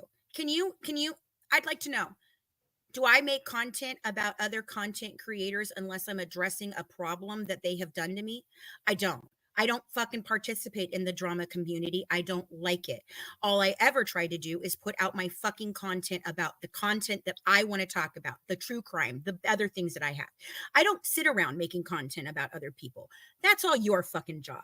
That's Bree's job. That's Don Brown's job. That's freaking Kendall Grant's job. That's Brandy's job. That's all the other little fuckers that sit over on TikTok and make their little cute little festering fancy and whatever the fuck they make about. I'm sure they make all kinds of pages about Ryan too. All for the sick fucking fuck of you to be able to come on, watch us get upset by it, and laugh your fucking asses off. You're disgusting. Yeah, it's disgusting. And then I hope you all end up in jail. I really do. But then you guys wonder, there's a thing called reactive abuse. Yes. And when you guys sit here and do these things and make these pages and spread these rumors, and then you get mad at people for being mad. No, we did not. No, and you know what, Starlight? You are a shit stir. You are an absolute shit stir. And the fact you put out a rumor about me because of a clip that you did not even understand. And the shitty thing is, if you were to check your messages right now, you would see that I have reached out to you regardless of the fact that you have been an absolute asshole to me, to let you know that I know who gave out the information, your information, for Bree to dox you. Because that would be the ethical thing to do. Hey, D-Witch bitch, I know who you are. Dawn, I know who you are. Wait, ain't this live about another person who ain't ever a creator, really? No, hey, guess what? You know what's really funny about Spring Cat Sarah? She don't fucking create content. She don't know how. She's too sick, and she's too invalid, and she's only got her fucking phone. She don't create fucking content. So no, I'm not making a fucking story, a whole live about a person who is a content creator because I just want to call out a fucking content creator. What this person did, and you all associate yourselves with this person, has gone around and lied and caused there is a suicide hoax attached to this, an international one at that.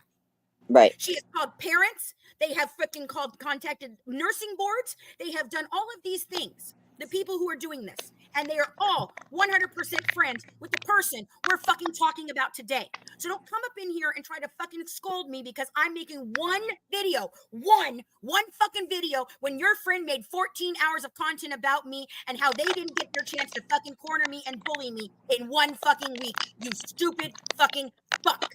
Oh, and by the way, I can send you all the messages that Brandy sent me over the years about how you're a piece of shit and you don't do anything for her. And she doesn't understand, and that you're drunk and you're this and you're that. I can send you all those. Your good friend, Brandy.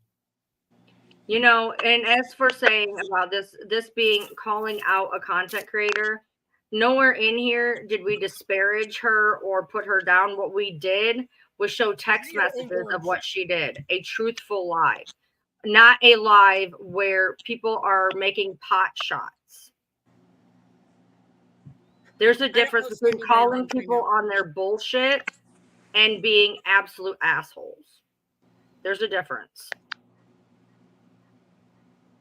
Yeah, I know they're going to get this. Exactly what they're going to do. You're exactly right. Fancy, they're going to use this against you. Fuck them. Come on over. Come on now. It's exactly it. We were calm. We were collected. I got upset because I got very passionate about some of the things that were said to this girl and how she was manipulating this poor girl. And you notice I never got upset about the things that she was saying about me to the girl. That's fine. Right. You want to talk trash about me? I don't give a flying fuck. Everybody does. It's fine. Your opinion of me is no No. nothing in my head. Your opinion Right. of me does not matter. It's fucking irrelevant. I don't know why Sandy's blocked. Okay. So She's all we not. were I can trying see to her. do was show you what kind of person this is.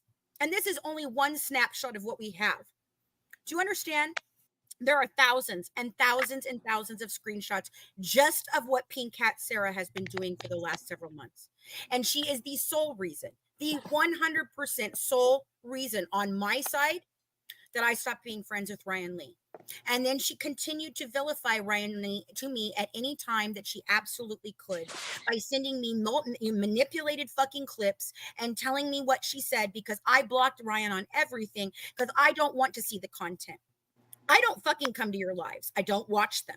Do you know when I come see your lives? When somebody sends them to me because they're concerned that you're fucking talking shit about me and they don't like it. So, Brandy, why don't you go call Stephen David Lampley, my friend, or Kirk Nurmi, my friend, and have him up on your panel again? Did you want to share those different stories? What stories have you shared? I'd like to know. Just tell me one real story you've covered, because you fucked up Rodney Reed with me and Christina and Colleen. You butchered Kathy's story from Stephen David Lampley. You have told inaccurate things about the story with Darlie. So what? You just tell me exactly how are you in this fucking true crime community? Because the only time you get views is when you talk about me. That's it. That's when you get views. Your other videos get 100 views. The videos you talk about me might clear 1,000. Do you know how many views I get on a fucking live? Between 4,000 and 5,000 average. I don't want to raid the Blanchard's gravy train, you fuckface. Who would want to run that? I know. I'm coming down. Who would want to ride the fucking Blanchard crazy fucking pant train? That's going to end up, anybody who does, I'm going to tell you what, you're going to become collateral damage. And if you end up in jail, it's your own damn fault. All right. Well, I don't want to respond to these people anymore. I don't either. I'm done. I'm tired of you bullshit. You came in here and hijacked our entire live, Brandy. Why? Because you looked bad. You looked bad. And then you continued to make yourself look bad by the bullshit that you've put in the chat. And Starlight, I hope that you and Ryan can make up, because I do respect you. And I know that you were trying to protect me at the time that you made that comment. You were trying to highlight how the whole miscarriage thing was bullshit. But you know what? Ryan was manipulated in that fucking thing too by Bree. Bree literally told Ryan that she had proof from someone who was there when I had my miscarriage 30 fucking years ago, and confirmed that what happened is she walked in to the fucking thing with me, and my boyfriend told me he didn't want to be with me anymore, and I dropped to the ground and I started saying I was having a miscarriage. Do you understand? None of that fucking happened. I wasn't even in public when it happened, and it's none of your goddamn business what happened in my miscarriage 30 years ago. And also, so you manipulated Ryan into making that story put out there. And in that original clip, which I did, but managed to track down, that somebody said I was talking about the theatrics, and somebody said, did she even have a miscarriage? And I said no, because at that time I did not believe I did not believe. Can you please throw her out now? Can you please? She's not helping. Can you please just throw her out? Brandy, please. You are not helping the situation. I'm going to, you know what, Brandy? You've made me mad enough. Guess what? You're going to be the next swept up on my serving you up. I'm done. I'm going to show exactly what you've done over the last 8 years to a lot of people. A lot of people. You want to fucking call me out every day? Trust me, bitch. I've tried to play nice with you people. I've tried to avoid you. I've tried to not talk about you. I've tried to ignore you. I've tried to pretend you don't fucking exist, because in my mind, you don't, because you're not worth it. You're irrelevant. But you know, just keep on, Brandy, because you're going to push me to a point you're not going to like. And I will take you to court, because I have reasons to take you to court that has nothing to do with defamation, nothing to do with slander. But it sure as hell does have to do with a contract you signed and agreed to. You want to do that? Because I haven't yet, because I didn't want to do that with you. But if you keep fucking pushing me, I don't say your name anywhere, you stupid fucking cunt. Starlight like has your not messaged me, by the way. Oh, and by the way, Brandy, the reason saying your name, Brandy Jolly, is not freaking doxing you is because on every fucking platform you're on, your name is Brandy fucking Jolly. So if you don't want me to say your name, perhaps go use another fucking name. Kind of like I tried to do. I tried to keep my anonymity for my family's safety because I was dealing with a fucking murderer. And you fucking had to go around saying April Johns because you somehow think it upsets me. Do you understand your name calling me April Johns does not upset me in any fucking way other than I think you're just disrespectful fucks and you never earned the right to actually know me well enough to have my name in your mouth that way? Because you were never my friend, ever. I thought you were. You don't have friends. You use people and you're hateful. No, she is not. It's not on YouTube, but it's on your Facebook. It's everywhere else, Brandy. So fuck off, and it's not doxing. Did you know? Saying your whole name is not doxing. Now, if I were to say, well, you know what, Brandy Jolly, who lives at what, with the number what, who works at what, that would be doxing you. But saying your stupid asshole name is not doxing you. Why don't you go read some fucking laws? Oh, wait, I forgot. You don't do that. I'm gonna go get a drink real quick.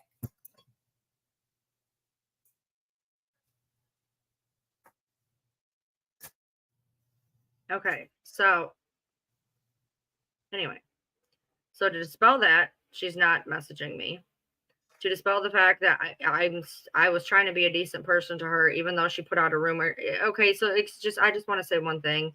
So if Starlight was so upset about the content that I made, instead of coming to me like an average adult and speaking to me about the situation, she put out a grade level 5 rumor that then spawned numerous pages and memes and everything else at like a grade school child. Instead of reaching out to me and saying, hey, what you did to my friend, I don't appreciate. Why did you do this? And instead of doing that, she decided to do mean girl tactics because that is what Starlight does. And she comes into different lives and she baits me just like Brandy is baiting Fancy right now. And Starlight comes into numerous lives and tries to bait me. She set me up. Is that Sarah Beth? Sarah Beth, or is that a different Sarah Beth? This is different Sarah Beth. Okay. Starlight literally baited. And by the way, I'm going to put this out there too. Starlight absolutely set me up on Sir Morbid's live to bring Fancy in to rail against me. Went in there saying that I was doing this and I was doing that. And you can go watch Sir Morbid's live. I wasn't. And she literally messaged Fancy to bring her into that damn live to set me up.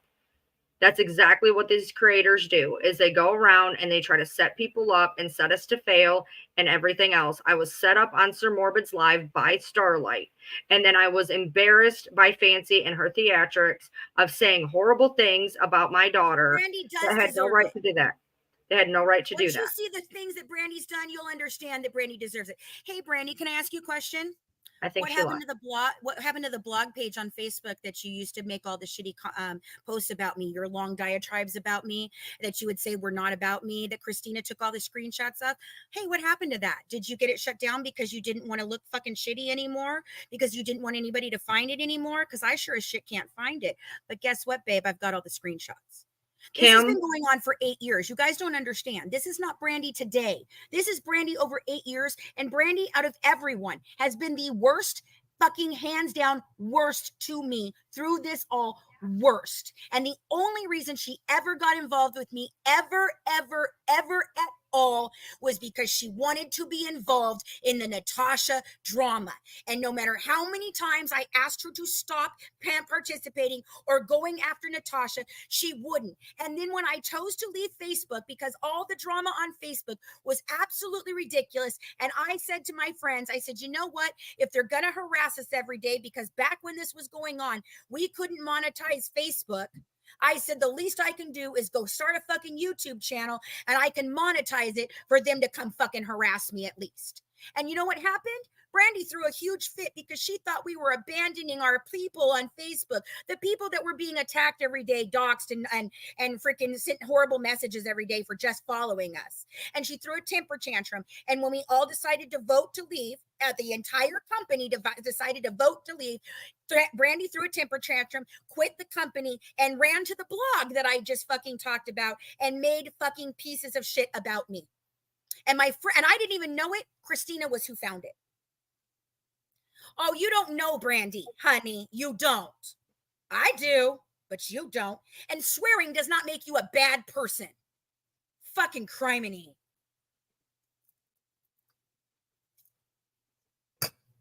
I have a question to the people in here that are purposely rage baiting Fancy. What is your end game?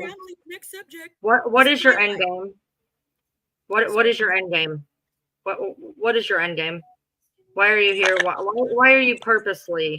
Why did you purposely come to a live to rage bait? What is the point? Why what are you trying here? to do? No, I really want to know. Ditch Witch, why are you here? Why are They you get here? off on it. You haven't been relevant in years. Brandy don't even fucking like you anymore. So what the hell are you here for? She just uses you. She just uses you. So you came. Why are you here? You weren't mentioned and you haven't followed my shit in forever. So what is the reason you're here? Is it because your good friend little Brandy needed backup to come in here for Big Bag Fancy and Ryan? I mean, seriously, why did Brandy come over here? We weren't talking about you, Brandy. We were talking about Sarah. And in fact, we were even talking about the fact that Sarah used both of you and Kendall to fucking do her bidding. And they fucking she set you up. But just come over here and fucking make me the bad guy because you don't like the fact that you make shitty content about me on a regular, constant basis. And you've harassed me for years and years and years and years. But by all means, I'm the bad guy again. You're right. Thank you, Starlight. I appreciate that you've said that. Oh, yeah. Did you see that? Did you see the second one? Did you see the second one? No, you didn't. No. She thinks it's a big joke. I'll read it to you. Please forgive me. I know not what I do. Please forgive me. I can't stop loving you. And this is exactly what it is. What is the point of that? That is my point. It's nonstop. Here's the deal. Instead of being a genuine grown-up adult and speaking to someone, you literally come in and you shit stir. You shit stir. It's a song. Okay. Whatever.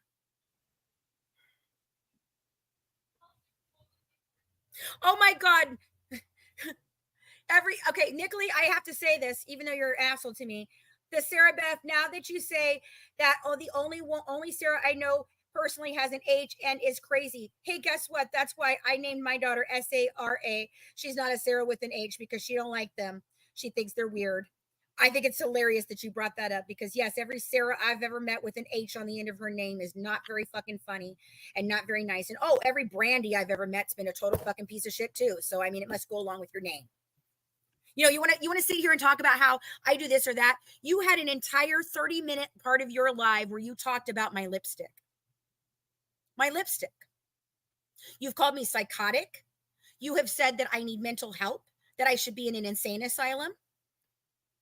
You've accused me of murdering somebody for hours, that Ryan had to go in and tell them, hello, no, this is a fucking hoax. What part of this is you being decent? I'd really like to know for all of you that have done all this. When did I make a suicide hoax? When did I make a miscarriage joke? When did I even make a shitty poopy pants joke? I didn't. And you know what Sarah's favorite thing against Ryan was? Do you know what the favorite one she had? Do the roar. She thought it was the most hilarious fucking thing. And I personally never thought it was that great anyway. I just thought it was stupid. It's childish and stupid. It's ridiculous. Both people, both sides have done bad things. Why don't you just stop? Why can't we all just stop this? There is one goal and one goal only with all of us, apparently, supposedly. It's to tell the truth about the Blanchard family because they've hurt all of us. But instead, they get all of us to run around and say shitty shit about each other so that we continue to fight with each other so that Gypsy can sit at home, make money, and pretend she's not on house arrest. And allegedly, I don't know that she's on house arrest because she showed her ankle. And I think it's really funny that ankle bracelet was what was said about she's at home on house arrest with an ankle bracelet And then she shows her feet conveniently to show us she doesn't have an ankle bracelet, just like you made me do it. Remember, Ryan, when they did that freaking thing about me? Did you guys know something? You can be on house arrest and they can do it through your phone. Through your phone. They can track you. They can track your social media presence if they put it on there. They can do everything they want to do, and they can keep you from doing the things that you're not supposed to do. And I believe that that's what's happening. And she's probably waiting to go back to the panel to find out if she goes back to jail or not.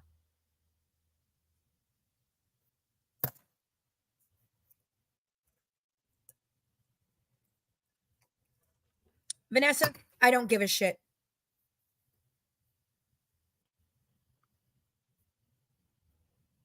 Now, we spent 4 hours. We had 3 hours of a great live until you fucking entered our chat and started shit. So who's the problem?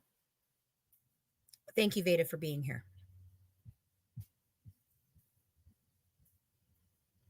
Okay, no, hold on. I've sat here and I've sat here and I've sat here and I've watched this. Misty is not misunderstanding shit. I've watched 4 of Fancy's mods sit here and tell me that Starlight has apologized. And you know what? You know, y'all.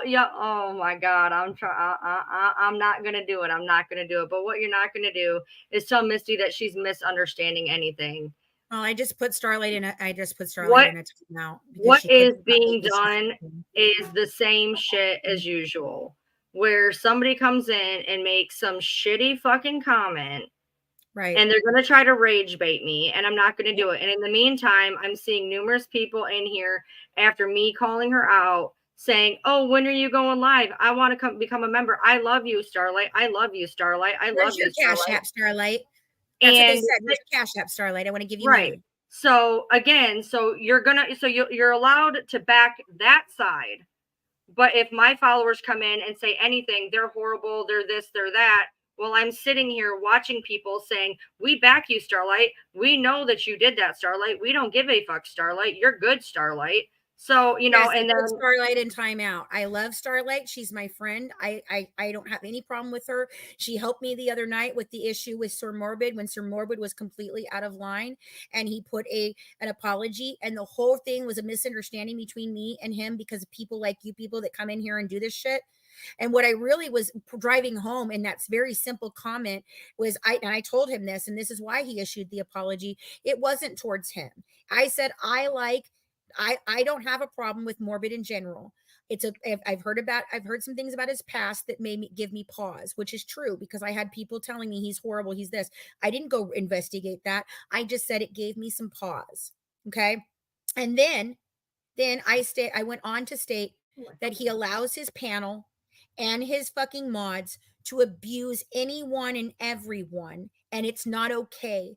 I don't like the way he handles his panels. I don't like the way I was set up to come in there and yell at Ryan and do that either, and they knew I was going to do it.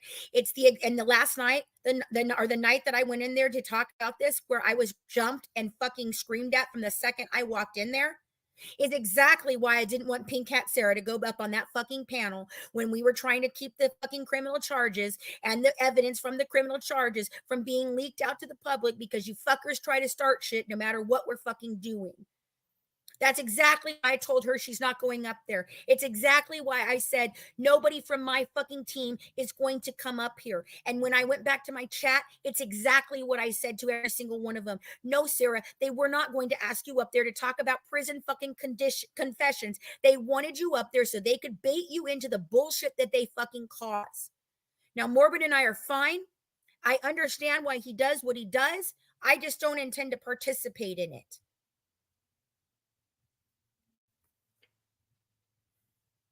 I don't understand content creators that purposely try to, maybe just because it's not the person that I am, I don't know, but I don't understand content creators that purposely put out content that is inflammatory or whatever. I've went on, and even when I was the maddest I could be, when I was the maddest that I could be at Fancy, I still went on there and said these pages put in her direction, or putting her face on different things or whatever is not okay.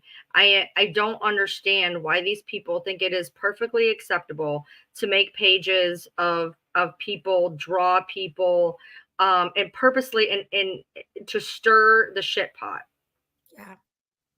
Hummingbird, I don't know if you guys know, but it's being broadcast to both YouTube channels for both of us. So there's two different chats happening. Now we can see the whole chat, both of us. We can see every chat from both sides. But if you won't be able to see mine and they won't be able to see, I can't see Ryan. My people can't see Ryan's, but Ryan and I can both see both. Okay, so Fancy, everything you said is things that you do. I seen you starting all sorts of trouble in Morbid's live the other night. Starlight always defended you, and you put her in timeout. She put her in timeout because she is literally trying to shit stir. She's trying to attack Ryan right now. You have to hold you have to hold even your friends accountable, dude. If like I told Brandy, you're not helping anything. Brandy, you're not helping anything. Look, now Starlight can talk again. I only put her in a moment. I put her in timeout for a moment to give Ryan a moment and give Starlight a moment to stop. That was what I was doing. I don't have a problem with Starlight. I love Starlight. I think she's a good person. I understand Ryan doesn't care for her as much. Okay. What is my ebook about? You know what my ebook is about, Michelle, for crying out loud. I'm sure it's about the gypsy story. Okay. But listen, every single one of you. Oh, okay. Well, I put you in timeout. You're not blocked. You're just in timeout. Okay. And I appreciate that you always take up for me. D Witch, would you please just go away? For God's sakes, you're not even one of the main people. You're just a side chick to fucking Brandy and she don't even fucking care about you. Good God. Starlight, you've always had my back. And you know what? Whoever said that I start all this shit, I'd like for you to go one place, just one place and one place only, and show me one time that I've done any of that. I came on Morbids the other night because I was summoned because he was upset with me. And the second that I walked up in there, he started cussing me, screaming me, making fun of me, disparaging me. And you know why he took the fucking thing down? Because it wasn't a good look for either one of us. It was horrible and it was awful and he knew it. He felt horrible about it. And I've accepted his apology. And I said, I'm sorry that I even entertained anything about you. What I was trying to say was I just had heard some things. And based on the drama that was being caused, I was backing away from being on his panels. And not only did he scream at me, but there were 7 people on that panel that night that all tried to fucking come in there. And that all tried to come in there, that all tried to start shit. And they all screamed at me on that panel. Rebrand started just fucking screaming and yelling at me. And I dropped down. I said, I'm not going to do this. And I dropped down. Starlight came to me. She said, hey, I know what's going on. You need to freaking be, it's okay. He's just upset. So I think he'll talk with you and he'll apologize. And it's exactly what happened. And yes, I loved his cute picture. It was super cute. In fact, I even showed my family.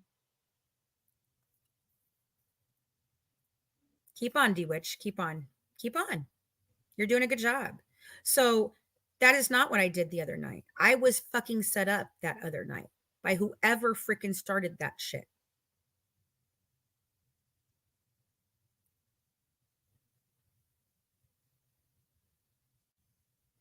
So tell me again where I've made content about all these people, trashing them, talking about their lipsticks, their looks, calling them festering fancy, all of the things, save the couch, fingernails, whatever the fuck you guys want to fucking make up about me and Ryan. One thing I want to say, I've said this on my live, and I'm sure a lot of you guys don't watch me, and that's perfectly no, acceptable. Rebrand absolutely jumped me, Jan. It happened, and Morbid knew it, and he said he was sorry. All of these pages, all of these pages. Okay, hold on. Starlight. All of these pages that go out, you don't understand what, content creators are still people. And when you make these pages and start these rumors and draw pictures and bad AI or whatever you want to do, you don't understand that these are real people that you're doing this for. You don't understand that in the slightest. And you know what? I want to talk about that for a second. Let me say, the other day when I was really upset And I wanted to make an illustration about how the cockroaches were running in this little group after the light was turned on. And I couldn't find anything that I wanted. I wanted a light that turned off with cockroaches scattering. And I couldn't find that. But what I found was you could make yourself into a cockroach. And so I did that with Sarah's face on there and I put it up. And Ryan and Matt came to me and they said to me, hey, we don't think that's a good thing to do. And Ryan even said, I just made a whole fucking thing about how you never do that. And you did it. And I said, yeah, it was a moment of weakness. I went and took it back down. I said, you know what? You guys are right. It's not appropriate for me to do this. If I'm going to sit here and talk about how people do these things, it's not appropriate for me to do.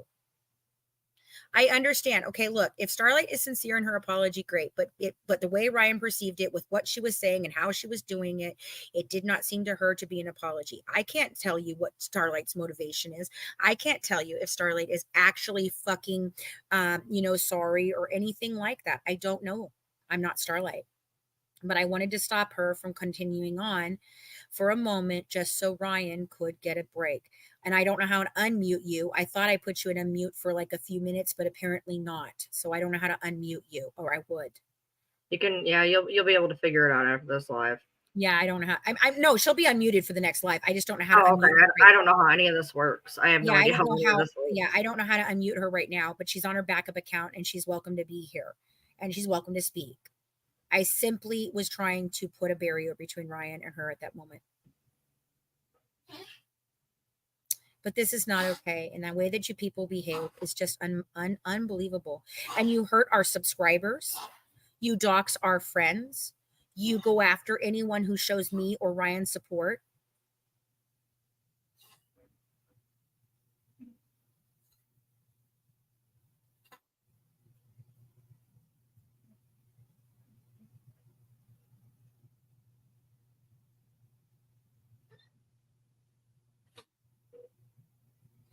So I think we've managed to show exactly what the hell Sarah's capable of and hopefully stopped her from hopefully doing this to anybody else.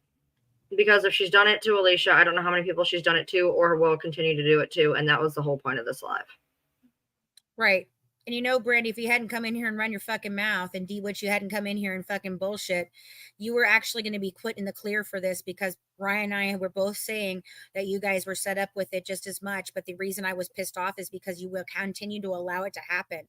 And so all I wanted you to understand, Brandy, was that next time you need to be accountable and you need to make sure that if you go on a live and you talk about someone for fucking 4 hours or 5 hours or 10 hours or 14 hours, that if you make claims about them and what they've done, you damn sure better have the fucking receipts to prove it because I guarantee you Ryan has them and I guarantee you I have them. I screenshot everything. And then you get upset when I put out your screenshots showing how a fucking piece of shit you are usually. I'm not talking to a certain person. Oh, but I don't know how to do that from my panel, guys. So it's okay. Thank you, big old cupcake. It'll be okay for next time. She can talk, so it's fine. I agree with Ryan, though. We've 100% showed you exactly today what she's willing to do to a person just because she wanted to be greedy, to be manipulative, to hurt people, to prey on their good hearts, to abuse them, and to cause chaos. And the whole reason on my side that I was upset with Ryan was orchestrated by her every step of the way. She knew Ryan was blocked she knew Ryan blocked me when Ryan did the live where she was breaking down and crying. She lied to me about what Ryan was doing. She told me that Ryan was mean and hateful and was fake crying. She told me that Ryan was a plant, that Ryan was always out to get me, that Ryan was a horrible person, a monster. And then every time Ryan ever made a comment about me anywhere for any reason, she sent it to me and made sure that I was told every day that Ryan was a piece of shit and she's done more for me than anyone else has ever done for me. And Ryan was only in my life for 4 whole weeks, Fancy, and look how much damage she did. No, bitch, You were the one that was involved for those 4 weeks. And then Thea got involved, and Dawn got involved, and Brandy got involved, and Tori got involved, and Kendall Grant got involved, all up in everyone's fucking inboxes. Mine, Colleen's, Ryan's, my fucking Pink Cats too. So, Sarah Jane Anderson gets thrown in there. You guys just don't get it. You don't think you know these people. You think you know these people online. You don't know shit about these people.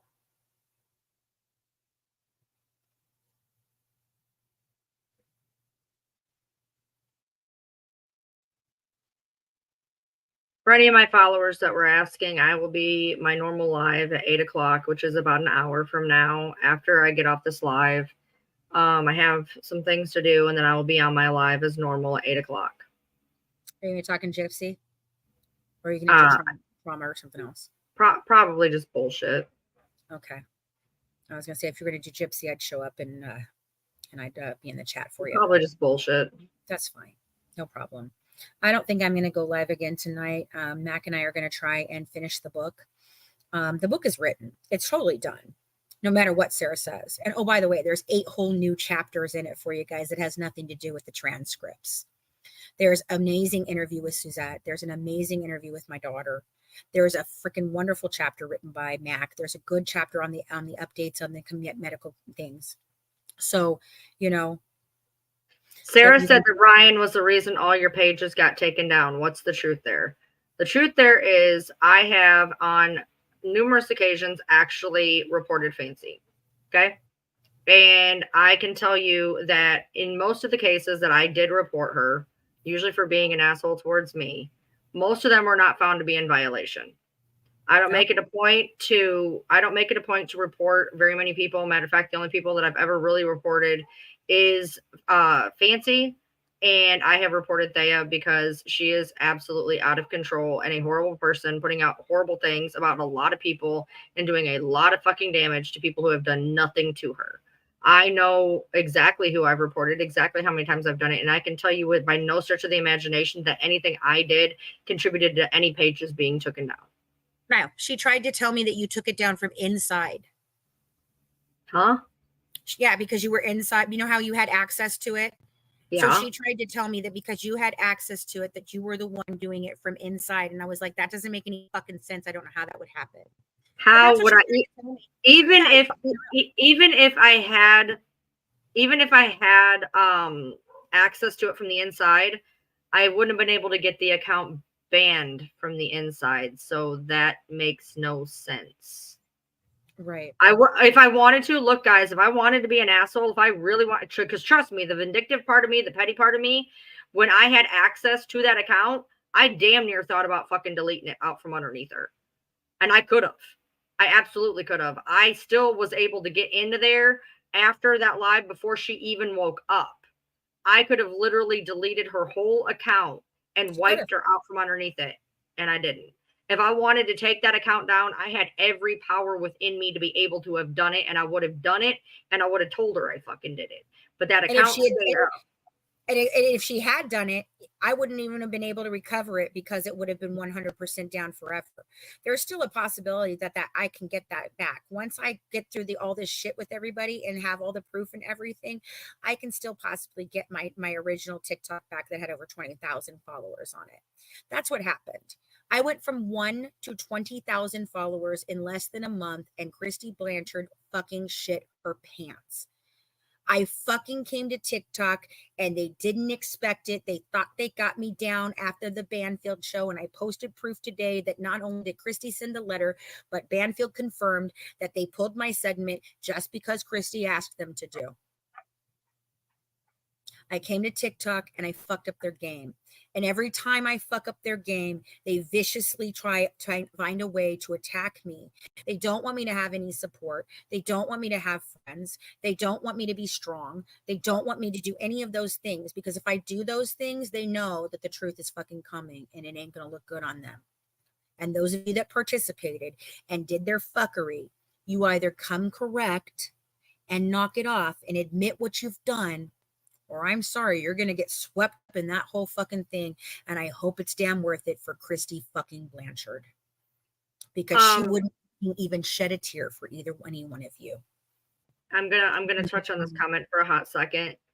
And that's fine if somebody's demeanor is to make light of something and has the best of intentions. Here's my problem: when it is the person that's being talked to that's being made light of a situation, it comes off as very disingenuous, because to make light of something that bothers somebody is to basically say you don't matter. So it's okay that if that's apparently her personality, the way she is across the board, that's who she is. That is whatever. But when you tell somebody that you're going to make light of a situation, it's to say that that other person does not matter in a situation. And I don't think making light of a situation is a correct standpoint. And she did not apologize, for the love of Christ. That is not an apology. I mean, you can, look, you guys are all her friends, and that's fine. And you're going to back her, and that's okay. And I'm not going to fault you for that. I'm not going to fault you for trying to stick up for your friends. There's no problem with Starlight here. That's what you're trying to do. You're trying to make it about Starlight right now because we threw everyone else under the bus where they belong. So you're trying to now make it about Starlight, and it's not about Starlight. If Starlight wanted to apologize there to Ryan, she should have done it in private. If and I think that maybe it wasn't the appropriate time to call it out. Sure, maybe because we were trying to do something else. And Starlight's not part of the group of fuckheads that run around and cause complete chaos. She just happens to perpetuate it because she talks about it and goes on Morbid's Live, and that's not her. That's her right, and it's not her fault, and I don't fault her for it. But I want you guys to see what you just did. You all continued on in the freaking chat, and Starlight kind of got riled up, and she got herself freaking muted because she couldn't stop because you're egging her on to go at Ryan.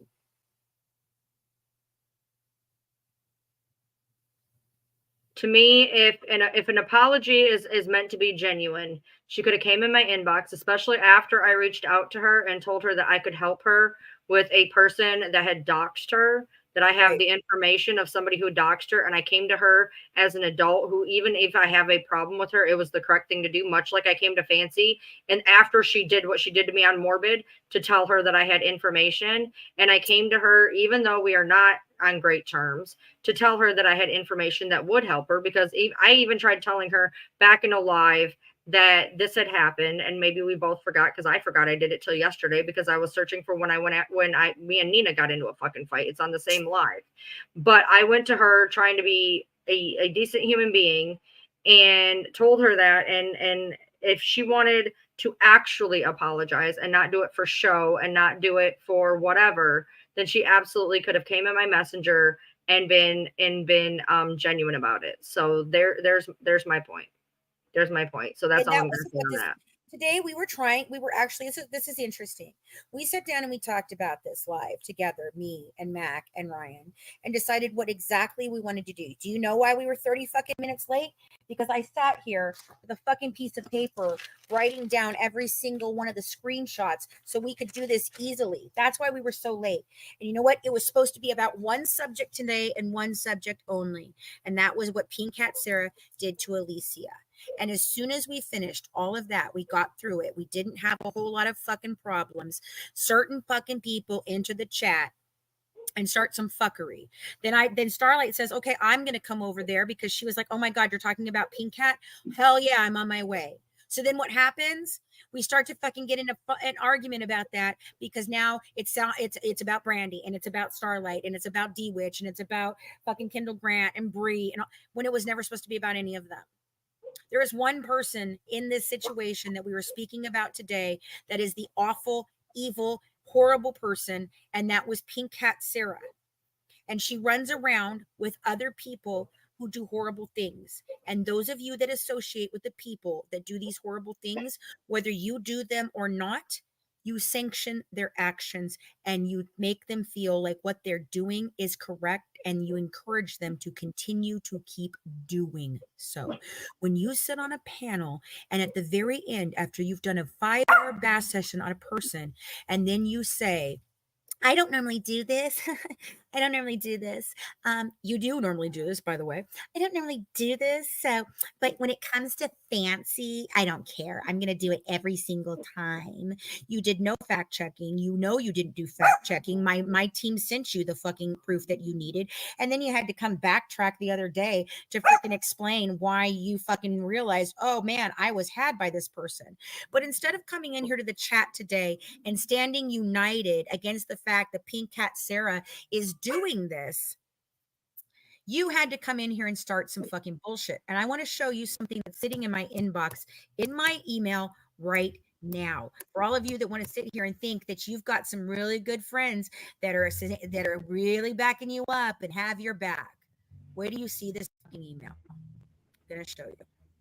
And it's very interesting because is this the email I think it is? Yes. Yes, I want you guys to see this email. These are the emails that we have been getting to this just in the last couple of days. So since all of this happened, since Pink Cat got called out, since we got really close to who Resident Midnight is, since we called out Thea, since I've mentioned Don Brown and Brandy and Tori and all of them, Sarah Jane Anderson has raised her fucking weary fucking head again. Okay. Since then, this is what's in. Yeah, I know, honey. It's not about you, Starlight, and I love you. I hope you know that I already messaged you and told you why I did what I did. I just wanted to give Ryan a moment of peace. It's nothing you did wrong specifically, okay? I mean, going at Ryan, I know why Ryan felt the way she did. I didn't see it go down that way, but I also didn't see all the comments. So I was simply trying to protect the panel. That's it. All right, I want you guys to see this. Can you guys see it up there? I'm going to read it for you. So this came in 1 day ago, exposing parody. Oh, and by the way, it's not parody. It's paradoi. I know one person that spells it that way, but let's see what else we can find. Oh, hey, do you notice how it's one line and then it's one line and then it's one line and then it's one line? In all the messages that we just showed you, who fucking writes like that, Ryan? All I know is the paradoi is Thea. All right, so here we go.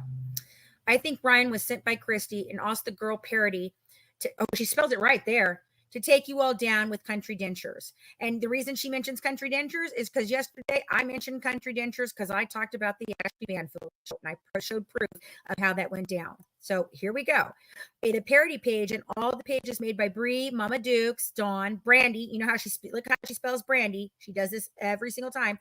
Tori, RM, and this is the same people that are trying to convince me that Calico Bell is someone I know from the industry that is connected to Tori. That's another rumor that's going around. This person that's attacking me that made my fake Dramatica page and all that shit. Apparently, she's supposed to be friends with Tori from the community here. Just saying. RM, and that's why Tori keeps getting brought back up into this because she's friends with people who do shitty shit and they fucking throw her under the bus all the time. But whatever. RM is Tori's friend and Bree's friend, but Ryan used to run with them with the parody page and all the pages made by Bree, Mama Dukes, Brandy, Tori. RN is Tori's friend and Bree's friend, but Ryan used to run with them. Be careful. Love how they fucking repeated themselves twice. I know somebody else who does that. They turned on Ryan, rumor. Oh, didn't you see? I mentioned Festering Fancy last night too. Festering Fancy was I don't know, Ryan's live or on Ryan's live on the 19th on YouTube, along with parody account She Knows.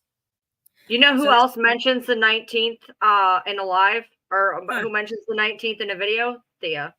You know who else?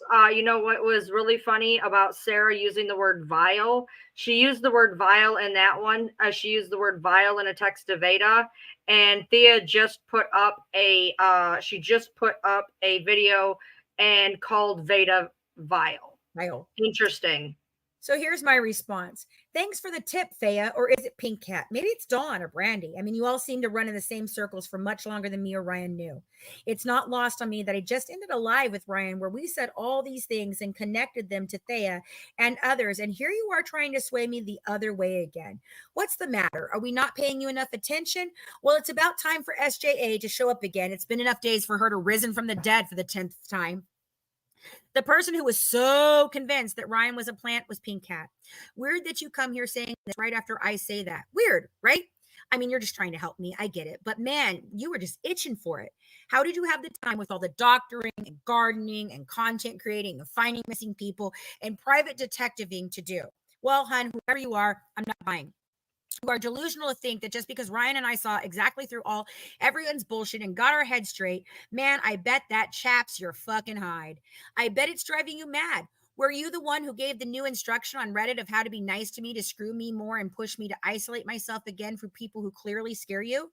Nice throwing festering in there. You reached too far on that one. You always do. Laughs out loud. Now run along to your posse and tell them I said they can all suck my dick. Loving unicorns fancy. You By know, the way, the suck my dick comment is from my friend Dottie, and she told me to tell every one of you that does this shit to suck my dick. And so I even wrote that to Ryan one day. Wait, so what's that? What's this one? This is the newest one that came in. I don't think you've seen this one. I've not. Yeah, this is the newest one. It's all Christy and Ryan with Bree, Tori. I want you to see this. Do you see how she capitalized Tori right here? Pink Cat does this all the time in the middle of a fucking sentence where they shouldn't fucking be capitalized. She decides to capitalize weird fucking names, weird fucking shit. She'll capitalize you and put it in caps. That's I noticed in the first email that Sarah Pink Cat wasn't mentioned, however. Isn't that odd? Isn't it odd that Sarah's not mentioned in all of this? It's all Christy and Ryan with Bree, Tori, Brandy, etc. behind the scenes, causing you to be distracted because you went too far with the truth the truth fancy. When did you get that info? Thea, a no one. She's not relevant, remember? So why did they go so hard after her? I'd like to know that too, Dawn Brown. Why did you have such an interest in my stalker? Very interesting. That's how you wormed your way back into my fucking phone and my. I love how Thea is a nobody but gets mentioned like as an afterthought. But continue. Right. So the way that Dawn Brown decided to come back to me again is because she messaged me and I told her promptly she could go suck my dick, unless she wanted to come correct about her friend. And so I blocked her, and then she tried again and I blocked her. And so then after Thea pulled her bullshit stunt of pretending to be inside my home, made me call the freaking police and scared the shit out of everyone while my fucking kids were here. And I'm glad my grandson wasn't here that night, because for God's sakes, can you imagine what that would have done? But wonderful for you doing that. I was so upset I couldn't even think to tell the police officer what it was that I wanted to report. So I had to sit down to think about that for days to try and come together with all this. A minute ago, I wasn't even mentioned, and now I'm at the center and always have been. A minute ago, I was barely even mentioned, but now I'm at the center and always have been. So Dawn, when Thea's whole thing, she sent a person to message me to ask me, Fancy, do you really have a stalker? And I said, well, I have a fucking stalker. What does Dawn care about that? And she said, Dawn's very concerned. She wants to talk to you. And she's really worried about you. She says this is not what she condones. This would never have come from Christy. This is not da-da-da-da-da. We're so sorry about this. Can you please talk to Dawn? And that's how Dawn got back in my inbox. And then she proceeded to try and turn me against Ryan. She proceeded to try and convince me that Christy really did want to put all this down. She tried to convince me that she was suspicious of Christy and that she couldn't believe that she was suing me because there was absolutely no reason. She couldn't believe that they sent me a cease and desist. And then when she finally was found out and I booted her to the fucking thing, because I knew the entire time that she wasn't coming correct, because I ain't fucking stupid. I've been dealing with Dawn Brown for a long damn time. I know every tactic that bitch tries. Hey, honey, why don't you get a new playbook? You're old. But she weaseled her way in that way. And then when I pushed her out, she ran to Ryan. And then she tried to get up on Ryan's live and she said, bitch, I hope you do send me a cease and desist and I can get your address. You already had my address. Don't you remember that Mike Stanfield sent me a cease and desist, Dawn Brown, on your behalf? On the fact that you told him to do so for the Blanchard family? No? Oh. So why did you need to go up on Ryan's live? Why did you need to stir shit in her live? Why are you even online stirring shit anymore? Didn't you have a fucking heart attack? Didn't you say that you weren't in this for 2 years? Why would you come back now? I want to know why, if it's called exposing Paradoy, and it's even that spelled that way, I believe, in the email address, that she spells parody perfectly fucking fine later. Yeah. perfectly fucking fine later. Why is that? Oh, and I just love that the ending is cheers, because I don't know. Do we say cheers over here in freaking the United States? No, we do not. Do you know where they say cheers at, though? Britain, where Sarah Jane Anderson is from. I do believe that Thea actually put it at the end of one of her videos recently, by the way. Ooh. Mm-hmm. Dawn Brown is Christy's bulldog for the last 10 years. Supposedly, they had a falling out recently. Supposedly, she's really mad. Supposedly, it's because Christy chose to not be friends with her online anymore. And she wanted to continue running around and causing fuckery. And Jasmine got her to stop, told Christy to stop having online friends and have just offline friends. And she didn't want to do that. And then she was upset because Ryan Lee could do that. And she was mad. Oh, big mad. Big mad. You know what's really weird, though? In all of this, Thea has thrown Dawn Brown under the bus, and Dawn Brown's thrown Thea under the bus, and I think that's really interesting. I think that's very interesting. I wonder why they're throwing each other under the bus. Why would you do that? Cockroaches running. Again, cockroaches running. They're both throwing each other under the bus, and that's odd. And the one person that did get thrown under the bus was Pink Hat in that first original sentence, and I wonder why. Yeah. Yeah. And not to mention the oodles of screenshots that people have been sending in, too. Oh, my God. We have so many. I can't even get through all of them. That's why it takes us so long to get through this shit. And my policy has been for the last 8 months. Ryan can attest to this. My policy for the entire time has been their opinion of me doesn't fucking matter. I don't fucking care. Don't stop fucking bothering me. I don't want to see it. Why do you think I made Ryan PR? Do you know why I made Ryan PR? Do I think Ryan's qualified to be fucking a public relations fucking? No, she's not. She doesn't have relations of going out to the media and talking to them and helping me get my book sold and none of that shit. That wasn't what it was supposed to be. Do you know what it was? It was a barrier so that I didn't have to talk to people who fucking try to do this shit. And I said everybody needed to go through Ryan because I wanted to know who the fuck was doing shit, and Ryan wouldn't let people get close to me. And instead, I didn't fucking listen to her all the time. And I let that stupid bitch in my fucking house. And that's what broke the shambles back, was that I didn't listen to Ryan about Dawn, and she didn't understand my method. I think she does now. I didn't listen to her about Kate Marie. I didn't freaking pay attention because I was so caught up in everything. I could not be a good friend to her. And the final straw was honestly that she told me under no circumstances should I go in a box with fucking Sarah anywhere at any fucking time. And Macy Pomeranz and fucking Sarah got me to come on a fucking live in the middle of the morning when I was already choosing violence for the fucking day. We had both been up all fucking night, me and Ryan, choosing violence.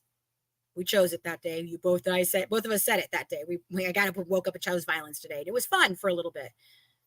And then we decided to go, we both deleted some things. We both stopped some things and we were fine. But then I did that live with Sarah and Ryan lost her shit. I mean, full on lost her shit. And she had every right to. And there have been text messages between me and her and Courtney where Courtney was fucking defending me.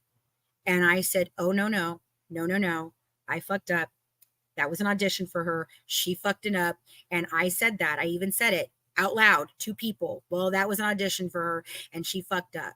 And she knew I had said that. And so then she tried to start everything she could to continue to weasel in. And I blocked her. And I said, you know what? I'm sorry. I don't want to talk with you anymore. If you want, I'm not talking with anybody publicly anymore that I do not know that is not already on my team. If you want to talk to me, you're going to have to go through Ryan. Did she ever message you, Ryan? No, I don't think she did. Did she? I showed you the entirety of the text messages she sent me. Right. She never No. And so I had told her also that if she wanted to be PR. Brian's not a good PR for you. She'll never be a good PR for you. It's horrible. Blabbity fucking blabbity blah, because she didn't understand what the fuck I meant. And I told her, I said, well, I should do it for you. I should be the one to help you. I should be it. I should. It's me.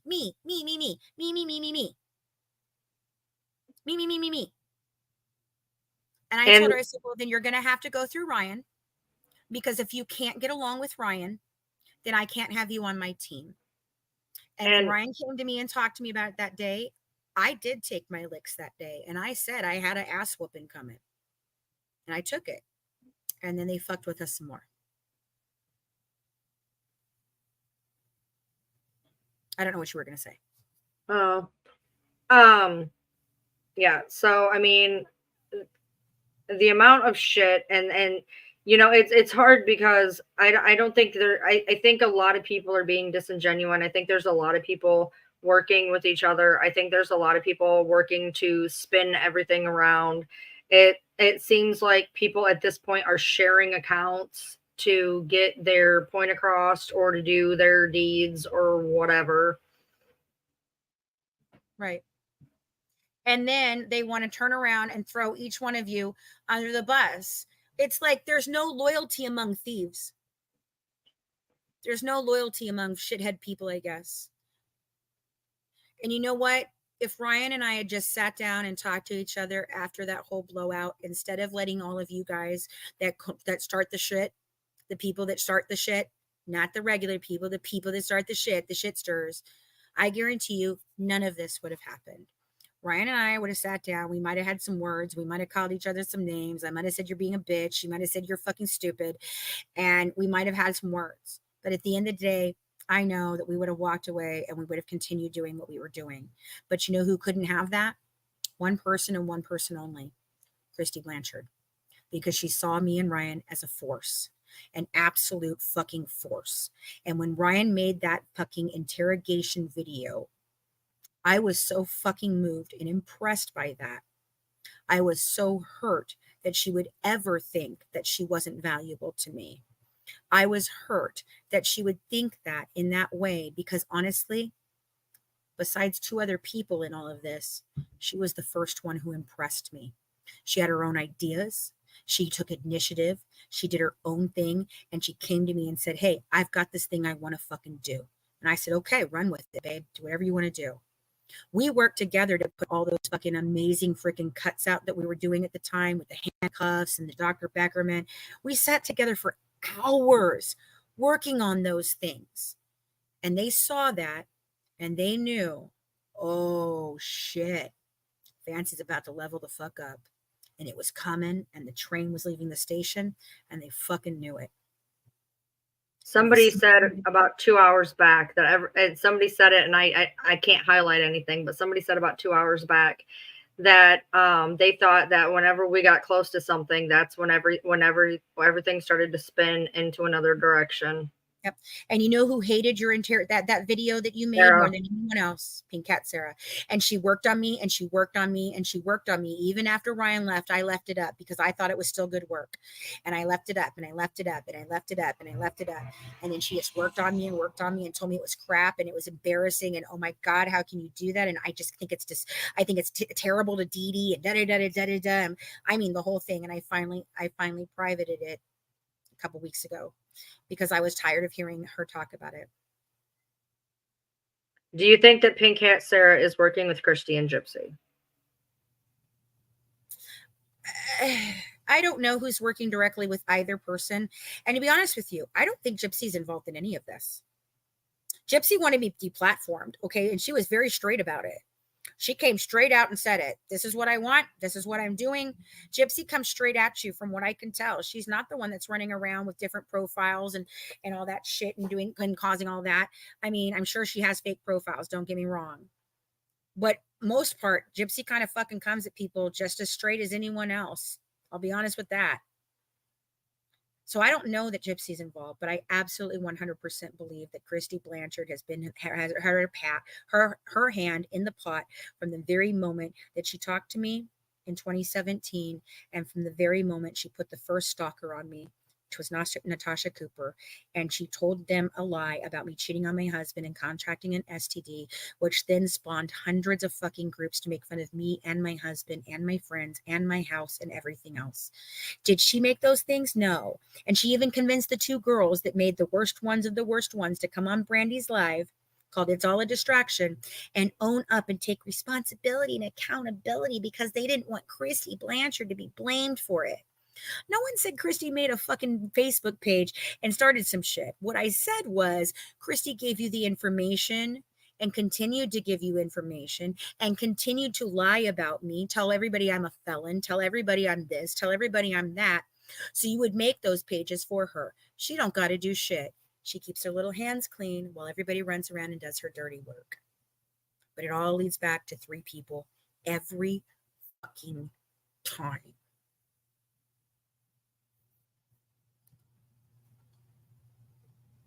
I feel like after this live, I feel like there's going to be a lot of videos I'm sure. put out. I'm not going to respond to any of them. I hope you don't either. No. You know, I feel like we probably definitely ruffled some feathers here with a lot of people. And but at this point, people need to be held accountable for what they're doing. Absolutely. But you know, that email makes me laugh because nowhere in there in that first portion was Thea or Pink Cat mentioned, just everybody else. And then the second one, Thea gets put in, well, she doesn't mean anything, where she doesn't mean anything. And Pink Cat still isn't mentioned. And I find that very interesting that they're just throwing out names that. Oh, and then I've got another one. I've got another one in my inbox that's trying to tell me it all leads all the way back to Pink Cat, and it's only Pink Cat, and it's always been Pink Cat.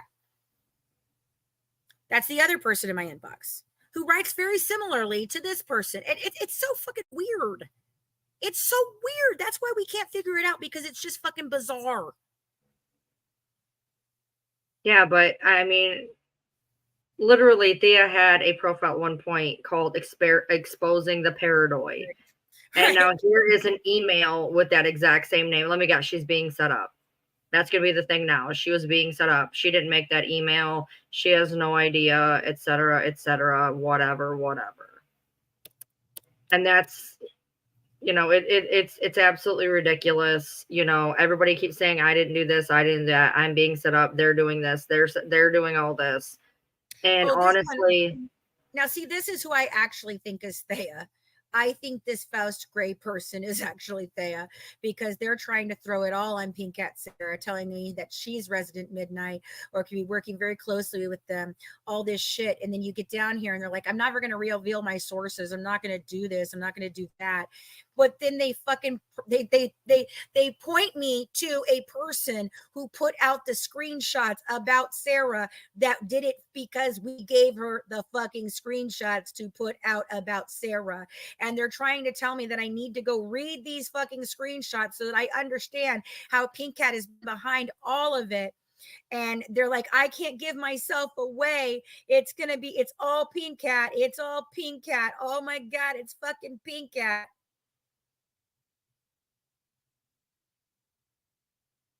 Like I said, people are running scared. Yep. And they're trying to throw everybody they can underneath the fucking bus. Everybody they can under the bus. Because they know that they're about to be caught. And Brandy, if you want to not be called out the next time and you don't want me to fucking say your name, perhaps fact check before you allow a person on your panel for 4 fucking hours to run around and say lies. And then guess what she fucking did? Because you didn't give her the time she wanted, and you said you were going to go ahead and fact check some of the things, and you did fact check some of the things after the fact, you know, instead of before the fact when you should really do it, but after the fact. She then went to Veda and ran her mouth to Veda about how Brandy is horrible. And Brandy and Kendall set her up, and they didn't offer the protection that she thought that they were going to offer her. And how could they strike and take down the video, which Veda thought meant the 37-second video that Brandy admitted she got from an anti-fancy chat with the Tea Society and all the fuckers. So, you know, she wants to sit here and say she doesn't do this or she doesn't do that. How are you in an anti-fucking fancy chat with the fuckers that put out the freaking 37-second video that Sarah claims she didn't give to anybody, that I freaking released it? So am I working with my own haters to put out that? I mean, what are you alleging here?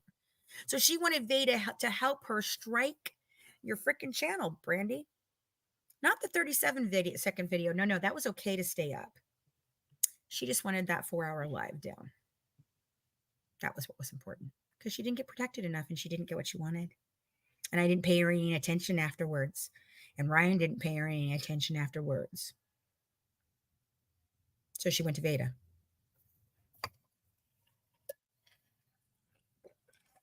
And Veda made a video about it, because then she tried to unsend all the messages to Veda. I just want to know where these emails keep saying, I'm at the center of everything. I have made it a point in everything that I've ever done.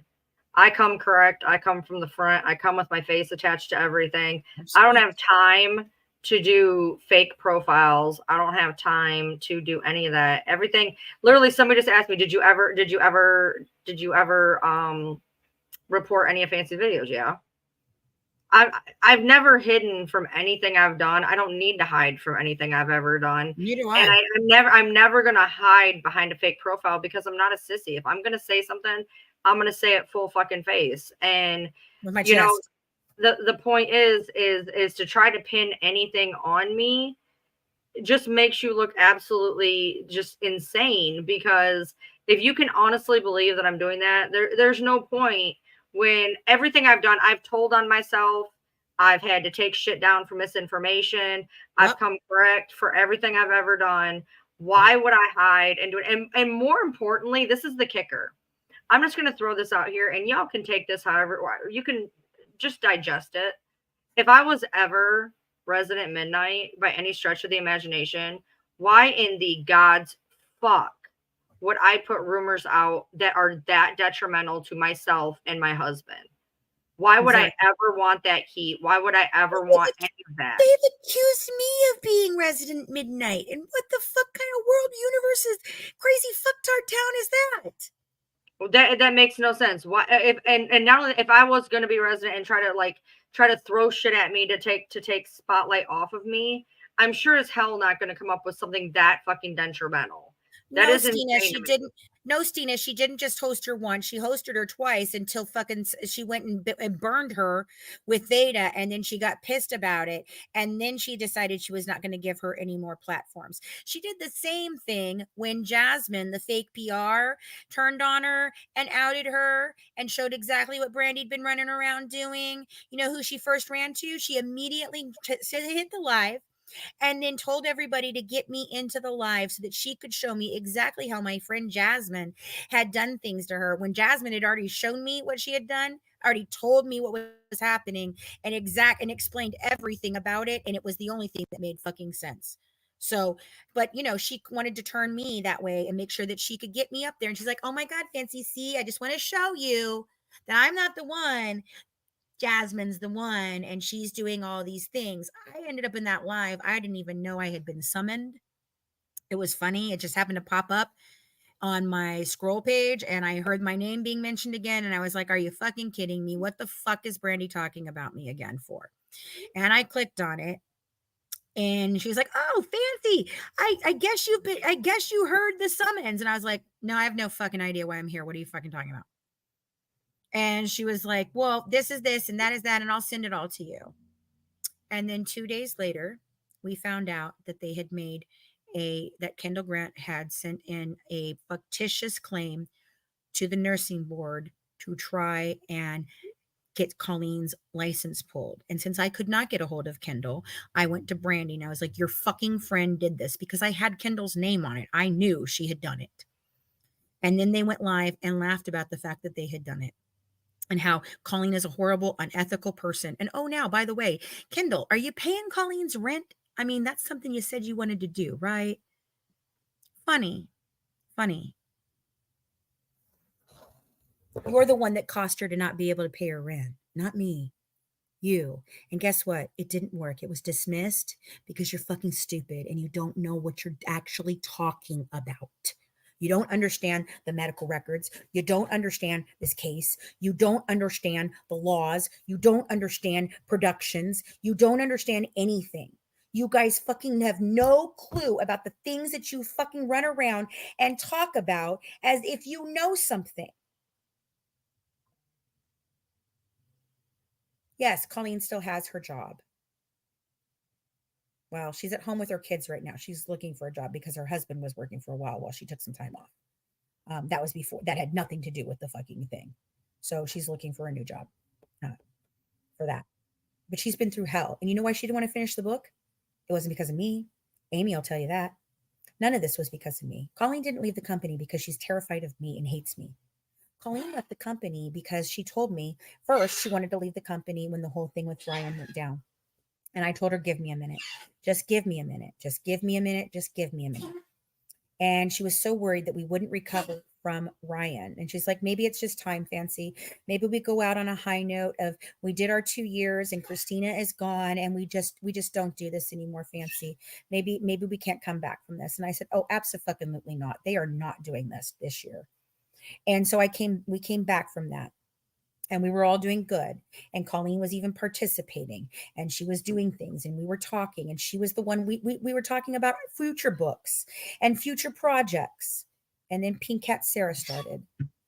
And Colleen decided to leave when the whole fucking bullshit with Pink Cat Sarah fell apart because she just couldn't do the drama anymore. And she hoped if she left, Kendall would take away her fucking stupid claim against her and she might be able to go on and live a normal fucking life without you fuckers bothering her. And every single one of you that sat on her little freaking TikTok and was like, oh, Colleen, oh, Brandy was over there. Oh, Colleen, I'm so proud of you. I just know how so hard it was for you to do this. Really, Brandy? Do you not remember all the shitty things you said about Colleen?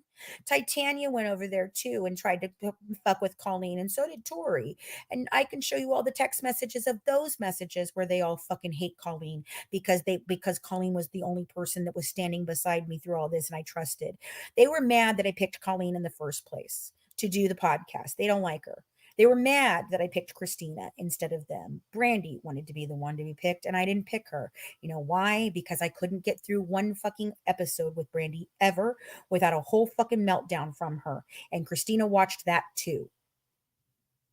See, Christina's not here. You guys caught me on a bad fucking time. My best friend died last year, and you took advantage of it. That's not going to happen no more. So every single one of you who's participated in this shit, you know what you've done. You know who you are. You've hurt people. You've ruined friendships. You've tried to destroy our marriages, Ryan's included. You've brought our families into it. You've tried to have CPS and the cops called to our homes. You've tried to take a woman's fucking livelihood who has 2 small children to take care of and to put forward. You abused a freaking autistic girl. What haven't you done? What haven't you done? Isn't it time for you to stop? Leave me alone. Leave Ryan alone. It's never going to stop. You're never going to stop me from telling the truth. You're never going to stop me from putting the story out there. The documentary is coming. The book is already out. 2 more books are coming. That's the end of the Gypsy Rose story for me. I'm done with it. I don't want to be part of this bullshit next chapter. I don't think Ryan does either. What we ever cared about was the absolute fucking case. And you all went real life for nothing more than a murderer and her con artist family because y'all wanted to feel special in Christy Blanchard's eyes. There ain't nothing special about being friends with Christy Blanchard because you know why? Christy don't have friends. Christy has people that she uses, and when she's done with them, she throws them away, and then she epically trashes them and makes it so no one will ever consider what they have to say because consider the source. And you all want to sit here and tell me in the last 8 years that I'm the common denominator, how many people don't like me? Do you know how many people actually fucking like me and how many that don't? Do you know who the actual common denominator about all the people that run around and talk shit about me? Every single one of them. Christy fucking Blanchard. She collects my rejects like just candy. She just wants them all and she can eat them all up. And she makes them feel good. She gaslights the fuck out of them. She love bombs the shit out of them. And then when she's done and they've tried to destroy me and they can't do it, she tosses them aside as if they're trash.